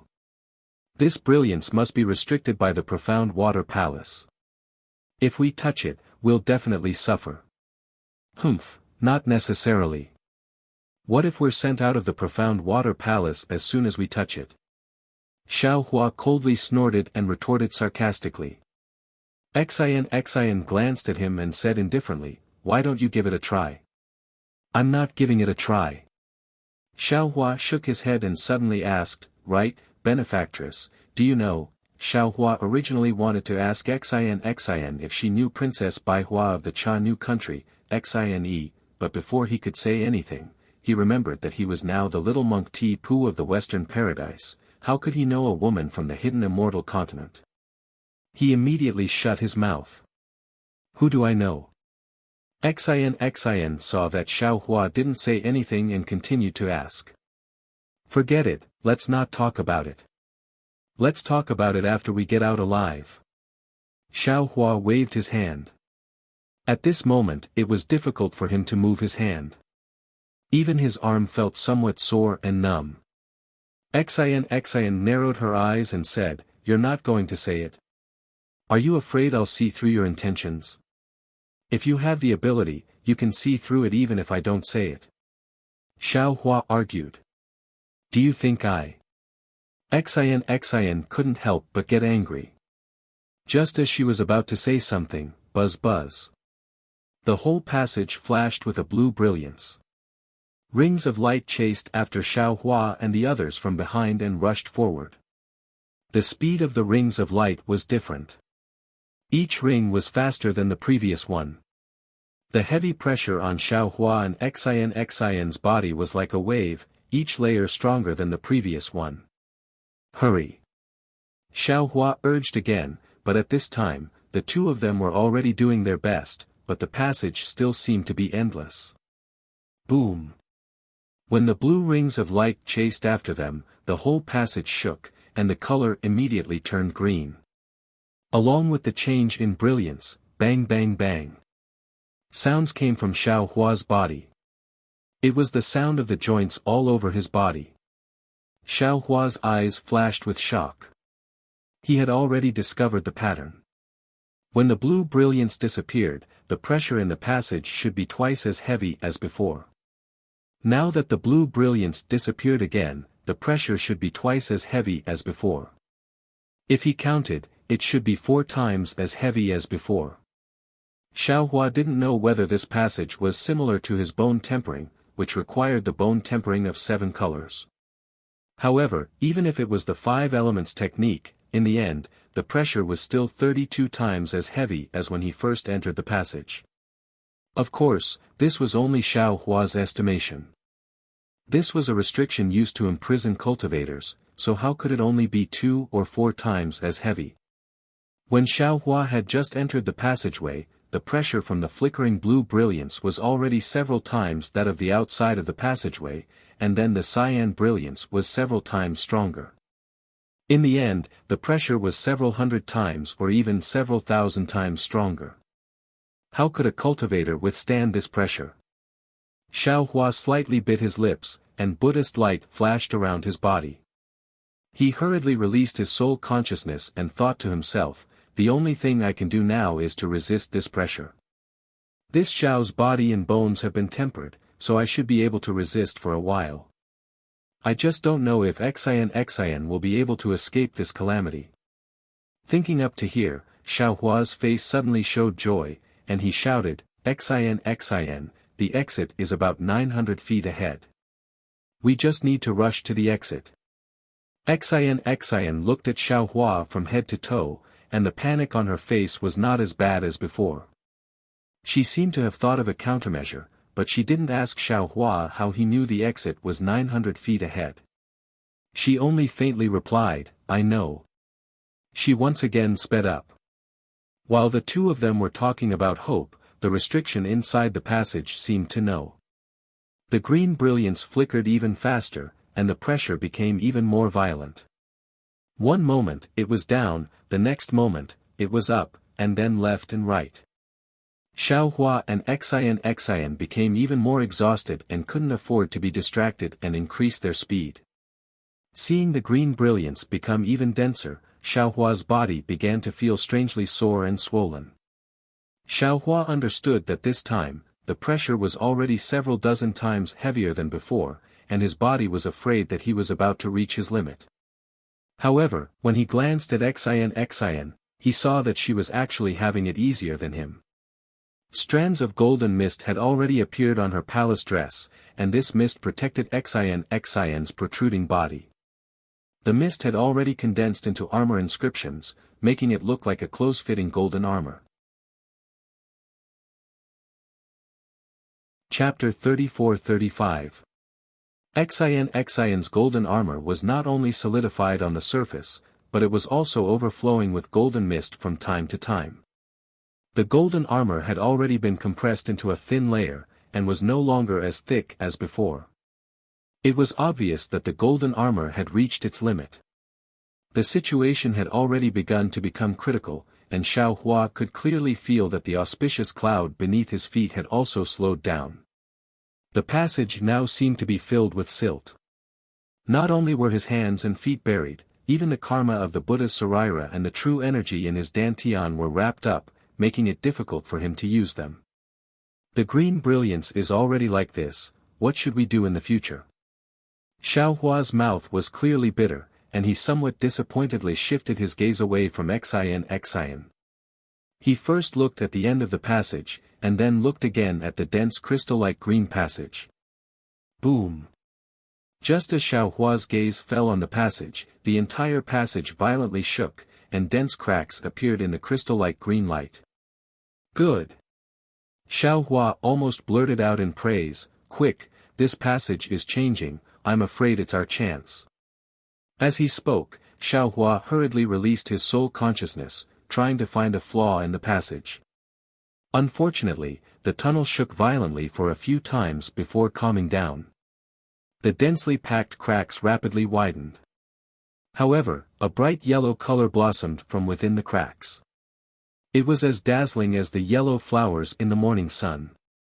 "This is bad." Xiaohua hastily shouted again, and did not have the time to be embarrassed because of his misjudgment.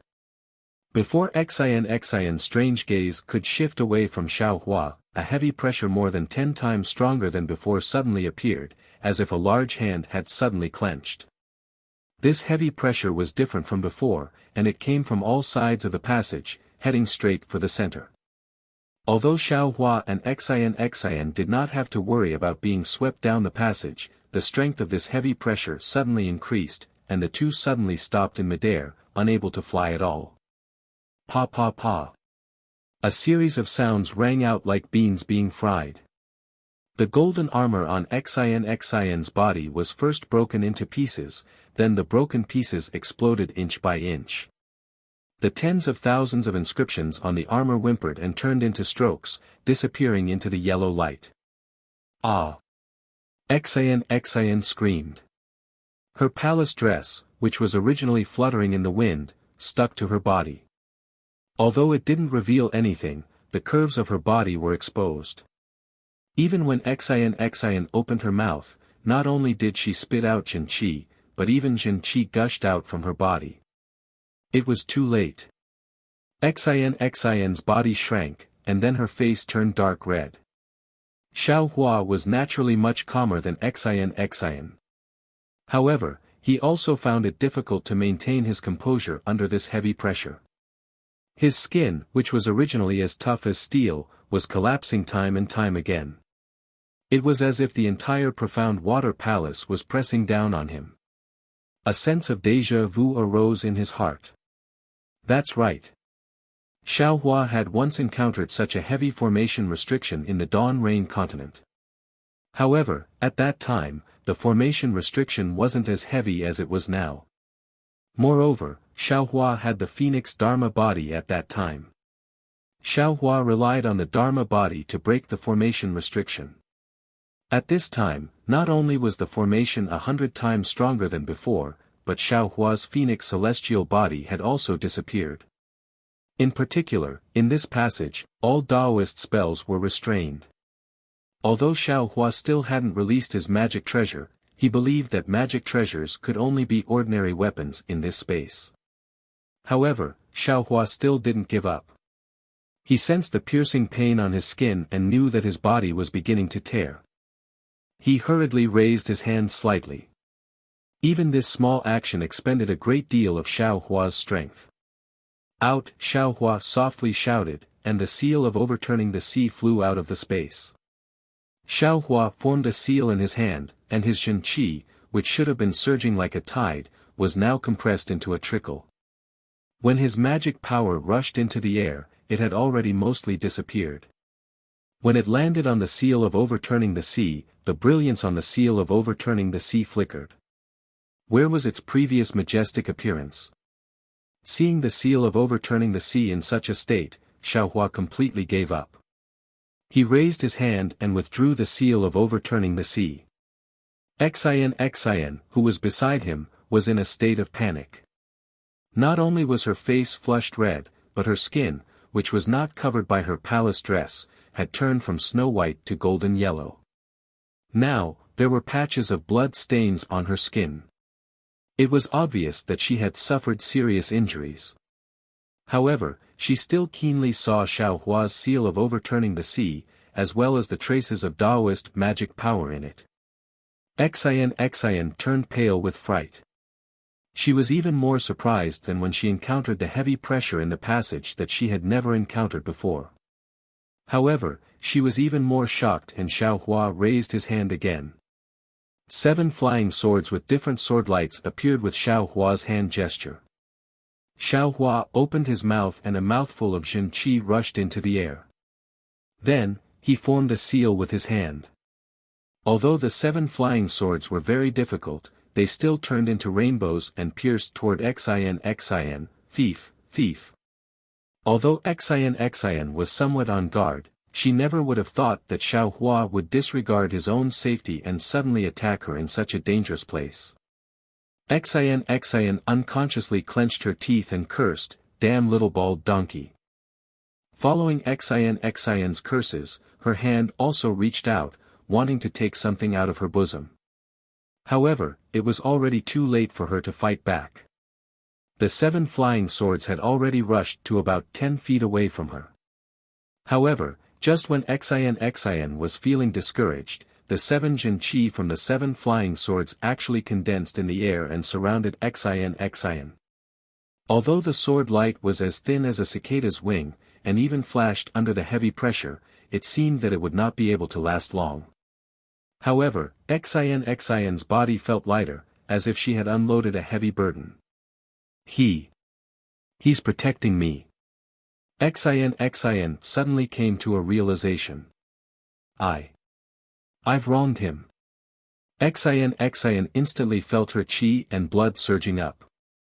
She did not know whether it was because of shame or the sudden release of Jinqi, but her face turned blood red. Did he hear me scold him just now?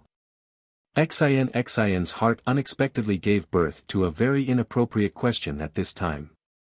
However, before Xin could look at Xiaohua with doubt, another thought emerged like weeds: the little monk is a Buddhist disciple. How could he know the flying swords of our Confucian cultivators? Humph, it must be. That trace of feeling instantly turned into anger. She even glared at Xiaohua with somewhat fiery eyes. Not only did she not take her hand out of her bosom, she even treated the 7 stars sword formation as if it was nothing. When Xin saw Xiaohua, her eyes unconsciously gave birth to extraordinary splendor. Xiaohua roared loudly, his body overflowing with Buddhist light or golden light. His originally thin and tall figure slowly expanded. The heavenly law embodiment technique that was comparable to the golden body of Gu Zhen's Buddha was finally displayed.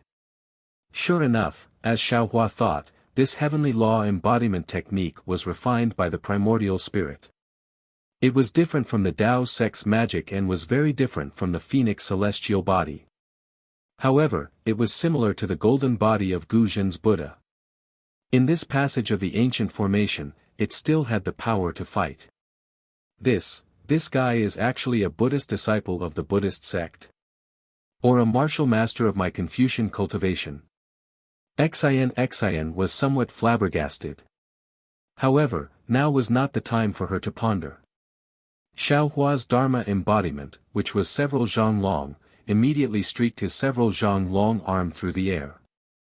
That large hand even pierced into the 7 stars sword formation. Although it sounded loud and clear, under this heavy pressure, its tone had already changed. He shouted, Xin, I'll send you out first. You, what are you doing? Seeing Xiaohua's large hand grabbing towards her, although that large hand flashed with golden light, Xin actually panicked. She hastily withdrew her hand from her bosom. Without hesitation, she pulled out the golden hairpin she gave to Gu Zhen before and stabbed it towards Xiaohua's large hand. Just as the golden hairpin was taken out, a wave of cold air emerged from the bottom of Xiaohua's heart. His large hand stopped in midair as he hurriedly said, "Female benefactor, the heavy pressure is still increasing. This golden body of Buddha is this little monk's last resort. This little monk wants to try sending you out of the passage. If you're unwilling, this little monk will leave by himself." This. Xin looked at Ku Ko in the distance. She fiercely clenched her teeth and said, "Fine. But don't you have any bad intentions?" Hearing this, Xiaohua didn't know whether to laugh or cry. He grabbed his hand again and called out, "What bad intentions can this little monk have? Female benefactor, don't you know that form is emptiness and emptiness is form?" While speaking, Xiaohua's large hand was about to grab Xin. He ordered, "Female benefactor, use your flying technique with all your strength. If you have any secret techniques, don't hesitate to use them. Success or failure, life or death will depend on this." Before he finished speaking, Xiaohua shouted, "Go." Then, with a swing of his hand, He threw Xian and the 7 stars sword formation to the end of the passage. Xian only felt the wind whistling in front of her. That 7 stars sword formation's sword light was like splitting mountains and boiling water, carrying Xian straight to the end of the passage in the distance. A trace of joy flashed in Xian's heart. Then, with a wave of her hand, the golden hairpin in her hand produced a golden brilliance. This golden brilliance was like a blooming phoenix flower. In an instant, it protected Xian and the 7 stars sword formation. No matter how much the pressure in the passage increased, the golden brilliance only shrunk a little. This little monk. Although Xian didn't think much of Xiao Hua's seriousness, the steadiness in her heart had already been shaken. The golden hairpin was her last resort. Who would have thought that it would be taken out the moment they entered the profound water palace? She couldn't describe the feeling in her heart. She turned her head with some worry, but when she saw what Xiao Hua was doing, she couldn't help but be shaken. She saw Xiao Hua holding a thick wishful staff in his hand. His whole body flashed with golden light. He was like a demon god who could split heaven and earth. He chased after her with large strides. Every time the wishful staff was waved, it would cause the passage to tremble. After the tremors, Xian could clearly feel the heavy pressure coming from behind her like a wave. Chapter 34-36. This little monk. Xian's eyes narrowed. She knew that Xiao Hua was at his wit's end. Although the wishful staff in his hand could break the heavy pressure, it could only treat the symptoms and not the root cause. Xiao Hua was just drinking poison to quench his thirst.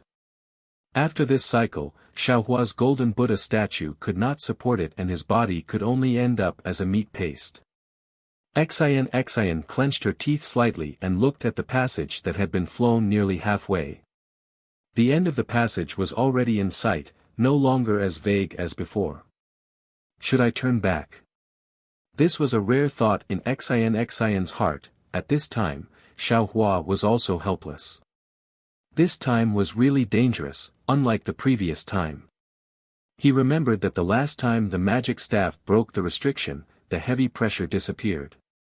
This time, although the wishful staff was far more powerful than the magic staff, the restriction was one layer after another, each layer more powerful than the last, as if there was no end. Let's fight. Xiao Hua naturally also saw the golden brilliance of Xian in the distance, and his mouth was bitter. I don't know what this little girl's relationship with Princess Baihua is, but the protection of the imperial equipment is one after another. This is really embarrassing. While thinking, Xiao Hua waved the wishful staff again. The heavy pressure was pervasive, but the wishful staff was not to be trifled with. It could still break the restriction that formed the heavy pressure. Taking advantage of the fact that the restriction had not been broken yet, Xiao Hua's golden body was able to take the opportunity to escape. Xian naturally would not turn back at this time. She understood that although she had some means, everything was in vain before she could escape. She could not find a way, even if she went back, it would be in vain. Therefore, Xian urged her Jinqi again, and under the protection of the golden hairpin and the 7-star sword array, she rushed toward the end of the passage. In the time it took to brew a cup of tea, the end was in sight. Xian's heart finally relaxed. In her entire life, there had never been a period of time that was more torturous than the time it took to brew a cup of tea. There was also no distance that could compare to the distance of several hundred feet. 1. Just as Xian saw a chance of survival, the entire passageway rumbled loudly again. A golden sun seemed to be born from the depths of the abyss, chasing after Xiao Hua from behind. The golden light didn't disappear at all. The moment it entered Xian's eyes, the golden light of the golden hairpin immediately swayed, and the brilliant phoenix flower instantly shrank by a lot. Seeing the sudden change in front of her, Xian had no time to think about anything else. She hurriedly stimulated her jinshi and recklessly rushed forward. When the golden hairpin in Xin's hand started to tremble, Xin finally rushed out of the passage. She didn't have time to carefully check her surroundings. She hurriedly turned around and shouted, "Little monk." However, before she could yell out the word "hurry," the tunnel was already filled with yellow light. Even though Xin hurriedly activated the clear eyes technique and the golden light in her eyes grew brighter, she still couldn't see the situation inside the tunnel clearly. "Little monk." At this moment, Xin's voice was somewhat sobbing. She was all too clear about the might of the golden hairpin in her hand. In the end, that yellow brilliance still hadn't reached its peak, yet even her golden hairpin was somewhat unable to withstand it. Admittedly, this was because her cultivation was shallow, but it was also enough to show how formidable the pressure in the passageway was. In this yellow light that was already several hundred times heavier than the initial pressure, could Xiaohua still survive? Xin was extremely suspicious. However, Xin still held on to a trace of hope. She didn't give up looking at the inside of the passageway, hoping for a miracle to happen. After the time it took to drink a cup of tea, there was still no movement inside the passageway. Xin's eyes were already sore from watching. Sigh. Xin slightly sighed. Her heart was filled with complex feelings. It was indescribably desolate. It was as if she had just seen a beautiful scene, but before she could properly appreciate it, dark clouds had already densely covered it. This little monk, this was already the fourth time Xin muttered, "This little monk," in her heart within a short period of time. Something's not right. Just when Xin was about to give up and prepare to leave, she once again saw the 7 flying swords that had been protecting her all this time. The flying swords are still in midair. This sword formation is still there. That little monk might not necessarily be dead. Xin suddenly jumped up. A burst of joy rushed to her heart. Her eyes were somewhat moist. Sure enough, before she even got close to the passageway, an intense rumbling sound began to flash within the golden brilliance. Strands of faint blue color flowed within the golden brilliance. Flowers of lightning bloomed within the golden brilliance. The most bizarre thing was that strands of black gas were also flowing within the golden brilliance. Ha ha ha. Just when Xin was in ecstasy, Xiaohua's familiar laughter rushed out of the passageway amidst the lightning. The Transcendent's golden body that was several tens of feet in size had already disappeared. Instead, strands of black gas slowly dissipated around Xiaohua's body. Seeing this, Xin's rushing figure came to an abrupt halt. Then, she suddenly turned around and flew several tens of feet away. Only then did she stop, standing still with her back facing Xiaohua. Xiaohua didn't care about Xin's actions. In his heart, he was really very lucky. Just now, it was really very dangerous. The moment the golden brilliance appeared, his Transcendent's golden body instantly collapsed. The center of the passageway was completely not something that the current Xiaohua could resist. However, the moment Xiaohua's body returned to its original state, lightning and thunder immediately appeared between his eyebrows. The soul cultivator's lightning and thunder could obviously resist part of the heavy pressure, but it was far from enough. Xiaohua's flying speed was too slow. In a flash of inspiration, Xiaohua thought of the Devil Realm's concealment technique and immediately used it. Who would have thought that in this passageway, although Xiaohua couldn't hide in the void, his flying speed would actually increase. Therefore, under the effects of the lightning and thunder technique and part of the blood-dripping paradise, Xiaohua finally reached the end of the passageway. As soon as he came out of the passageway, he felt a kind of physical and mental exhaustion. Even his limbs were sore and numb. He almost didn't even have the strength to stand. Xiaohua cursed, "Damn it," and immediately collapsed on the ground. When a cold feeling came from his buttocks, Xiaohua suddenly woke up and hurriedly lowered his head. Seeing his naked appearance, his face turned red. Xiao Hua's monk robes were originally ordinary goods. Previously, under the protection of the Buddhist light, they didn't have any damage. However, when Xiao Hua transformed into his transcendence golden body, the monk robes had already been destroyed. However, the situation was critical at that time, and Xiao Hua's whole body was covered by the golden light. No one noticed. But now, awkward. Besides this, Xiao Hua didn't have any other thoughts. He also finally understood why Xian suddenly turned around and flew so far away with her back to him. Alas! Xiao Hua raised his hand, wanting to take out his clothes. However, his arm was abnormally sore, and he didn't have any strength. Moreover, the muscles on his arm were already twisted. Under the heavy pressure, his entire body was seriously injured. "Benefactress, please wait a moment," Xiao Hua shouted, adding fuel to the fire. How could Xian pay attention to him? She just turned her back to Xiao Hua and didn't say a word. After the time it took to smoke a cigarette, Xiao Hua stood up shakily. He put on a new robe, formed a sword seal, and collected the 7 flying swords. Only then did he open his mouth and say, "Benefactress Xian." However, when Xian turned her head, what she gave Xiao Hua wasn't the gratitude he expected. She didn't even smile. Instead, she held the golden hairpin in her hand and coldly asked Xiao Hua, "Little monk, tell me honestly, who are you?" "Ah. Who am I?" Xiao Hua stared blankly for a moment, then immediately woke up. After all, in this blue passage, he once again showed a cultivation that was different from that of a Buddhist disciple. No wonder Xian was vigilant again. "Benefactress, this. I'm afraid this is the second time you've questioned this little monk." Xiao Hua rubbed his nose and said with a bitter smile, "Didn't this little monk say it before? This little monk is a Buddhist disciple from the pure land of ultimate bliss, there's no difference."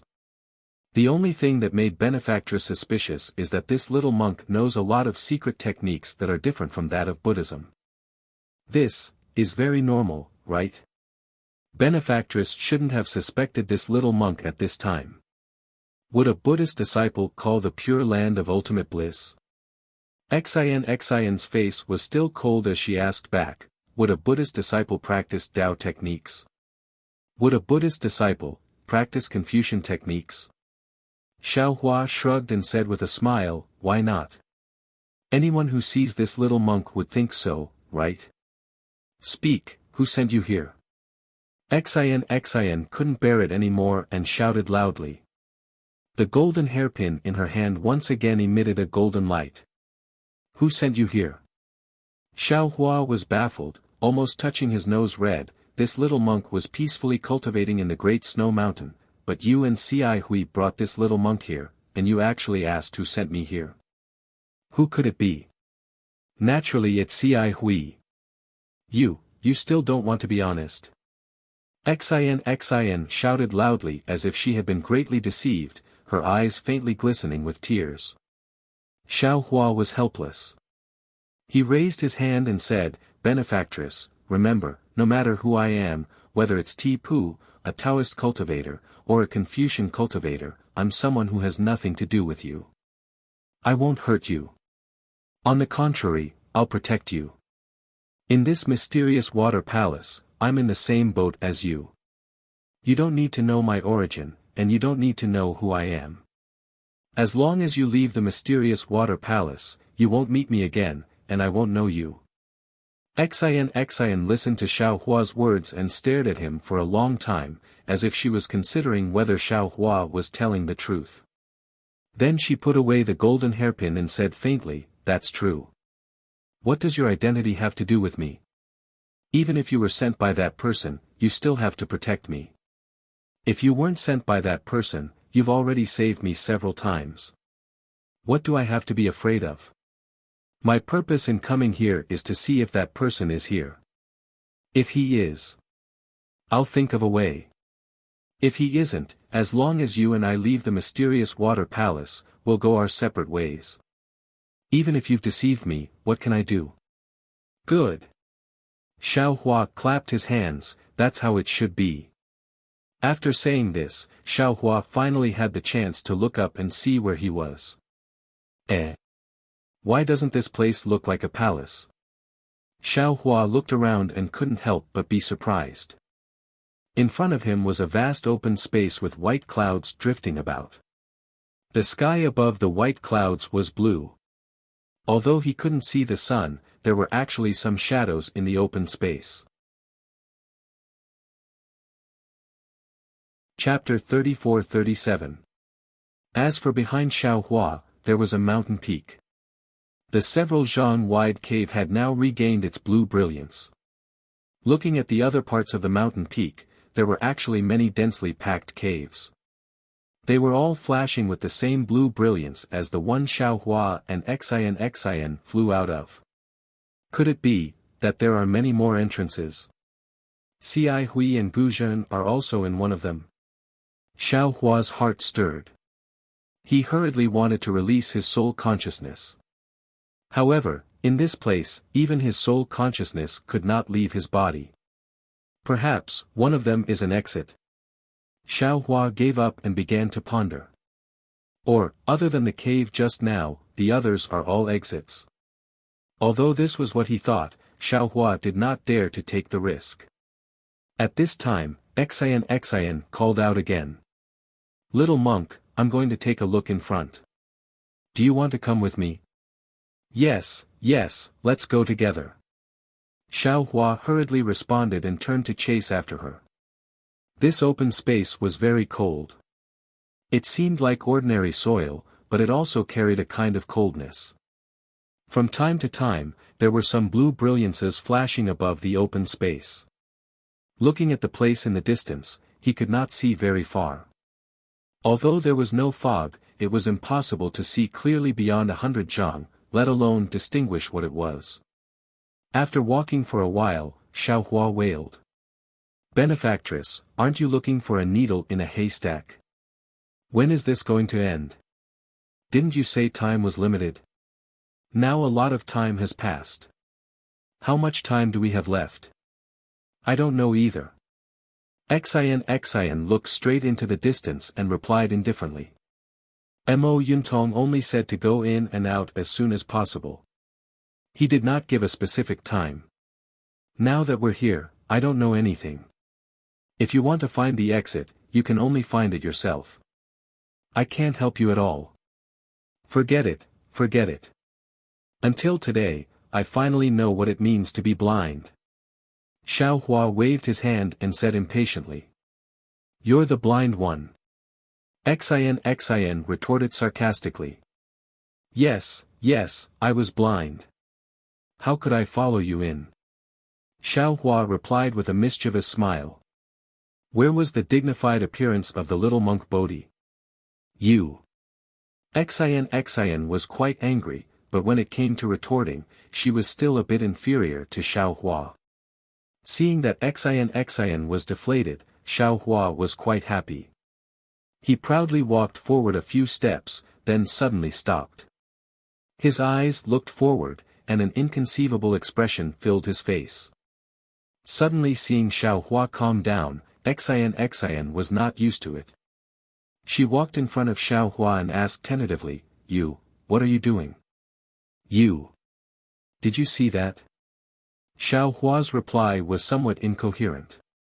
It was unknown whether his raised hand was exhausted or excited, but his entire arm was trembling. Xian was baffled. She looked into the distance and asked curiously, Of course I saw it. It's just a grassland, I don't see any palaces. TSK, it's really scary to be uneducated. Xiao Hua disdained Xian and lectured, Do you see that 9 feet tall spiritual tree? Which spiritual tree only had one string of scarlet heart fruits? That was an ancient spirit fruit that only grew once every 90,000 years. It's very useful for Taoist nascent soul cultivators. It can solidify the body and solidify the nascent soul. It's said that taking one is equivalent to a nascent soul cultivator cultivating for 100 years. Damn it, Xiao. This little monk has only seen it in the grass encyclopedia. Who would have thought that the profound water palace actually has it? As he spoke, Xiao Hua no longer had the appearance of a weak mangy dog from before. He exerted all his strength and dashed towards the distance like a wisp of smoke. Scarlet heart fruits. Xian looked at the string of scarlet heart fruits in the distance with a confused expression. How come I've never heard of it? However, when Xian came closer and saw Xiao Hua's actions, she couldn't help but be dumbfounded. She also raised her hand and pointed at the scarlet heart fruits and shouted, "You! What are you doing? What? What is this thing?" What did Xian see? Naturally, it was the little fruit that Xiao Hua took out from the space. What else could the little fruit do after leaving the space? Of course, it was to skip over to the scarlet heart fruits and wave its hands. Rays of light fell into the roots of the scarlet heart fruits. Xiao Hua naturally had to take care of such a precious ancient spirit fruit and use his entire life to protect it. Only by transplanting it into his space could the scarlet heart fruits find the best home. I'm not doing anything, I'm just collecting some benefits. Xiao Hua rolled his eyes. This little monk worked hard to come here, I can't return empty-handed, right? Since this scarlet heart fruit doesn't have any restrictions, it's naturally ownerless, right? As the saying goes, it's better to teach a man to fish than to give him a fish. Instead of picking the fruit, why not take the entire scarlet heart fruit? Hearing Xiao Hua's eloquent words, Xian helplessly shook her head. She wanted to move further away from this black-hearted little monk, but when her gaze caught sight of a golden vine not far away on the ground, and at the top of the vine were two leaves, one big and one small, that were like flying swords, she couldn't help but cry out in surprise, Isn't this the ancient Yen Yuan grass? Then, she flew over almost faster than Xiao Hua and shouted, "With this thing, my golden eyes should be able to reach to Shang realm." Humph, you're still talking about me. Xiao Hua looked at Xian's back and coldly snorted. Then, with a flick of his sleeve, he put the scarlet heart fruits that Xiao Hua had used all her strength to take out from the ground into the space and ordered, "Go, see if there's anything else and take it all. Instead of leaving it here, don't let this Xiao take it." Xiao Hua received the order and hurriedly left. Xiao Hua, on the other hand, slowly followed behind Xiao Hua with his hands clasped behind his back, waiting to be put into the space. After harvesting a few more rare spiritual herbs, Xiao Hua's excited heart gradually calmed down. It was just as Xiao Hua had said to Xian. He didn't need any immortal tools or cultivation techniques. With these spiritual herbs, this trip to the profound water palace had been completed. What's this? Xiao Hua's heart calmed down. He could see a lot. After Xiao Hua dug out a spiritual herb from the ground, the usual blue light filled the entire pit, and a strand of red copper light appeared in the blue light. Xiao Hua's eyes lit up and he shouted in his heart. That hand nimbly made a grabbing motion, and with a sound, a red copper object fell into Xiao Hua's hand. This is a command token. Xiao Hua's gaze fell on the palm-sized square object in his hand, and he immediately came to a realization. No, this command token was exactly the same as the command tokens Xiao Hua had obtained before. However, this command token was cast with a vicious rabbit head. Xiao Hua looked at the rabbit head in bewilderment and secretly said, "Damn, why is this rabbit so fierce? It doesn't look like a rabbit at all." However, the other command tokens seem to be the same, right? With this thought, Xiao Hua looked at Xian, who had run off to pick the abyss-amplifying grass in the distance. With a wave of his hand, 4 identical command tokens appeared in his hand. Xiao Hua carefully looked at them. Sure enough, aside from the tiger head and snake head, which should have been fierce, the remaining ox head, pig head, and this rabbit head all had a fierce appearance. Where was the simple, honest, stupid, and lively appearance that they should have? These command tokens. What is the use of them? They're actually distributed in the Dawn Rain Continent and Western Paradise. Xiao Hua pinched his chin and looked at the 5 command tokens with a frown. Previously, he had used his divine sense and Buddhist sense to check them, but it was to no avail.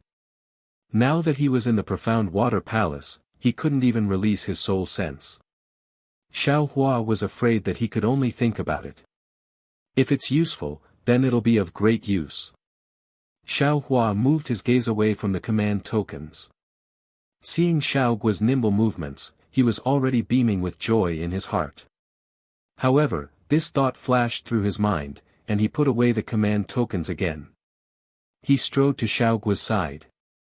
Even if he didn't need to do anything, seeing so much harvest that was about to be put into his space still made him happy. Xian very smoothly picked the abyss-amplifying grass and carefully put it into the jade box. Usually, there would be some demonic beasts near this kind of ancient spirit herb. Not only did they covet this spirit herb, but they also coexisted with the spirit herb to speed up their cultivation. Naturally, there were no other demonic beasts in the profound water palace, so the abyss-amplifying grass had no protection. After Xian put away the jade box, she turned around. Before she could call out to Xiao Hua, she was already standing there in a daze. It was very simple. The abyss-amplifying grass grew between several stalks of spiritual herbs. When Xian was picking the abyss-amplifying grass, she had carefully avoided those stalks of spiritual herbs for fear of injuring them. However, at this moment, those spiritual herbs were all gone. Even the area around her was completely empty.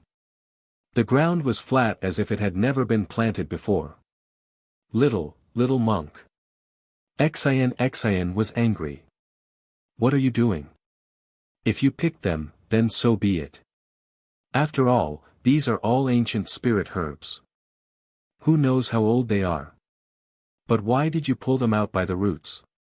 Xiao Hua lazily raised his head and said with a smile, Benefactor Xian, these spirit herbs are heavenly treasures. If you put them in the profound water palace, only a ghost would come. Isn't this a reckless waste of heavenly treasures? If this little monk takes these spirit herbs out of the profound water palace, who knows how many Buddhist disciples will benefit from them? TCH, only a ghost would believe that. Xian rebuked. The Buddhist sect's Arhat doesn't need any spirit herbs. It's clearly your own greed. If you're talking about greed, that's not necessarily the case. Xiao Hua smiled and touched his nose.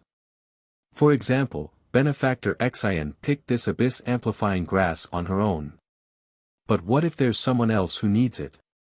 Would that person still want to enter the profound water palace? This little monk isn't bragging.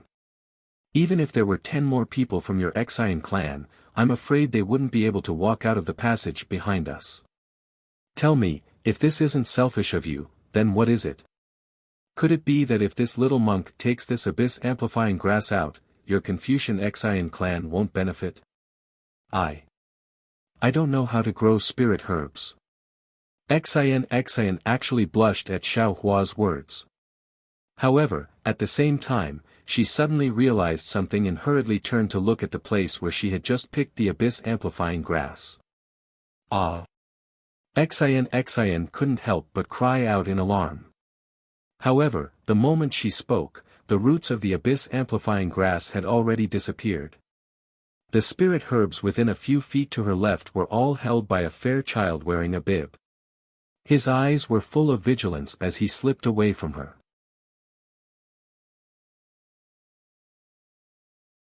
Chapter 34-38. Looking at Xiao Guo's cute appearance and the vigilance in her big, dark eyes, Xian felt a burst of anger for no reason. She fiercely kicked the ground and shouted, "Shameless! Thief! Robber!" Although the ground looked very flat, it was actually very soft. Xian's kick not only scared Xiao Guo so much that she quickly ran behind Xiao Hua, but also kicked up the soil. Even a few shiny white things were kicked out by her. Xin swept her eyes over them like a stubborn little girl and gave a cold snort. But when Xiaohua's gaze swept over them, he couldn't help but be overjoyed. He hastily waved his hand and those white bones immediately fell into his hand, disappearing without a trace. Amitba. Benefactor Xin, this little monk doesn't know if Confucian cultivators like you talk about reincarnation and retribution in the next life. Xiaohua's face became solemn as he said righteously, but this little monk knows that whether it's Buddhism, Taoism, or Confucianism, they all emphasize the dead. Although I don't know which senior these bones belong to, and I don't know if he's a Buddhist, Taoist, or Confucian cultivator, he's already passed away. We, the living, should retain a bit of respect for him. Blaspheming the corpse of a senior like you is really disrespectful. Forget it, let this little monk take these bones back to nirvana. I'll chant sutras every day and recite incantations every night so that he can reincarnate soon. Although Xin didn't care about these bones, she also saw how thick they were. How could she not know that these bones didn't belong to an ordinary person? Now that Xiaohua took the bones and still pretended to be obedient, her face was ashen with anger. She stretched out a white finger and pointed at the complacent Xiaohua. She didn't know what to say. You, just take it. Perhaps this is your corpse from your previous life. In your previous life, you failed to explore the profound water palace and died here. In this life, you came here under this princess's lead. Since you've received this lady's benefits, why don't you thank this lady? Yes, it seems this skeleton is really fated with this little monk. This little monk thanks the lady for leading the way, this little monk thanks the lady for kicking this skeleton. Xiaohua put his palms together and lowered his head as he said sincerely, from now on, this little monk will also chant sutras every day and recite incantations every night. If this lady dies here, may Buddha bless you so that you can come here in your next life. You. Xin said, you, 4 times in a row. She had never seen such a glib-tongued person in her life, let alone such a glib-tongued little monk. What about me? Xiaohua touches his bald head and says curiously, could it be that benefactress has never seen such a peerless and magnificent monk before? Disgusting. Xin pretended to retch a few times and curled her lips. She turned her head and ignored Xiaohua as she walked forward. Woman Tanyu, don't go too far. Xiaohua put on an act behind his back and said, this little monk still needs to sleep at night, I don't want to recite the rebirth mantra for someone. There was no way Xin would turn her head back, but the corners of her mouth unconsciously curled into a smile. Seeing that Xin had left, Xiaohua hurriedly sent his consciousness into the space. He saw that the huge white bones that he had just sent into the space had already fused with the previous white bones. The lightning water mixed with traces of lightning seemed to be endlessly falling into the space. It seemed to be nourishing these white bones and also seemed to be awakening them at any time. Damn it, these white bones, how could they also be scattered in the Xiaoyu continent and Western Paradise? Jade Archive. Xiaohua frowned. As the white bones gradually gathered together, Jade Archive Xiaohua could already smell a trace of danger from these white bones. Who is the owner of these white bones? What can I do? The most beautiful thing in this world is confusing matters. Being able to find the reason from the confusion is also the most interesting thing in this world. Suddenly, Jade Archive Xiaohua spoke again from Jiu Xia's mouth. Damn it, Jiu Xia, you really are like a ghost that won't disperse. A rare wry smile appeared on Jade Archive Xiaohua's face. Then, with a wave of his hand, Little Thunder, who had been nourishing under the lightning water, fell into Jade Archive Xiaohua's arms. Looking at Little Thunder's increasingly plump body and the slightly moving eyeballs under its eyelids, Jade Archive Xiaohua understood that the day of Little Thunder's awakening was not far away. Let me calculate. While speaking, Jade Archive Xiaohua waved his hand and Little Thunder disappeared. In an instant, it reappeared under the lightning water. At the same time, Jade Archive Xiaohua's left hand slowly stretched out, and then his 5 fingers slowly formed a seal.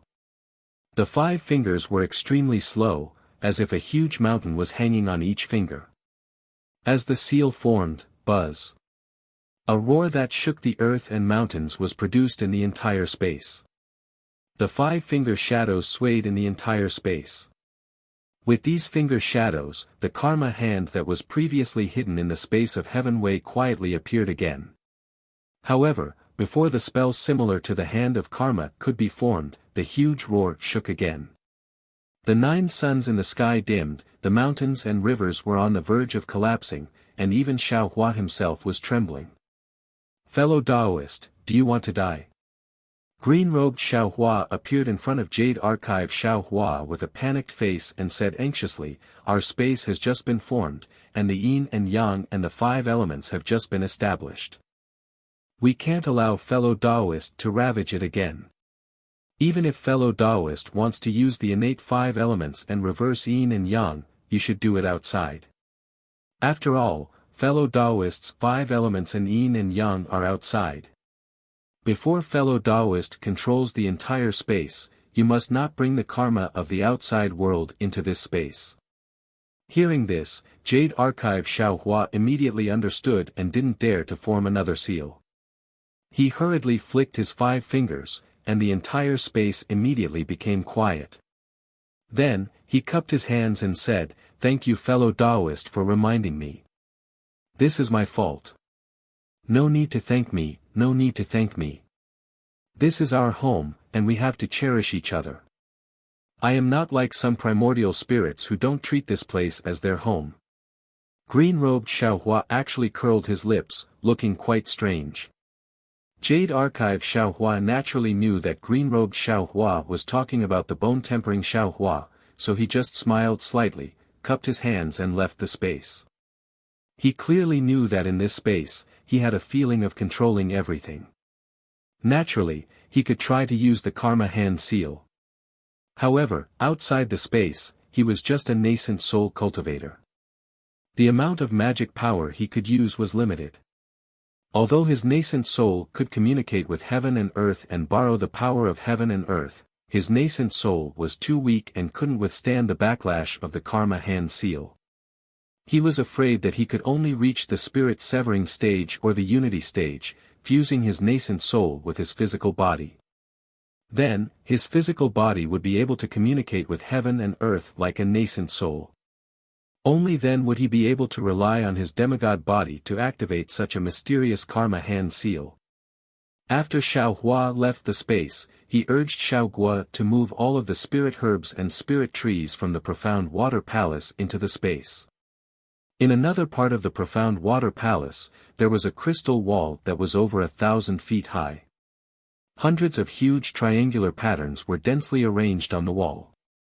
Each of these patterns was deeply indented, and the 3 sides of the patterns were protruding like a frame. These protrusions overflowed with different kinds of brilliance. Layer upon layer of magic power fluctuations surged like a tide. Suddenly, a triangle near the top of the wall emitted a bright blue brilliance. However, before the brilliance could be released, a tidal wave of magic power rushed towards the brilliance. In a few breaths of time, the brilliance was annihilated. However, in the time it took to brew a cup of tea, the brilliance of the triangle appeared again. As a result, the magic power fluctuations that had just calmed down rushed over again and strangled the brilliance of the triangle. This repeated several times. In the end, the brilliance was extremely brilliant, like a butterfly breaking out of its cocoon, and finally bloomed. Boom! After the brilliance, a loud noise was heard. A huge hole appeared on the triangle. 2 monks covered in blood rushed out from the hole. Weren't they Cai Hui and Gu Zhen, who had parted ways with Xiaohua and Xian? At this time, the 2 of them were in an extremely sorry state. The green lotus in Cai Hui's left hand seemed to have been eaten by worms, with only a small half of it remaining. The sword in his right hand was already broken, and even the remaining sword edge seemed to have been eaten by worms, with spots on it. C.I. Huey's originally neat monk robe was now in tatters. In addition to the sporadic bloodstains, there were large bloodstains on his arms, legs, back, and front of his heart. There was also an extremely long bloodstain on his neck, which was still flowing with blood. C.I. Hui was like this, but Gu Zhen was even worse. There were no sporadic bloodstains on Gu Zhen's monk robe. It was completely covered in large bloodstains. Under these bloodstains, the monk robe was completely torn. Under the monk robe, there were fist-sized wounds. Some of the filthy blood had already coagulated, while others were still bleeding. Even the hand that Gu Zhen used to hold the demon-subduing pestle was riddled with scars.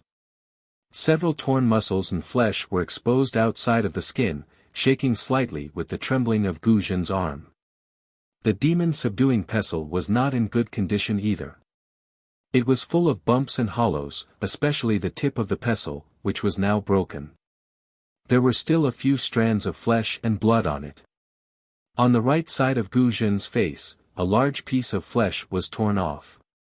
His white teeth were exposed. Gu Zhen's originally fierce face was now even more ferocious. If someone saw him at this time, they would not be able to classify him as a Buddhist disciple. Gu Zhen and C.I. Hui rushed out of the hole. They could not stand still in the air at all.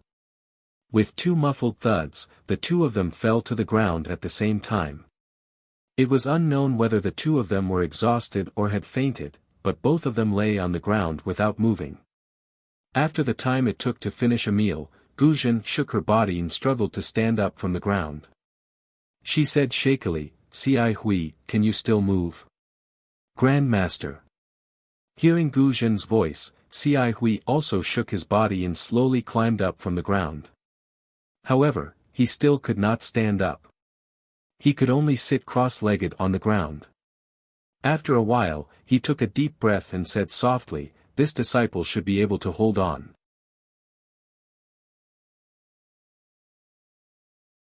Chapter 34-39. Sigh. Gu Zhen uses the demon-subduing pestle to prop himself on the ground, making his body seem extremely heavy. He turns around to look at the crystal wall, especially the triangle they rushed out of, and says with lingering fear, "What kind of ancient formation is this? How can it be so powerful? It's just a passage, but there are demon beasts and strange insects comparable to 5th-level essence energy cultivators inside. This demon beast is nothing. If we work together and risk getting injured, we can still kill it. But these strange insects are impervious to fire and water, and can even devour our Buddhist artifacts. They didn't even let go of this old monk's golden Buddha statue. What are these things?" Speaking up to hear, Gu Zhen looks at C.I. Hui and asks, "Just now you released the Bodhi Sarira to attract the strange insects. Is your Sarira seriously damaged?" Ba, C.I. Hui lowers her head and says, "Many thanks for Grandmaster's concern, disciple Sarira is fine." "That's good." Gu Zhen grins and smiles with difficulty. "This Sarira is the proof of your enlightenment, don't be careless." Disciple understands. C.I. Hui smiles faintly and stands up with some difficulty. "Forget it, since we're here, we're one step closer to the ancient Buddha's Sarira." Gu Zhen knocks the demon-subduing pestle on the ground and calls out, "This old monk wants to see if there's anything else that can stop us." C.I. Hui doesn't rush to speak, instead looks around and reminds, "Grandmaster, there's no trace of Xian Tanua and Tipu here. Could it be, they still haven't come out of the passage?" Saying so, C.I. Hui looks worriedly at the many triangles on the huge wall, guessing where Xiaohua and Xian Tanua will rush out from. Sigh, C.I. Hui. Gu Zhen sighs and shakes his head. "This old monk advises you not to be delusional. This passage is so dangerous. Even if Xian Tanua has an extraordinary background and an extremely powerful imperial artifact, I'm afraid he won't be able to escape. You saw it yourself, those thousands of strange insects are definitely not something the two of them can deal with." C.I. Hui frowns slightly and answers, "All right, Grand Master knows, disciple feels that Tipu's cultivation is not below disciples. With his help, Xian Tanue might be able to rush out. That's your feeling. Gu Zhen was not optimistic about Xiaohua and Xian's chances. This old monk thinks that Tipu's Buddhist treasure is somewhat powerful, but his Buddhist divine ability is not worth mentioning. Perhaps, the paths they took were different. He won't come out from here. After waiting for a while and not seeing any movement, Ci Hui asked hesitantly, Grandmaster, should we proceed? Of course, I'm already here. I can even smell the scent of the ancient Buddha. How can I not move forward? Gu Zhen raised his demon-subduing pestle and said in high spirits. But. Ci Hui spoke again, does Grandmaster have any medicine for injuries? We are all heavily injured. If we don't treat our injuries, I'm afraid we won't be able to deal with any abnormalities. Gu Zhen nodded. He took out a few jade bottles and handed them to Ci Hui. These are the medicines commonly used by Buddhists. Take a look and you'll understand. There's no need for us to waste time. Let's take it as we go. Ci Hui accepted the bottles and nodded in agreement. In front of Ci Hui and Gu Zhen was a huge corridor. The floor, walls, and ceiling were all made of huge blue stones. The stones were densely covered with strange patterns, and between the patterns were some simple runes. Wisps of obscure energy waves emanated from these runes. The light on the blue stones was weak and not enough to illuminate the corridor. However, there was light coming from somewhere in the corridor, illuminating the entire place. As Ci Hui and Gu Zhen walked in, they could even see the runes above their heads clearly. Looking at the huge corridor, Ci Hui was somewhat bewildered. She whispered, Grandmaster, isn't this corridor a little too tall? Even the Blackwater Palace we saw earlier wasn't this big. That was right. This corridor was as tall as the crystal wall that Ci Hui and Gu Zhen had rushed out of earlier. It was at least 1,000 feet tall. Walking in it, Ci Hui and Gu Zhen were like ants. Even if Gu Zhen displayed his golden Buddha body, it was still pathetically small. Gu Zhen didn't answer Ci Hui's question. Instead, he carefully took out the jade bottles and either swallowed them or applied them externally. After treating the wounds all over his body, he raised his eyes and glanced to the left. He said indifferently, so what if it's tall? There's no Buddha ancestor or Buddha light. It's just a void. Amitabha. Ci Hui's pale face blushed slightly. She put her palms together and said, this disciple understands. Gu Zhen no longer paid any attention to Ci Hui. He strode forward. His footsteps were heavy, but they were unusually firm. Clearly, he had to obtain the ancient Buddha luster in the profound water palace. At this moment, Ci Hui was somewhat hesitant. She slowed down a few steps and walked behind Gu Zhen. Looking at Gu Zhen's tall back and the bloodstains on his monk robes and even the bloodstains on his feet, she narrowed her eyes. She also picked up the jade bottles and began applying medicine. However, Ci Hui's somewhat clumsy movements clearly showed that she was rarely injured and was inexperienced. In the time it took to brew a cup of tea, Ci Hui had already finished cleaning up. When he placed the jade bottle into his bosom, he bit his lips tightly. His slightly narrowed eyes from before had already opened. His eyes that were like stars revealed a kind of clarity. The corridor was naturally a wall again.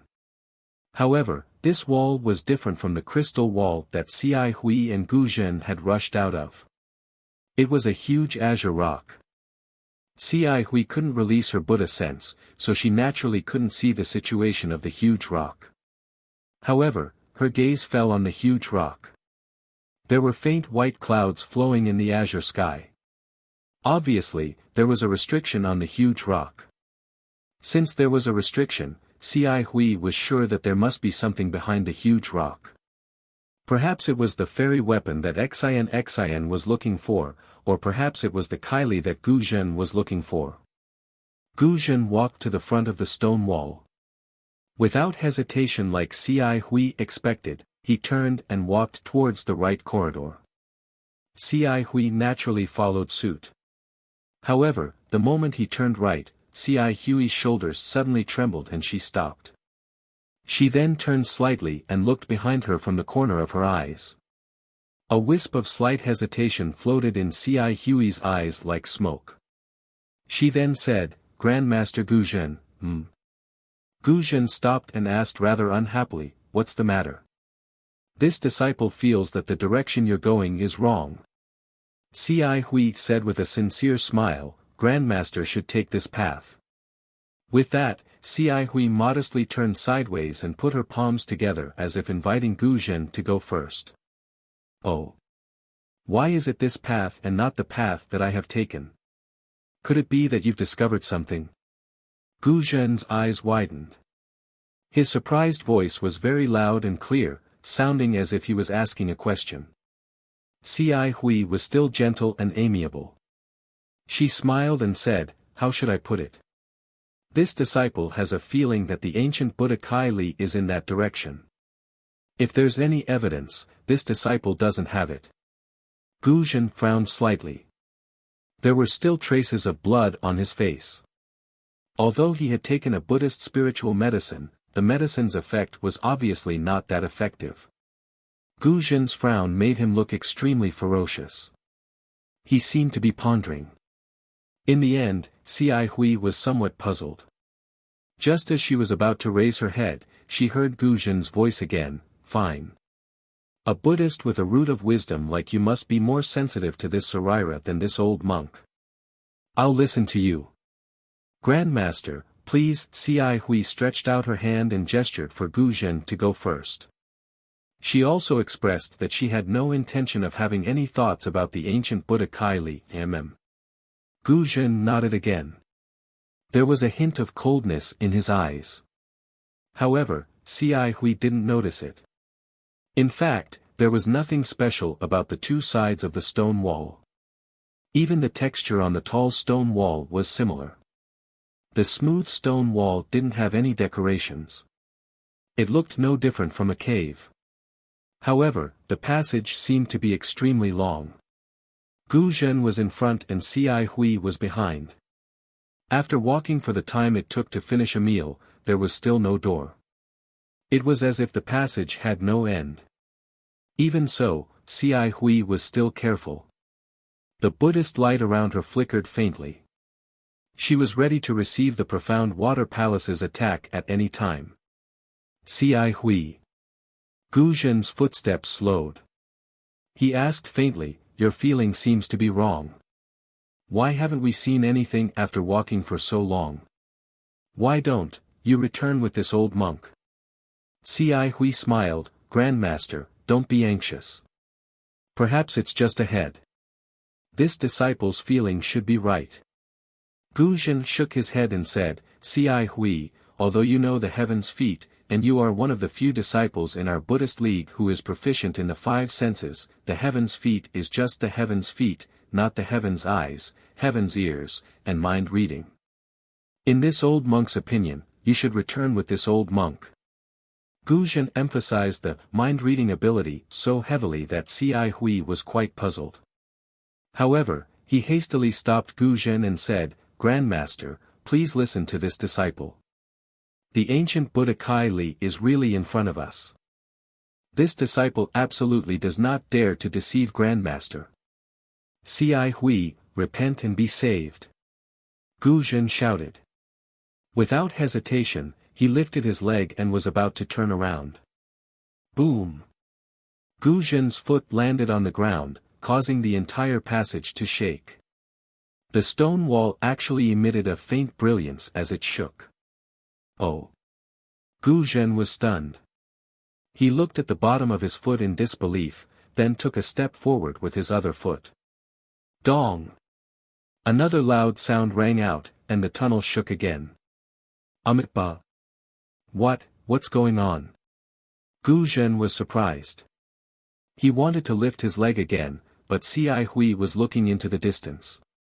He cried out involuntarily, Grandmaster, you look over there. Boom. Another loud sound. This time, Guzhen's leg didn't land on the ground. Guzhen immediately understood and hurriedly turned to look. Guzhen's expression changed greatly when he saw what was going on. In the tunnel 200 feet away, a giant had appeared out of nowhere. This giant was several hundred zhang tall. Its huge body was suitable for walking in this enormous passage. Only now did Xi Hui and Guzhen realize that the passage was so enormous that it was meant for this giant to pass through. Chapter 34-40. When Xi Hui saw the giant, she called out without hesitation, "Grandmaster, run!"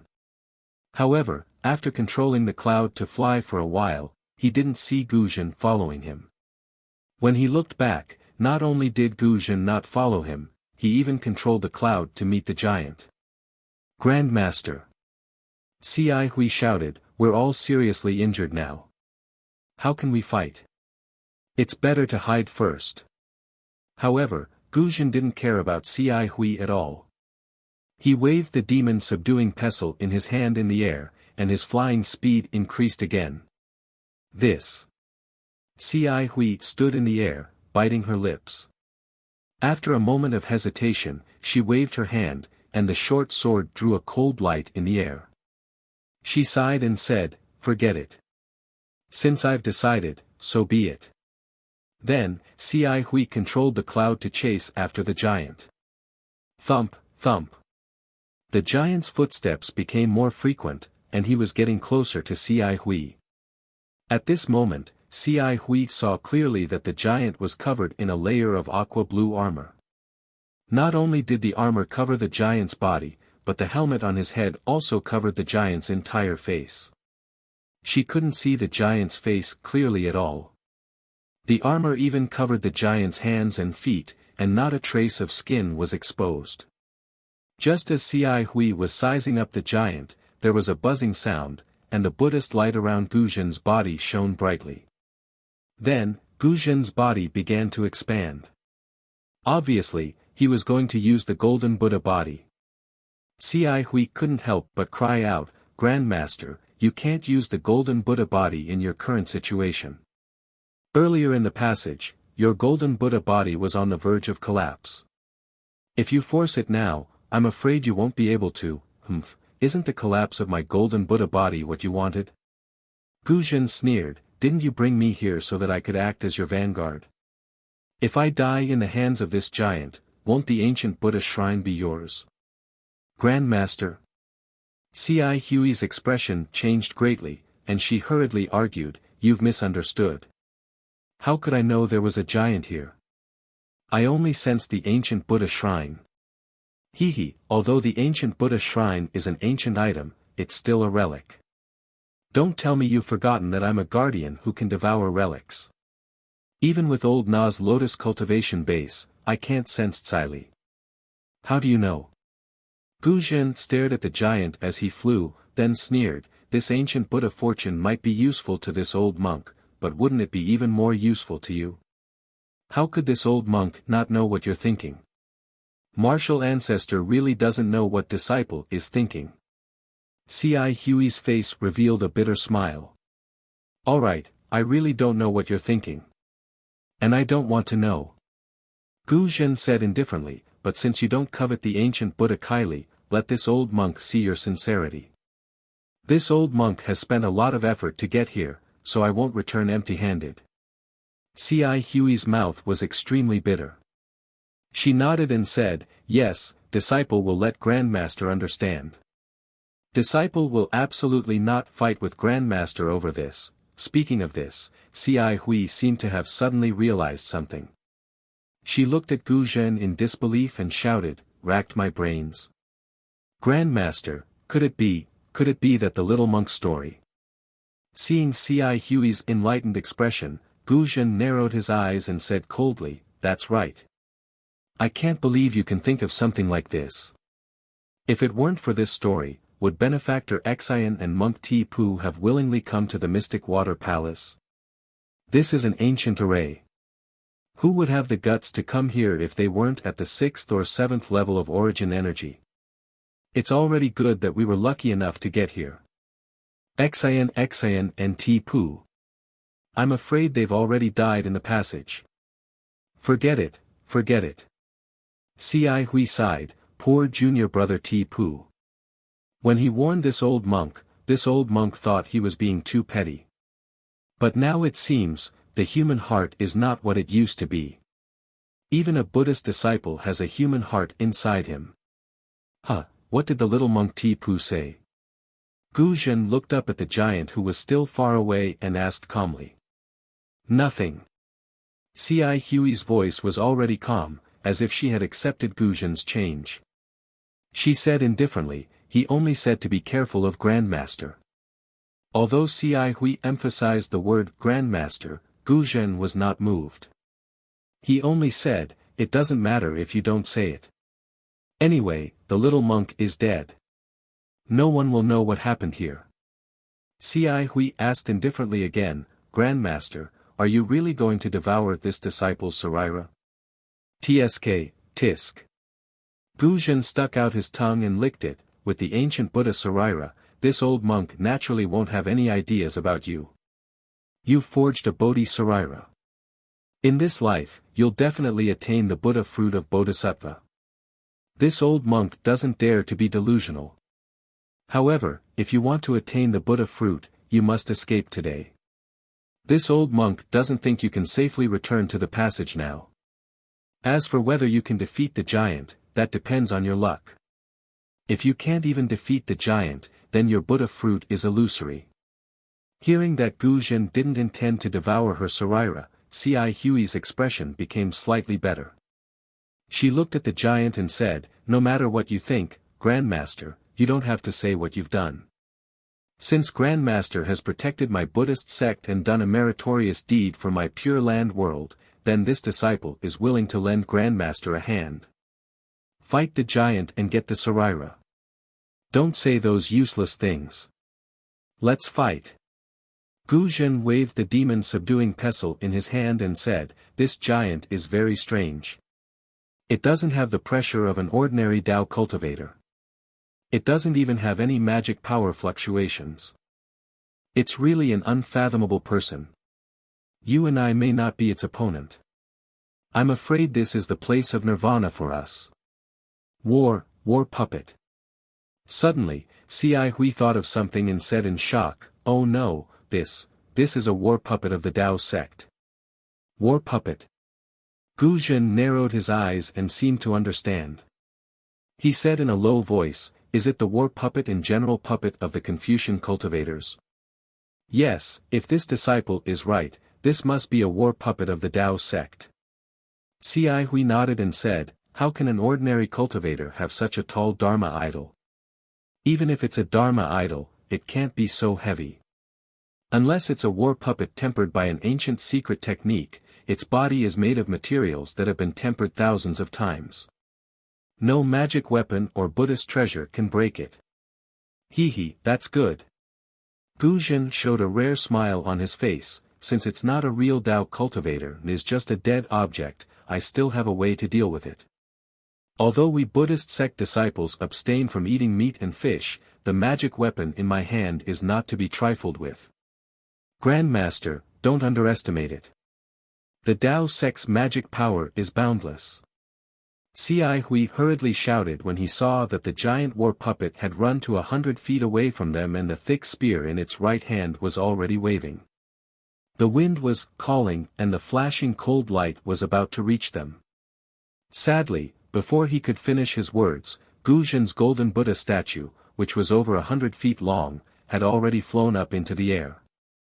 Gu Zhen's thick arm reached out, and under the effect of his willpower, the alms bowl that he had been holding in his hand flew up into the air. At the same time, Gu Zhen interrupted him, it's useless to say more. Fight! As the alms bowl flew up into the air, a golden light was emitted from the alms bowl and instantly covered the war puppet. When the golden light fell, the war puppet didn't resist at all. Withdraw. Gu Zhen was not happy but frightened. He was already nervous, but he still formed a seal with one hand and chanted a mantra. As the Buddhist seal fell, the golden light in the alms bowl became brighter and the suction force also increased greatly. However, the war puppet didn't seem to have noticed the golden light and didn't stop at all. It kept moving forward and the long spear even sped up. Gu Zhen hurriedly moved back and activated his psyche power again. Unfortunately, although the suction force of the alms bowl was strong, it only made the war puppet's limbs float slightly. If he didn't take the whole war puppet into the alms bowl, he couldn't do it. Rise, rise, rise. Seeing that the ordinary method didn't work, Gu Zhen slapped his head and roared 3 times. Above his head, another Buddhist light soared into the sky and turned into a golden lotus, which fell on the alms bowl. Buzz buzz. The alms bowl, the Buddhist treasure of the Buddhist sect, actually produced a rumbling sound just like the magical treasure of the Taoist sect. The Buddhist light that rushed out from the alms bowl turned into tiny lotuses that fell on the body of the battle avatar. Soon after, dragon roars came out from the lotuses. The lotuses shattered and numerous heavenly dragons and strongmen of the Buddhist sect appeared from the shattered lotuses. These heavenly dragons and strongmen of the Buddhist sect revolved around the battle avatar. The entire area of several hundred feet was covered by this Buddhist phenomenon. Good. Seeing that the huge war puppet was slowly lifted into the air by the dragons and strongmen, Ci Hui was secretly delighted. However, before he could put his palms together, the war puppet, which had just risen a few feet, suddenly raised its hand and pierced the alms bowl with a blue spear. Withdraw, Gu Zhen sneered and made another seal with one hand. The alms bowl not only expanded but also strengthened its suction force. The war puppet lost its balance and was sucked several feet higher. Hiss. The battle puppet that hadn't made any sound all this time suddenly released a sound that resembled the hiss of a viper from within its armor. The spear that it had raised actually left its hand, and like a streak of lightning, it struck towards the alms bowl in midair. You're courting death. Gu Zhen didn't even blink. He pointed his finger and the alms bowl roared louder and rotated. The Buddhist light also turned into a lotus-shaped vortex around the alms bowl. Puff. With a soft sound, the spear, which was hundreds of feet long, disappeared into the Buddhist light and didn't cause any ripples. It can't be. It's that simple. Ci Hui, who had retreated hundreds of feet, was stunned when she saw the war puppet spear being absorbed by the bone staff. You come in too. Gu Zhen laughed. It's just a lifeless war puppet. Before Gu Zhen's laughter died away, something strange happened. In the lotus-shaped Buddhist light, a thin water-blue brilliance emerged like the head of a spirit snake. Then, it expanded and lengthened rapidly, following the trajectory of the spear and falling into the war puppet's hand. Chapter 34-41. What? Oh no. Gu Zhen's laughter stopped abruptly. Before he could react, the war puppet raised its hand again. Bang! With a loud bang, the Buddha's light on the alms bowl disappeared. Not only did the countless heavenly dragons and strongmen disappear instantly, but the alms bowl also shrank rapidly. Swoosh! The poisonous water in the alms bowl immediately fell from the air. Looking at the water again, the shrunken alms bowl had been pierced by the long spear, and a blue spear tip came out from the bottom of the alms bowl. Gu Zhen's expression changed greatly. He clenched his teeth and ignored the alms bowl. He raised his hand again and placed it on top of his head. Puff! Another Buddha's light soared into the sky. Kill! With a roar, Gu Zhen's Buddha's light turned into a 30-meter-long palm. It dodged the long spear and hit the puppet directly. The puppet hurriedly shook the long spear to get rid of the alms bowl. However, the alms bowl had its own universe. How could it be thrown away so easily? Seeing that the long spear couldn't be pulled back in a short time, the puppet's left hand flashed with blue light. The long spear gradually became thinner and shorter, while its right hand clenched into a fist and hit the huge palm in the air. Oh no! Cai Hui naturally understood that the long spear was so powerful. How could it be an ordinary weapon? If Cai Hui guessed correctly, it must be a magic treasure of the Taoism sect. Cai Hui didn't dare to be careless. She hurriedly used her remaining psyche power to send a message. She didn't know whether Gu Zhen heard the message or not. At this moment, with a loud bang, Gu Zhen's huge palm was smashed by the puppet's right fist. At the same time, the puppet was also slapped down by the huge palm. When the puppet fell to the ground, the whole passage shook. The long spear was also taken back by the puppet. However, Cai Hui saw that the puppet's right hand was broken. Gu Zhen's huge palm was a blow from the Buddhist sect's Lotus Realm Guardian. It was not easy for the puppet to block it. Although the huge palm was effective against the puppet, Cai Hui didn't feel happy. She knew that Gu Zhen didn't have the psyche power to use the huge palm now. As expected, Gu Zhen roared again, "Kill!" The demon-subduing pestle in Gu Zhen's hand drew a yellow light in the air and smashed toward the puppet's right hand. Seeing that Gu Zhen's Dharmakaya body, which was much taller than him, was still like a child in front of the puppet, Cai Hui had mixed feelings. If it was before, she might be able to fight it. But now, how could she fight? Woo! An extremely ear-piercing and sharp sound resounded abruptly, and it was precisely the sound of the combat puppet brandishing its spear. Cai Hui's heart. With the impulse of hot blood gushing out of her body. Amitba. Cai Hui hurriedly activated the Buddhist sect's supernatural power. A loud Buddhist chant came out from her mouth. Immediately, the Buddhist light around her body shone brightly. She tried her best to restrain her qi and blood. How could it be so powerful? Cai Hui didn't expect that the puppet's attack could be a sound attack. She was shocked. But when she swept the long spear, she was even more shocked. She saw traces of black and white light flashing in the air where the long spear passed. Although the light flashed and disappeared, Cai Hui could see that the puppet's attack had the tendency of tearing the void apart. It was not a coincidence that the alms bowl was broken. How could the current him, or even Gu Zhen, withstand such a powerful attack? Moreover, the long spear was extremely fast and its attack range was wide. Although Gu Zhen had already flown up and attacked the long spear with his demon-subduing pestle, he couldn't compare with the long spear in terms of momentum and power. The long spear was like a blue rainbow bridge. It had already arrived in front of Gu Zhen. It seemed that the long spear could pierce through Gu Zhen's golden body in a few breaths. Gu Zhen's fighting style was purely using his weakness against the enemy's strength. Grandmaster. Cai Hui didn't dare to be careless. The Buddhist seal in her left hand burst out and the sword in her right hand also waved. Waves of psyche power rushed out and the Buddhist seal turned into a big hand that slapped at the puppet's arm. The Buddhist light on the sword surged, and thousands of heavenly flowers and fairies appeared indistinctly. Then, a shadow came out of the sword and slashed at the puppet's arm. Boom! Gu Zhen's demon-subduing pestle hit the long spear. As Cai Hui expected, Gu Zhen's golden body seemed to have been struck by lightning. While it trembled rapidly, the golden body crashed into the stone wall on the side of the passage. Bang!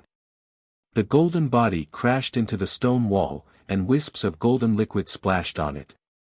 Before the liquid could flow down the wall, the runes on the huge stone wall overflowed and immediately absorbed the liquid. Gu Zhen's face was now dark gold, and the expression on his face couldn't be seen clearly. The long spear sent Gu Zhen flying, but it didn't stop at all. As the puppet flipped its hand, the long spear streaked across the air and stabbed at Gu Zhen's heart at an angle. Fight! Gu Zhen shouted and raised the demon-subduing pestle with both hands. His body flew up from the stone wall and met the long spear again. Puff! Puff! Two weak sounds rang out. It was C.I. Huey's Buddhist seal and sword that struck the puppet's arm. Unfortunately, the puppet's arm flashed with a layer of faint blue light. On top of the blue light, the dazzling golden Buddhist seal flashed with an intense brilliance. However, in the blink of an eye, the Buddhist seal disappeared under the blue light. On the contrary, the treasured sword left a shallow wound on the arm of the battle puppet. However, a bright white color surged out from the wound. When the blue color surged out from the wound, the bright white color gradually healed. C.I. Huey's attack didn't cause any damage to the puppet, nor did it stop the long spear from hitting Gu Zhen. It was far weaker than Gu Zhen's huge palm. Seeing the tip of the long spear approaching, Gu Zhen raised the demon-subduing pestle with all his strength.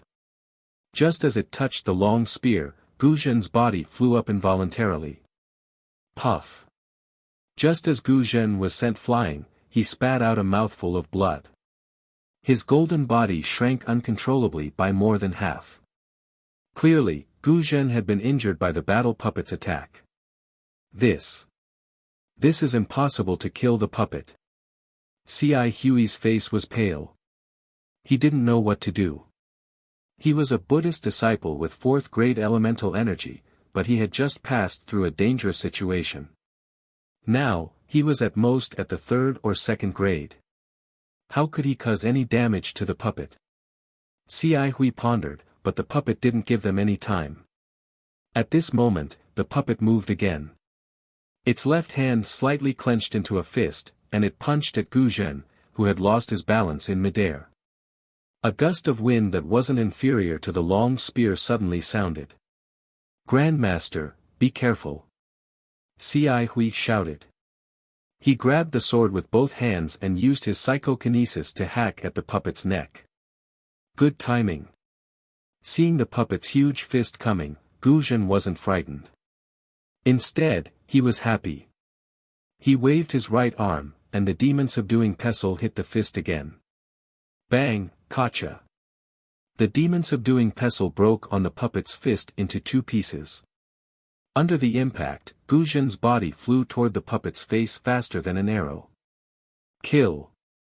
Seeing that he was only a few feet away from the puppet's face, Gu Zhen's hands formed a Buddhist mudra in front of his chest. With a roar, a brilliant Buddhist light appeared from his hands. Bursts of Sanskrit chants came from the void. The Buddhist mudra, which was at least 3 feet large, flashed in midair and fell on the puppet's head like a spider web. Gotcha! The Buddhist mudra hit the puppet's face. The helmet covering the puppet's head made a cracking sound, and cracks appeared instantly. Its weakness is its head. Gu Zhen was exhausted when he sent out the Buddhist mudra. His psychokinesis was exhausted, but he still didn't forget to tell C.I. Hui. Roar! Before C.I. Hui could speak, the puppet seemed to be in great pain. It roared and the long spear in its hand casually slashed in midair. Rumble! With a loud sound, the long spear actually pierced into the stone wall, and a large piece of green stone was cut off by the long spear. At the same time, the puppet's other fist didn't stop at all. It swept toward where Gu Zhen was. Gu Zhen was happy and scared at the same time. He was happy because he finally found the puppet's weakness. This puppet obviously didn't have spirituality. He only needed to attack the puppet's weakness, and he might be able to kill the puppet. But he was scared because the puppet was so powerful. He had only met the puppet a few times, but he was already injured again. How could he get the ancient Buddha Kylie? Boom! While Gu Zhen was dodging, the puppet's fist hit the stone wall. With a loud sound, all kinds of green stone fragments scattered everywhere. See! Gu Zhen gasped and murmured, since ancient times, there is a saying that strength can break all spells. This puppet doesn't need any spells. As long as it has this unparalleled strength, who can defeat it? Woo! When Gu Zhen was in a daze, a cold wind blew by his ear again. When he raised his head, a huge shadow appeared on his right like a dark cloud. Left elbow. Suddenly, Gu Zhen realized that the puppet's fist didn't work, so it naturally used its elbow. This puppet actually knows the fist and foot of the Confucian military school. Under the puppet's right elbow, a fierce wind appeared in the passage. The wind made Gu Zhen lose the courage to breathe. He hurriedly made a mudra with both hands, trying to block the elbow that seemed to be able to smash him into meat paste. Ah! Gu Zhen really didn't have any psychokinesis now. As soon as the Buddhist mudra was formed, the puppet's left elbow attacked Gu Zhen. With just a light touch, the Buddhist light around Gu Zhen disappeared. Gu Zhen's whole body was hit like a bullet again, and he fell on the stone wall with a scream. When Gu Zhen's golden body touched the stone wall, it shrank by half again, and his face became even paler. What a pity! Gu Zhen couldn't help sighing when he saw the puppet's right arm being hit and also trembling. The Buddhist light transformed by the Buddhist mudra fell on the puppet's right elbow, and the puppet's right arm immediately became stiff. He knew that his psychokinesis was insufficient, so he couldn't make a similar Buddhist mudra again. This combat avatar was incomparably huge, and the materials used to refine it were definitely rare and precious. Only by breaking the elbows and knees of this combat avatar would he be able to defeat it. In order to completely smash the puppet, he needed his Buddha's palm. But would he have a chance to use it again? Chapter 34-42. Grandmaster, saving your life is more important. Don't fight. Ci Hui was nearby. Seeing the battle puppet's arrogance, the stone wall shattered, and Gu Zhen's golden body withered, Ci Hui hurriedly shouted, "Battle puppets are good at fighting. We don't have psychokinesis now." Gu Zhen sneered, "If my psychokinesis wasn't exhausted, why would I do this? If you have the heart, why don't you offer your Saraira? You said it very well earlier that you would help me get the ancient Buddha Saraira. Now is the time for you to help me. Offer your Bodhi Saraira. After I swallow it and add more psychokinesis, I'll be able to kill this battle puppet with Buddha palm." Ci Hui clenched his teeth. Without any hesitation, his face showed a kind of desperation. Then, he cried out miserably, "Okay, Grandmaster knows. It's not that I don't want to offer my Saraira, but what?" Gu Zhen sneered, "But you also want the ancient Buddha Saraira, right?" Alas! Ci Hui sighed and took a few steps back.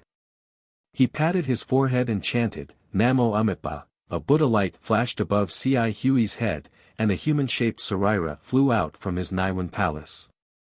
Although this relic was in the shape of a human, this human form was extremely damaged.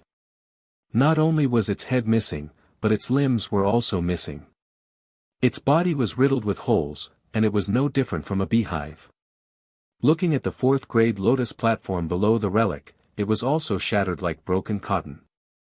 If it wasn't for the dim Buddha light that formed the human shape, it would be impossible to tell that this was a human-shaped Saraira. Ah! Gu Zhen was surprised to see the human-shaped Saraira. He shouted, "Ci Hui, why is your Saraira so broken?" Gu Zhen raised his head slightly and looked at the broken Bodhi Saraira. He answered faintly, "In the passage, Grandmaster showed his invincible power to kill the strange insects. I was helpless and could only use the Saraira to attract the insects. You. Gu Zhen's voice trembled. He didn't expect Ci Hui to make such a big sacrifice. After all, Saraira was the foundation of a Buddha's cultivation. Moreover, Ci Hui's Saraira was the Bodhi Saraira, which was the proof of his attainment in this life. Ci Hui's actions were clearly for the sake of saving Gu Zhen, and she had tossed her current life's attainment beyond the 9 heavens. Since this disciple has already promised Grandmaster, I can naturally give this relic to Grandmaster to consume today." Ci Hui looked at the blue light flashing rapidly around the puppet as it struggled to break free from the shackles on its arm.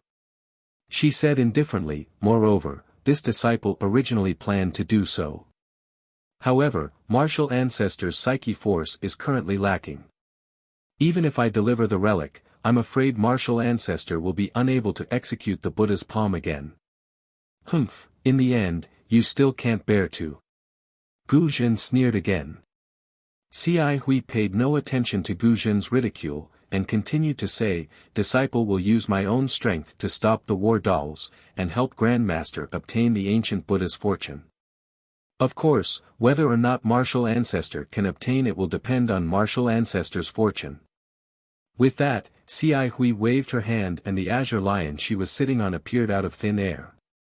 Xi Hui then said, "Martial Ancestor, this azure lion has accompanied Disciple in cultivation for many years. If Martial Ancestor is able to leave, please take it with you." Roar. The azure lion roared angrily, and auspicious clouds appeared under its feet as it charged towards the war dolls. "Silly child," Xi Hui softly reprimanded, "our fate has come to an end. Don't be angry." Roar. The azure lion let out a sorrowful cry, but it didn't dare to disobey Xi Hui's words. It obediently lay down in the air, and tears dripped from its eyes. "Xi Hui, what are you doing?" Gu Zhen frowned slightly and asked in confusion. But before Xi Hui could answer, hiss. A low hiss sounded again. Dong. The passage shook again.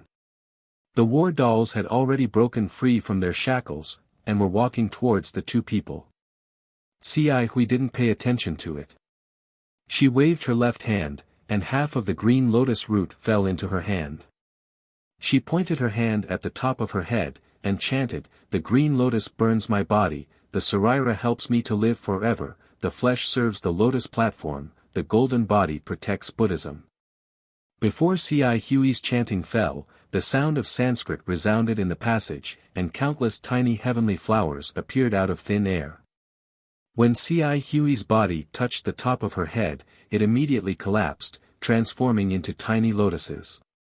These lotuses flashed with seven-colored Buddhist light, and rushed towards the Bodhi Saraira in the air. This Gu Zhen didn't understand at first, but suddenly turned pale with fright.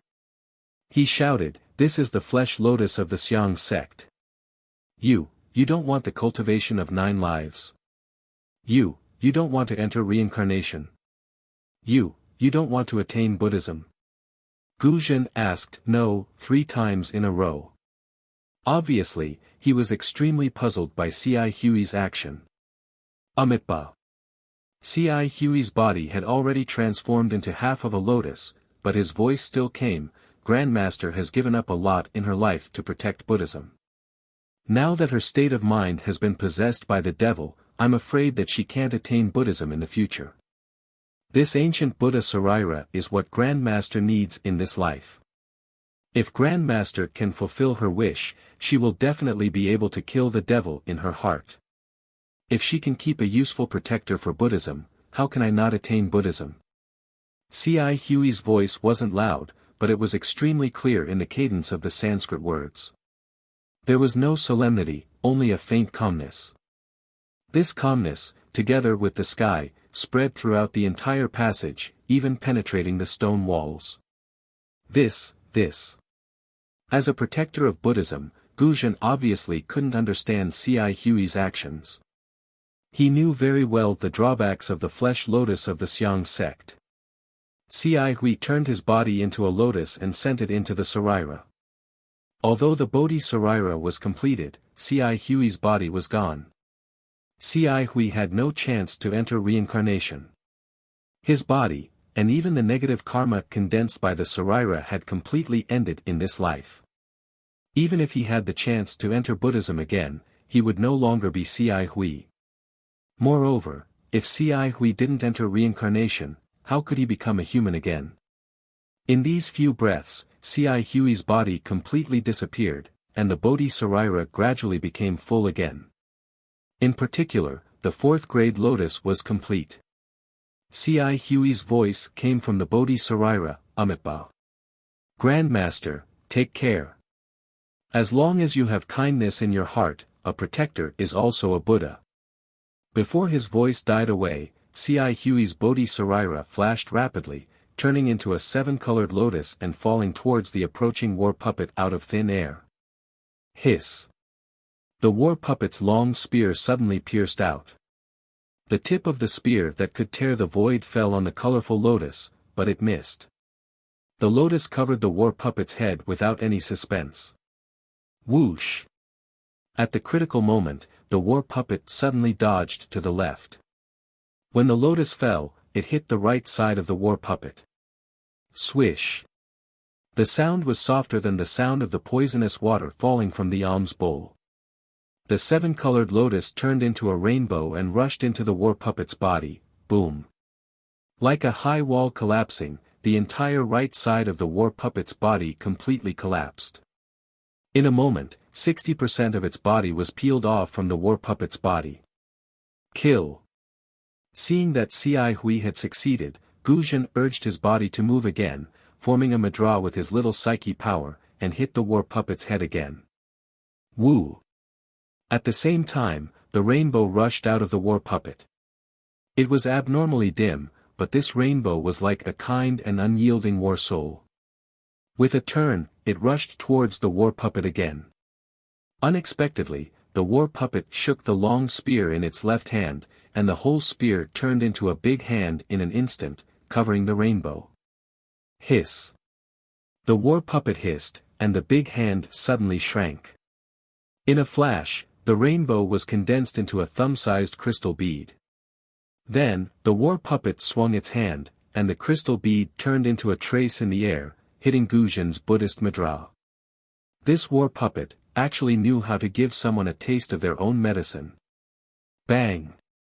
With a loud sound, the crystal bead condensed by Cai Hui's Dharma power broke Gu Zhen's Buddhist madra. Without any delay, it immediately rushed into the stone wall behind Gu Zhen, and a huge crack appeared on the stone wall.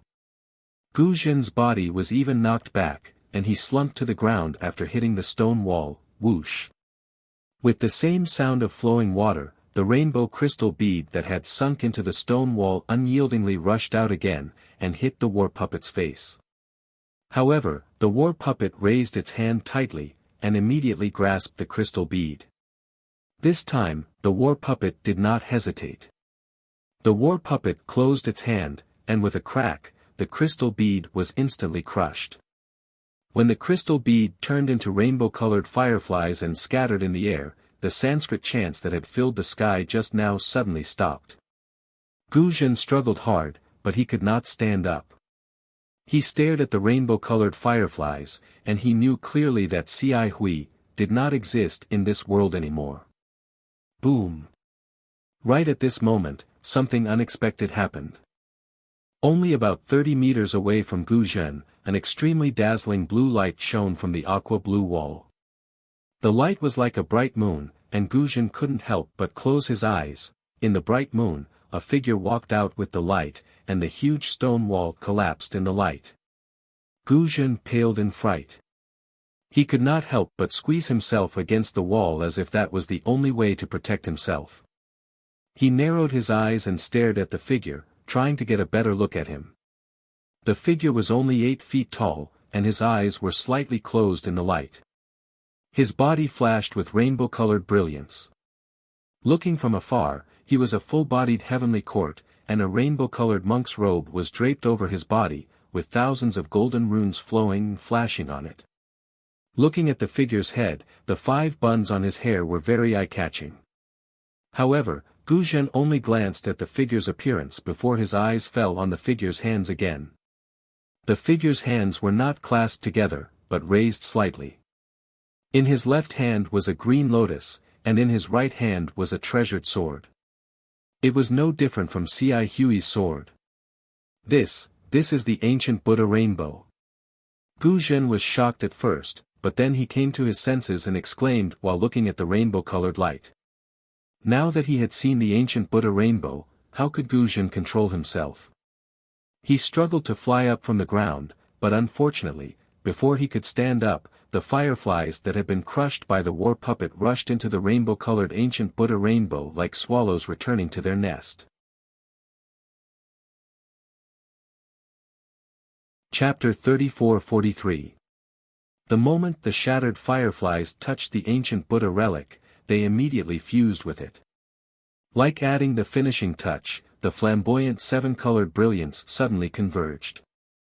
The luster around the ancient Buddha relic gradually turned white, just like an ordinary physical body. What was special was that the light gradually gathered at the back of the relic's head. The face turned red with red lips and white teeth. Relic's eyes, which were originally closed, suddenly opened. His eyes were first filled with confusion, then clarity, and a look of great enlightenment flashed across his eyes. At the same time, a loud and clear noise resounded throughout the entire passage. Buddhist lights and Sanskrit chants resounded everywhere. Countless heavenly flowers appeared out of thin air and circled around Neli. Numerous heavenly maidens danced in the air along with countless heavenly dragons. Between the heavenly dragon and the heavenly maiden, there were countless flashes of Buddha's radiance. In the Buddha's radiance, there were illusions of small kiliacosms appearing one after another. The Buddha's radiance illuminated these illusions. In the Sanskrit chants, there seemed to be thousands of Buddhas chanting, Namo Great Wisdom Manjushri Bodhisattva. This is what I heard. For a time, the Buddha gave his tree to the Garden of Solitude in the Shiwei Kingdom, along with 8,000 monks of the Great Bhikkhu, Elder Sariputra, Mahakasyapa, and so on. There were 16 bodhisattvas, mahasattvas, virtuous tribulation, 1,000 bodhisattvas, and Maitreya was at the top. There were also 1,200 bodhisattvas from the other side. The Avalokiteshvara Bodhisattva was the leader. Then the Venerable One of the World entered Samadhi at night. His Samadhi was called All Light. Once he entered Samadhi, his body would emit golden light.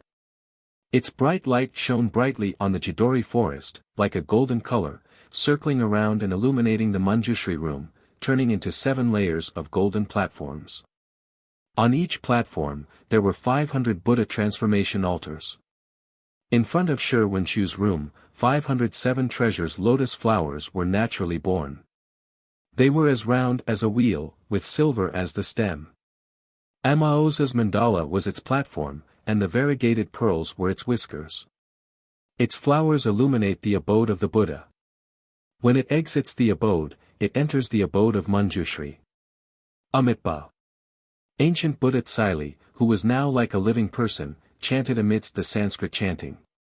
Return to life, true, wonderful and auspicious, I recite according to the teachings of yoga. Body, mouth, mind, karma, vajra, tathagata, 3 secret doors.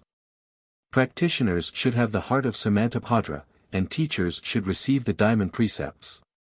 Only by being merciful in spite of one's life can one enter the wheel of liberation. Today, my merit is complete and I can repay the Bodhisattva's body. He should be called Namo Great Wisdom Manjushri Bodhisattva.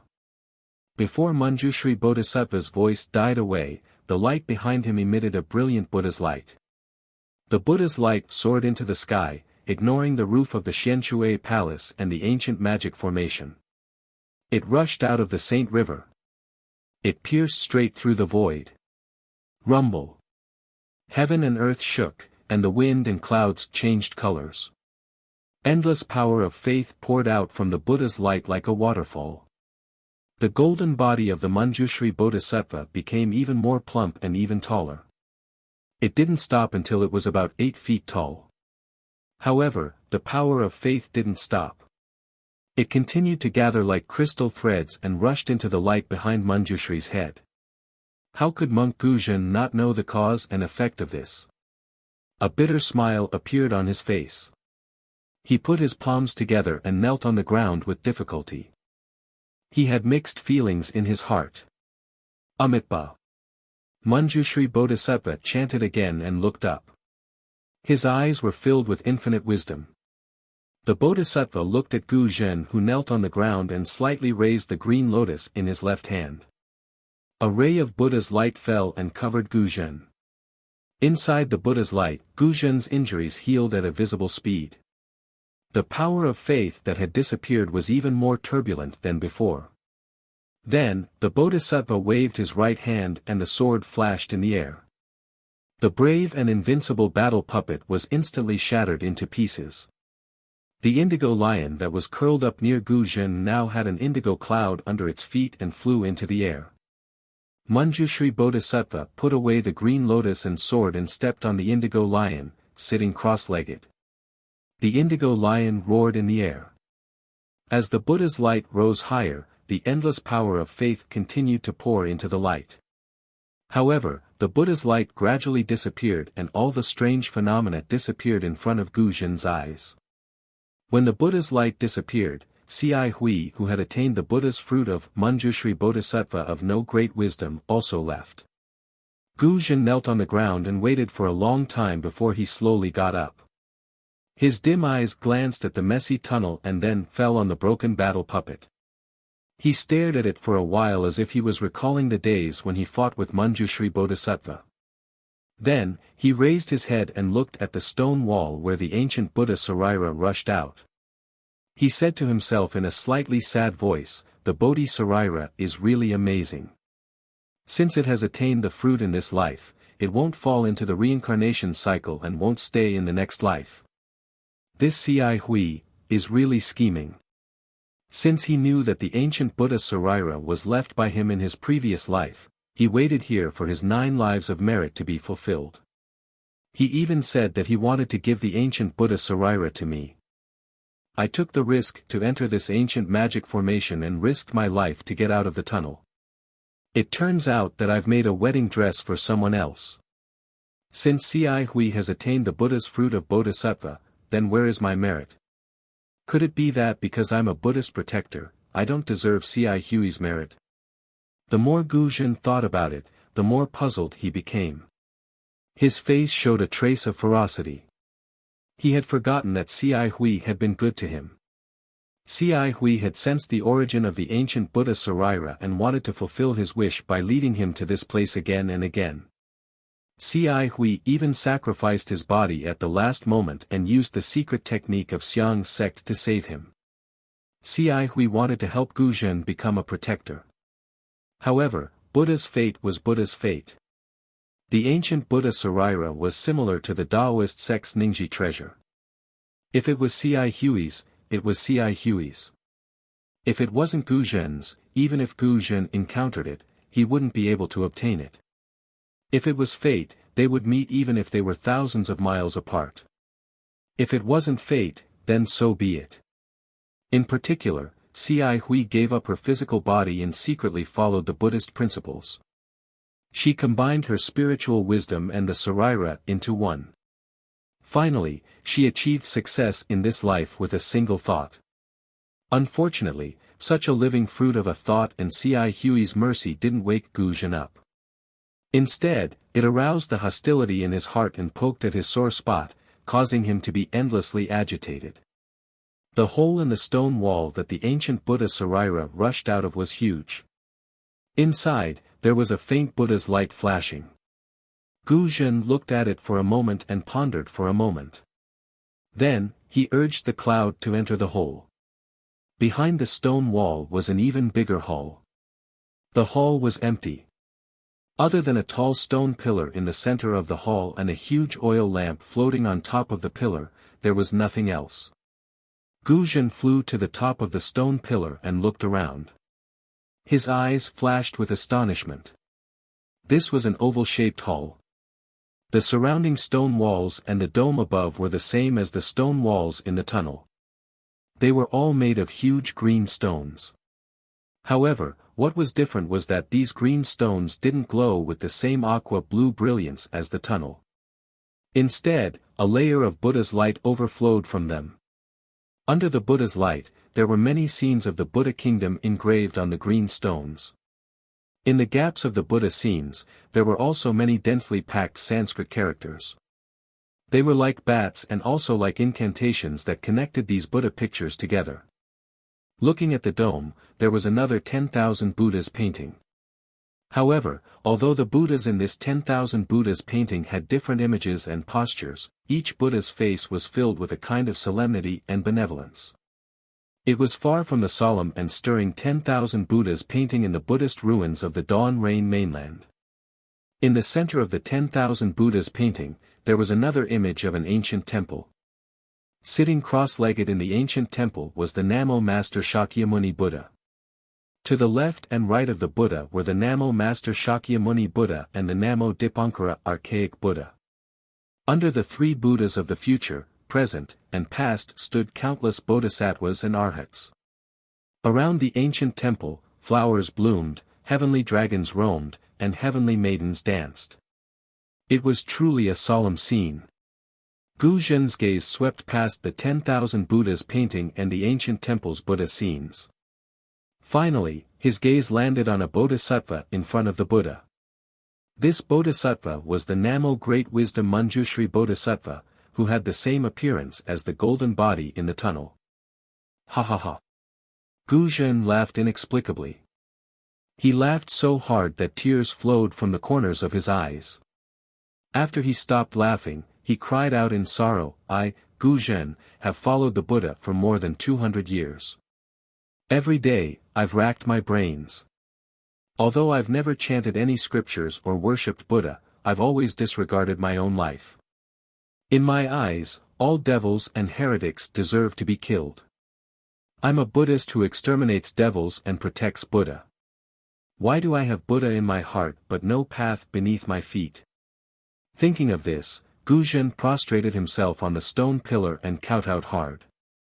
He cried, Buddha, O Buddha, I know this is the place where the golden body of the Namo Great Wisdom Manjushri Bodhisattva is enshrined. It's also the place where the Buddha is wise enough to see. I kowtow here sincerely. I hope the Buddha will show me the path under my feet. How can I attain fruition? How can I? At this moment, before Gu Zhen could finish speaking, an old voice rang out from the oil lamp above his head, Little monk, do you want to become a Buddha? Who? Gu Zhen's body stiffened. He almost blurted it out, but then panic appeared on his face. He hurriedly kowtowed again and cried, Buddha, please forgive me. However, before he could finish his words, he jumped up from the stone pillar again. He formed a seal with both hands and stared at the oil lamp suspended in the air above his head. This oil lamp was different from the usual ones. It was a round plate a few feet in size. There was no wick on the plate, only a faint layer of bright yellow flame burning on it. The brilliance was very uniform. It shone on the ceiling of the hall, illuminating the million Buddha's picture and the ancient temple. Gu Zhen knew this was a longevity lamp. It was used to enshrine the golden body of the Namo Great Wisdom Manjushri Bodhisattva. He had some grudges against Manjushri Bodhisattva before, so he didn't look at it carefully. Now, he had to look at it again. The longevity lamp was sky blue. The bottom was still engraved with the golden body of the Namo Great Wisdom Manjushri Bodhisattva. However, Manjushri Bodhisattva wasn't holding a sword or a green lotus, nor was he riding on an indigo lion. Instead, he formed a seal with both hands and walked in the void. Chapter 34-44. What puzzled Gu Zhen the most was that there were no Sanskrit words anywhere else on the longevity lamp. There were also no images of heavenly maidens or heavenly dragons. Instead, there were layers upon layers of jade, which looked like thousands of tiny clouds. Under the blue light of the longevity lamp, the jade clouds shone with a blue brilliance. It was a rather strange sight. Gu Zhen rolled his eyes slightly. Following his gaze, the clouds started to float as if they were covered by the longevity lamp. Who are you? Gu Zhen had calmed down and didn't dare to move. He just stared at the longevity lamp and shouted, Since you're here, why don't you come out to meet me? Sir. Ha ha ha. The voice laughed loudly and sounded very cheerful, Little monk, you should call me benefactor, right? You can't even keep your oral precepts. How can you become a Buddha? Besides, if I'm not dim-sighted, I think I just heard, someone here resenting Manjushri, right? Gu Zhen's expression didn't change as he replied blandly, I'm a Buddhist Dharma protector. It doesn't matter if I keep my oral precepts or not. As long as I can eliminate demons and protect Buddha for Buddhism, it's a great merit. A Dharma protector doesn't need to keep the precepts of Buddhism. The voice asked curiously, why don't I know? Benefactor, you're not a disciple of Buddhism, are you? Guzhen didn't answer but asked back, you don't even know such a simple thing. It doesn't matter whether I'm a disciple of Buddhism or not. The voice said again, the important thing is that the longevity hall was built by Manjushri's body. Why did he build it at the bottom of the Saint River? Why did he build it in the antiquity times? How did he know to build it to worship his Saraira? I told him all that 100,000 years ago. It is precisely because of this that this old man has been accompanying his relic here for 100,000 years, 100,000. 100,000 years. Guzhen was dumbfounded. Then, a trace of curiosity arose in his heart. Yes, little monk. Do you think it's so easy to attain enlightenment? Manjushri Bodhisattva was a person of great wisdom and patience. As early as 100,000 years ago, he divided his relics into one and placed it here for worship. Do you know how much loneliness Manjushri had endured after cultivating here for 100,000 years? Manjushri Bodhisattva's body did this 100,000 years ago. Do you know how many times Manjushri Bodhisattva's body reincarnated? Do you know the hardships of cultivation in the mortal world? You have only cultivated for over 200 years. What right do you have to question the Bodhisattva? I. Guzhen opened his mouth, but he didn't know what to say. He thought about his own suffering and then thought about C.I. Huey's previous life. She had already started her plan 100,000 years ago. He really wasn't worth mentioning. Little monk, cultivation is about cultivating the heart, not the body. All the hardships are the tribulations that Buddha imposed on you. Your jealousy, envy, and hatred are all obstacles to your cultivation. If you can't get rid of these obstacles, even if I tell you the secret of Manjushri Bodhisattva's enlightenment and let you divide a Saraira to worship here, you still can't attain enlightenment. The voice was so harsh that Guzhen's face turned green and red. Amitba, thank you, senior. Suddenly, Guzhen put his palms together and bowed. I know I'm wrong. From now on, I'll cut off the anger in my heart and focus on Buddha's way. Good. The voice was very happy. If you have such thoughts, I'll do you a great service. After saying that, Guzhen didn't say anything else. He moved his body and flew toward the gap in the stone wall. It seemed that he intended to leave. When Guzhen came to the edge of the gap, the longevity lamp was still burning. There was no flickering light. It seemed that the lamp didn't care about Guzhen's departure. Guzhen stepped out of the gap. After a moment of hesitation, he retracted his foot, lowered his head, and flew back. When he landed on the stone pillar, he said in a low voice, Senior, I have a question, but I don't know if I should ask it. Guzhen's voice didn't come out for a long time. It was as if it had never appeared. Guzhen panicked. He spoke again, but there was no response from the longevity lamp. With a plop, Guzhen fell to the ground and kowtowed. Senior. I know you're a senior of my Buddhism sect. It was all my fault. I thought this place was the most dangerous place of the mysterious water palace. Senior, your identity is unknown, so I don't dare to believe your words. I left just to test you. Please forgive me. With that, Guzhen kowtowed a few more times with a proper attitude. Alas, forget it. The voice seemed to be helpless. Get up. Who am I? Fly up and see for yourself. If you weren't the first bodhisattva to come here in tens of thousands of years, I wouldn't have helped you. Yes, yes. Hearing the voice, Guzhen finally felt relieved. However, he still didn't dare to fly up. He smiled and said, Since I know my mistake, I don't know who you are. Senior has accompanied Manjushri Bodhisattva for more than 100,000 years. How can you not be a senior of my Buddhism sect? Even if you haven't shaved your head, you're still a senior in my heart. Shaved my head? Ha! The voice laughed faintly.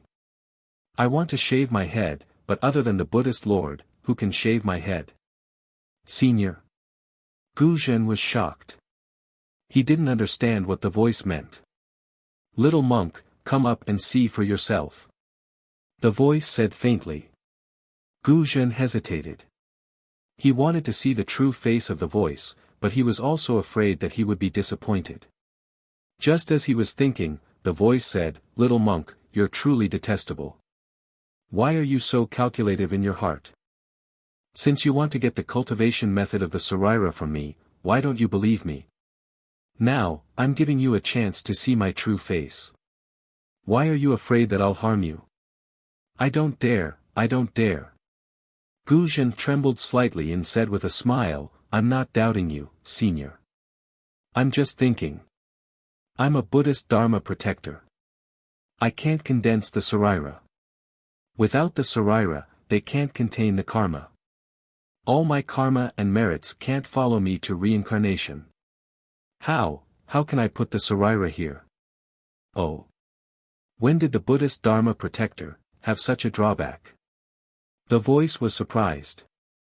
As far as I know, Manjushri was a Buddhist Dharma protector. How can he worship the Saraira here? How can it be? Gu Zhen was shocked and said hurriedly, how can Manjushri be a Buddhist Dharma protector? Little monk, if your heart is blind, could it be that your eyes are also blind? Didn't you see Manjushri's right hand? The voice seemed to be disappointed and asked, what's the use of the sword in Manjushri's hand? Isn't it used to kill demons and protect Buddha? Oh, yes, I didn't think of that. Thinking of Manjushri's thunderous means before he left, Gu Zhen was shocked again and became more joyful. Little monk, look at the million Buddha painting in the longevity hall. The voice laughed, not to mention the bodhisattvas, even the Buddha lords who achieved Buddhahood have swords in their hands. They all have the experience of being Buddhist Dharma protectors. Since they can achieve Buddhahood, why can't you? Really? Gu Zhen was so happy that his voice trembled, Senior, do you really know this kind of secret skill? Of course, many bodhisattvas achieved Buddhahood in front of me. The voice laughed, when these bodhisattvas achieved Buddhahood, I can see all their experiences and secret skills. Do you think I know that? Ah. Senior, who are you? Gu Zhen was shocked and asked while staring at the longevity lamp. Little monk, I asked you to come up and have a look. Why don't you come up? Do you want me to invite you? Yes, I'll go over right now. Gu Zhen didn't dare to delay and hurriedly urged the cloud to fly up. However, when his respectful gaze landed on the longevity lamp, he was stunned again. Inside the longevity lamp, there was only a jade-green flame with a golden flame burning on it. He did not know what the jade-green flame was, but it was as clear as water. He could see through it with a single glance, but there was nothing inside. Senior. Gu Zhen looked at the longevity lamp and then looked around. He even looked at the million Buddha painting above his head. I'm here. As the old voice spoke again, a ripple appeared within the green light. The ripple gradually increased in size, creating circular ripples within the longevity lamp.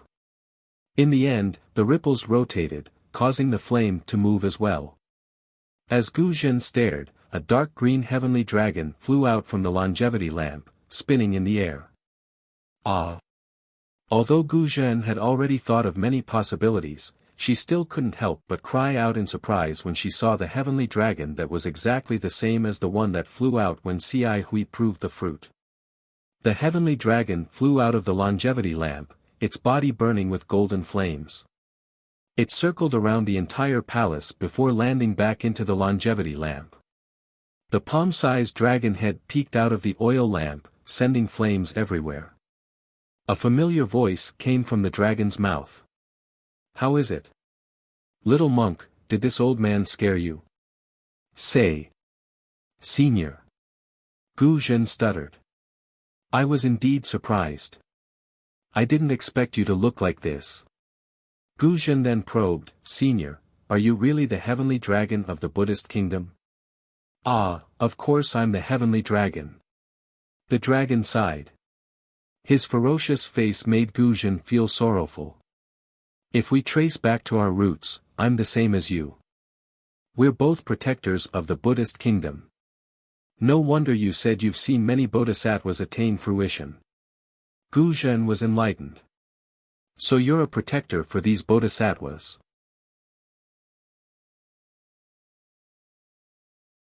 Chapter 34-45. Little monk, you're right. Sky Dragon's head floated out of the oil lamp, and his body wandered in the green. Then, why did you come here? Why did you build this immortal palace for Manjushri? Gu Zhen probed carefully. Alas, Manjushri asked me the same question when he was still a little monk. Sky Dragon laughed bitterly, his voice bitter to the extreme.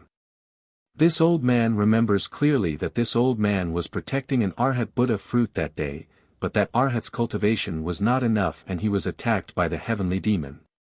I, Sky Dragon, was ordered to protect him, but this old man accidentally fell into the heavenly demon's trap and entered the void crack. Moreover, this crack in the void is very strange. By the time I broke free, I had already arrived at the Pure Land world. I was a Sky Dragon of the Buddha kingdom, so I couldn't survive in the mortal world. When I was about to vanish, I met the little monk who had just cultivated to the stationary spirit realm.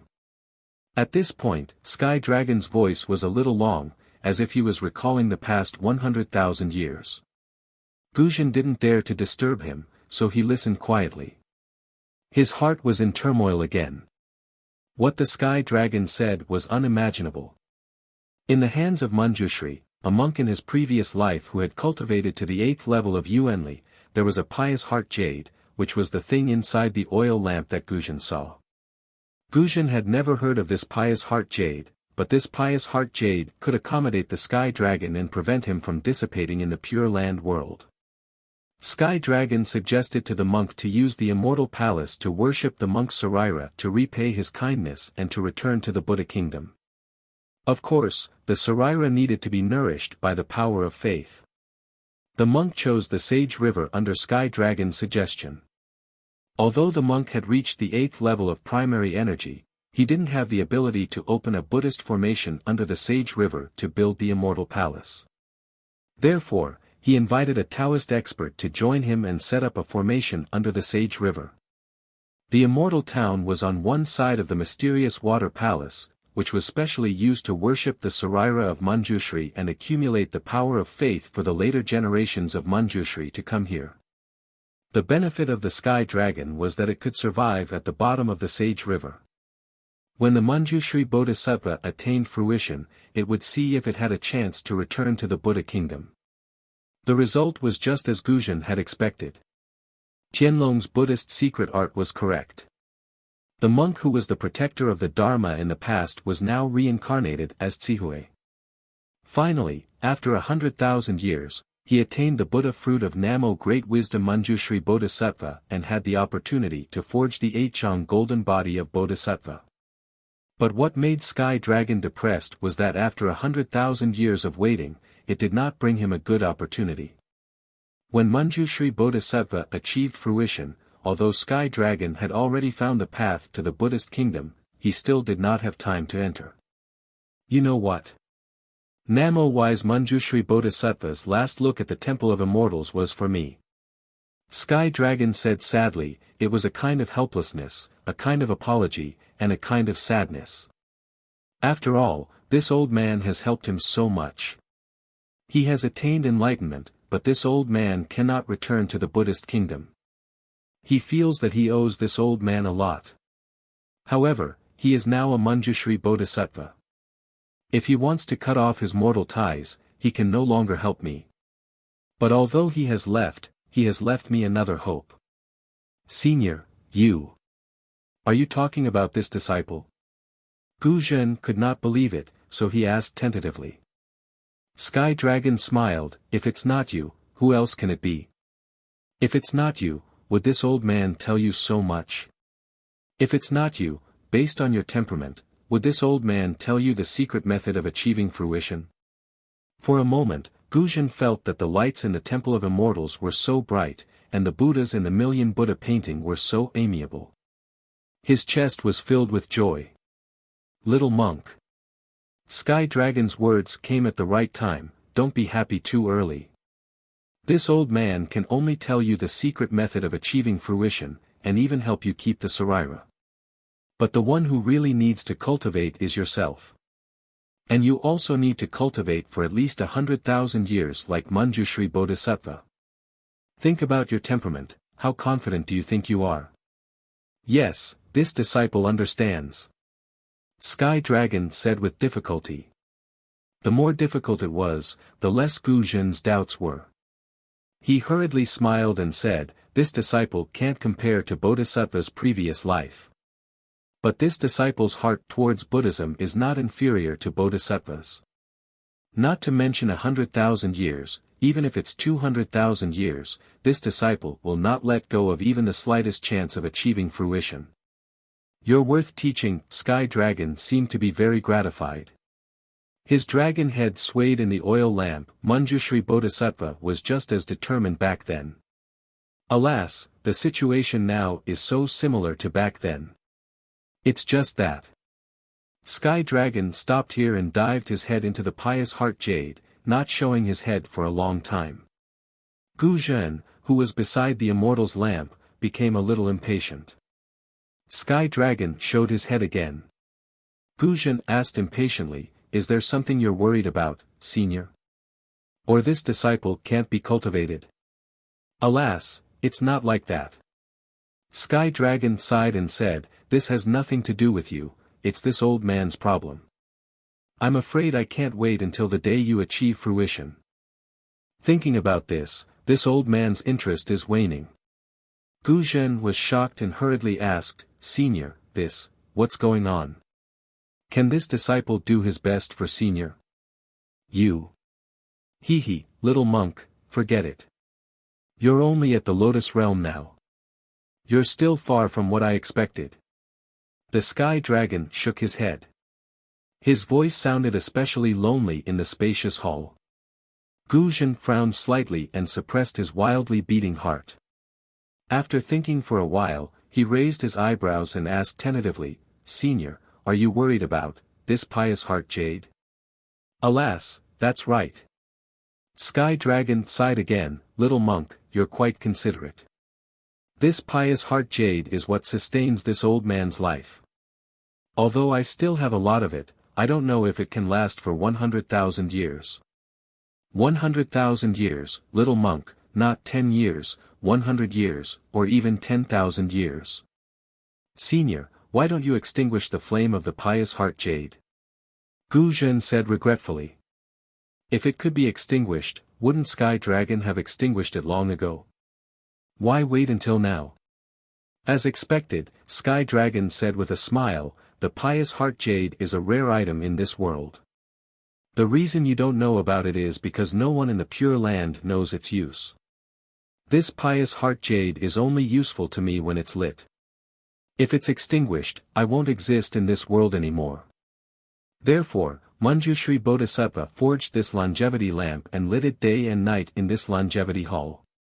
Senior, don't worry. Gu Zhen blurted out almost without hesitation, as long as this disciple escapes from the mysterious water palace, I'll definitely travel all over the 3 great continents to help Senior find this pious heart jade.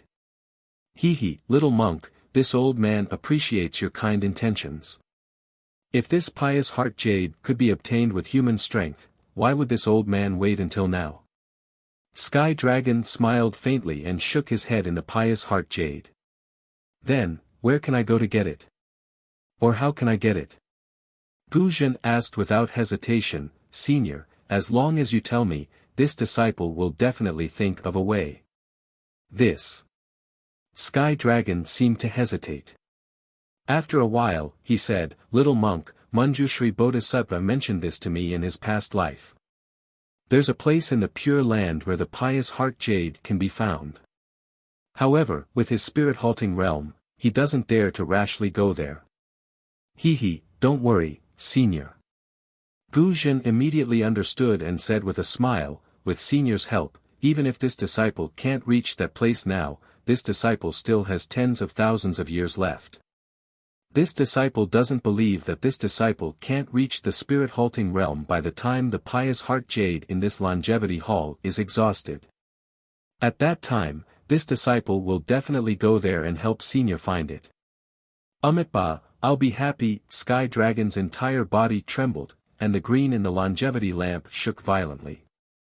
Little monk, with your words, this old man can rest assured. If you can help this old man find the pious heart jade, this old man will help you attain fruition. Good. This disciple is willing to listen to Senior's instructions. Gu Zhen hastily called out. Ha ha ha. Sky Dragon laughed. Little monk, this old man will make a promise with you today. This old man will help you condense a relic, and you can leave it here, just like Manjushri did 100,000 years ago. Just like before, this old man will help you gather the power of faith. This old man will also teach you the Buddhist kingdom's secret arts and abilities, helping you reach the spirit-halting realm earlier. As for you, after leaving the profound water palace, you must help this old man find the pious heart jade. Especially, when you attain fruition, you must help this old man find a way to return to the Buddhist kingdom. As Senior said, this disciple swore a Buddhist oath before the Buddha that this disciple will do his best to find the pious heart jade for Senior. Once I reach the spirit-halting realm, I must enter it. At this point, Gu Zhen asked in a low voice, may I know where Senior wants this disciple to go? Huh, that's enough. Sky Dragon laughed. As for the specific location, this old man will first help you condense the relic and arrange the Buddhist formation to gather the power of faith.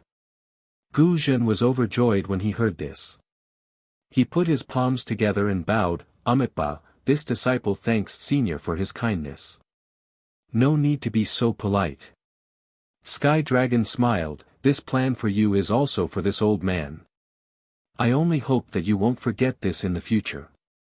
In the Longevity Palace in the Sage River, there is still a Sky Dragon at death's door protecting you. This disciple doesn't wish to say any more superfluous words. This disciple sincerely hopes that Senior can escape. Even if this disciple can't attain fruition, this disciple will still help Senior out. Gu Zhen hastily said. Wrong, wrong. Sky Dragon shouted, you must attain fruition. Otherwise, how can this old man possibly escape? You are now one with this old man. Yes, yes, this disciple understands, this disciple understands. At this moment, Gu Zhen had already forgotten that Ci Hui had taken the initiative and nodded his head like a chick pecking at rice. Sky Dragon paused for a moment, then smiled. By the way, little monk, you have been talking to this old man for so long. What is your Buddhist name?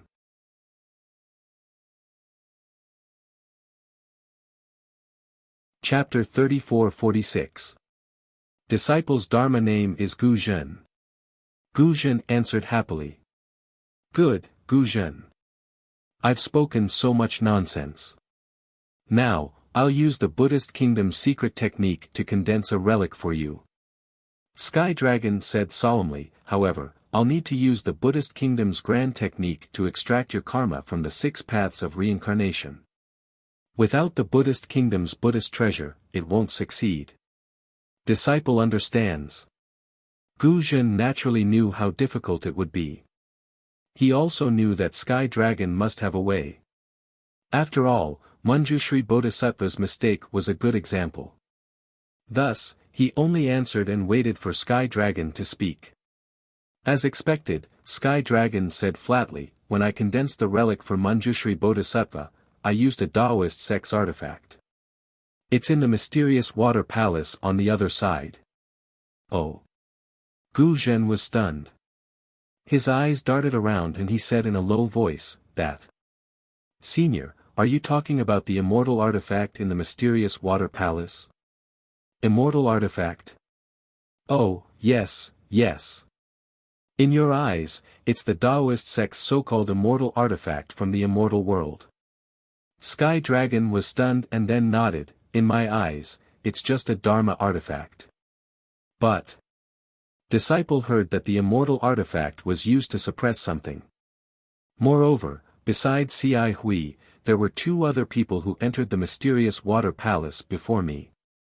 One of them was a woman who came here to see if the person she was looking for was suppressed under the immortal artifact. Huh, that's a false rumor. Sky Dragon laughed. That immortal artifact wasn't suppressing anything or anyone. Think about it, if that immortal artifact was suppressing something, could the person she was looking for be suppressed there? If the person she found could be suppressed there, could the immortal artifact still be called an immortal artifact? That immortal artifact was brought here to condense a relic for Manjushri Bodhisattva's predecessor. When Manjushri Bodhisattva's friend joined forces with him to set up the ancient formation, they also built the mysterious water palace. After an unknown number of years, that expert from the Tao sect returned to the Dark Water Palace and entered into closed-door cultivation for 10,000 years before he ascended. I was by his side when he ascended. Unfortunately, he headed to the Tao sect's immortal world and not the Buddhist sect's Buddhist kingdom. That's why I couldn't find a place I was familiar with even after searching for a long time.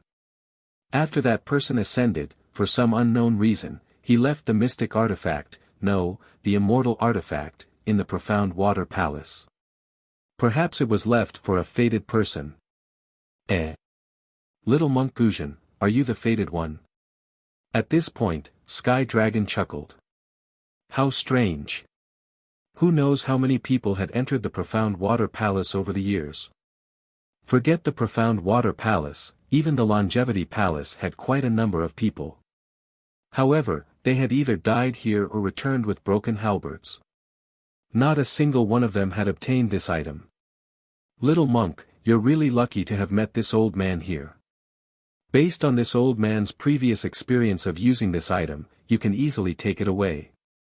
But, little monk, don't be greedy. You can use this item in your current life.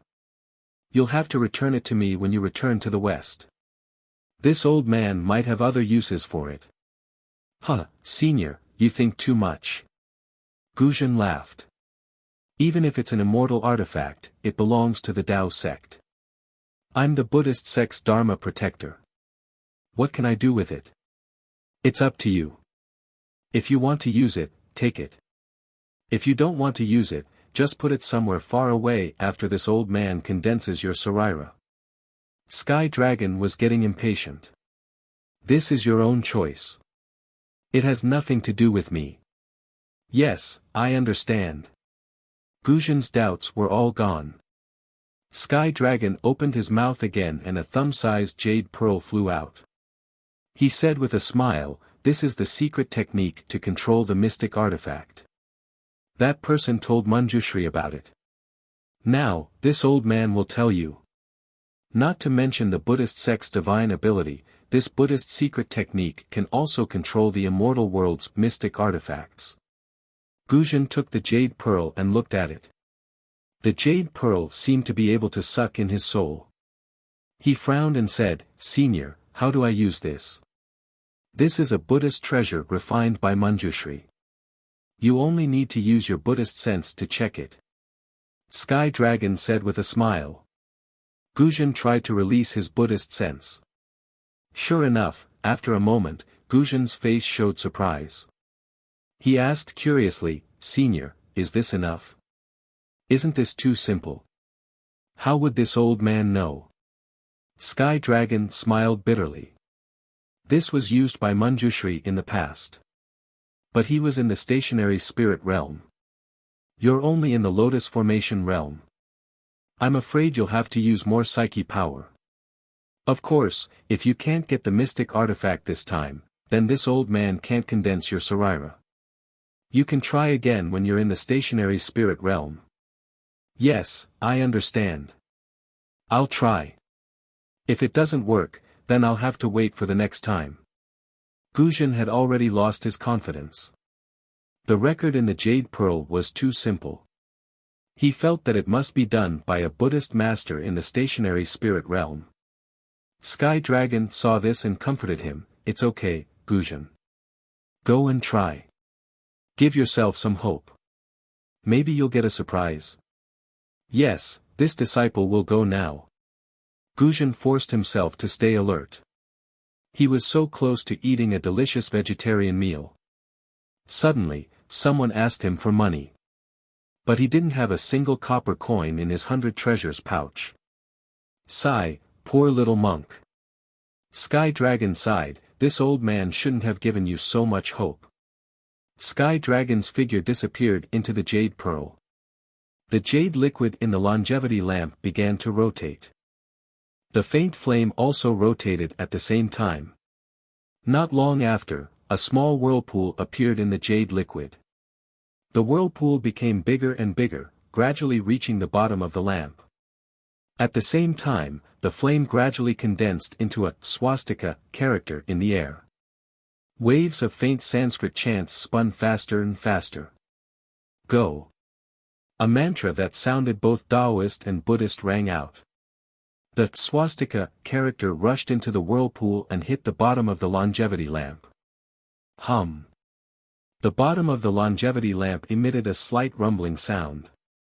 The layers of clouds under the lamp seemed to have come to life and floated to the top of the pillar. PFFF, PFFF, PFFF. There were 81 consecutive sounds. Then, the sound of a bell rang in Gu Zhen's ears. Golden light flashed in front of Gu Zhen and an entrance appeared on the pillar. A long flight of stairs appeared at the entrance. Go. Once you get that magic item, you'll be able to condense a relic. Sky Dragon's voice was a bit hoarse. He didn't show his head from the jade pearl. Gu Zhen was full of joy. He landed at the entrance of the pillar and bowed, this disciple understands. This disciple will be back soon. Gu Zhen waited for a while but didn't hear Sky Dragon's voice. He knew that Sky Dragon was too tired and didn't want to wait any longer. He looked at the stairs and quickly walked down. After Gu Zhen left, the longevity hall regained its tranquility. The longevity lamp continued to burn dimly. It was as though Gu Zhen had never appeared in the first place. There were so many stairs under Gu Zhen's feet that he couldn't see the end of them. However, he was in such a good mood that he didn't care how far the stairs were. He knew that as long as he walked down step by step, there would be an end to the stairs. At the end, he would be able to fulfill his wish of condensing a relic in his lifetime. According to Gu Zhen's knowledge, condensing a relic was very simple for arhats who practiced Buddhist magic because the relic was the foundation of their cultivation. As long as they could step into the dust realm, they would be able to condense a relic.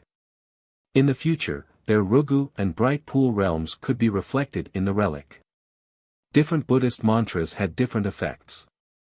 Some could transform into different golden bodies in different realms, and some could trigger different Buddhist divine abilities in different realms, such as heavenly vision, heavenly hearing, and so on. For ordinary monks who didn't practice Buddhist magic, they could also condense a relic if they were proficient in Buddhist Dharma and Zen theory. However, this kind of relic could only be condensed after the monk had passed away. In other words, after the monk had finished his mortal life. The condensation of this kind of relic depended on Buddhist secret magic. The monk couldn't do it by himself. Of course, this was common sense. There were exceptions. Occasionally, there would be senior monks who were proficient in Buddhist Dharma but not Buddhist magic who condensed a relic. However, Gu Zhen also knew that for a guardian like him, even if he was in the Lotus realm, he couldn't condense a relic. This was because he had too many evil creatures in his hands. The resentment of the creatures he killed was enough to drown his relic, making it impossible for him to go further on the path of Buddhist magic. For this reason, in the Buddhist magic, the mantras for the guardians to practice did not allow the bodhisattvas to condense a relic from the beginning. This prevented the karma of killing creatures from affecting the cultivation of later generations. If he wanted to condense a relic, there was only one way. That was to ask a Buddhist master to condense a relic for him like ordinary monks when he passed away. However, the possibility of this kind of relic was too small. He didn't practice Buddhist Dharma and couldn't eliminate the karma. The resentment of the creatures who died in his hands would not only destroy his relic, but also implicate the senior monk who performed the magic. No guardian would ask others to do this, and no one would do this for a guardian. These were all known by the guardians at the beginning of their cultivation. However, the sky dragon who had just descended from the Buddhist kingdom gave Guzhen hope. The Manjushri Bodhisattva who was also a guardian in his previous life gave Guzhen hope. The sky dragon used a Taoist fairy weapon to condense a relic for Guzhen when he was alive. Then, he used a Buddhist formation to gather the power of faith to eliminate the karma of the relic and increase the psyche power. This eliminated the drawbacks of the guardians who couldn't condense a relic from several aspects. To Guzhen, this was reasonable. Moreover, this method would not affect Guzhen's current cultivation. Even if Sky Dragon made a mistake, this mistake would affect the future. It was not like Guzhen who couldn't bring the cultivation of this life to the samsara robber as a guardian. Therefore, Guzhen didn't doubt the possibility of the Sky Dragon's incredible secret magic. You're tuning into the Han Li's Wuxia Chronicles YouTube channel. We're so grateful for your support, and don't forget to subscribe to join us on this incredible journey through captivating stories. Your generosity through donations truly makes a world of difference, as it's the primary source of revenue that allows me to expand and enhance this channel for you. Thank you from the bottom of my heart for being a part of this adventure.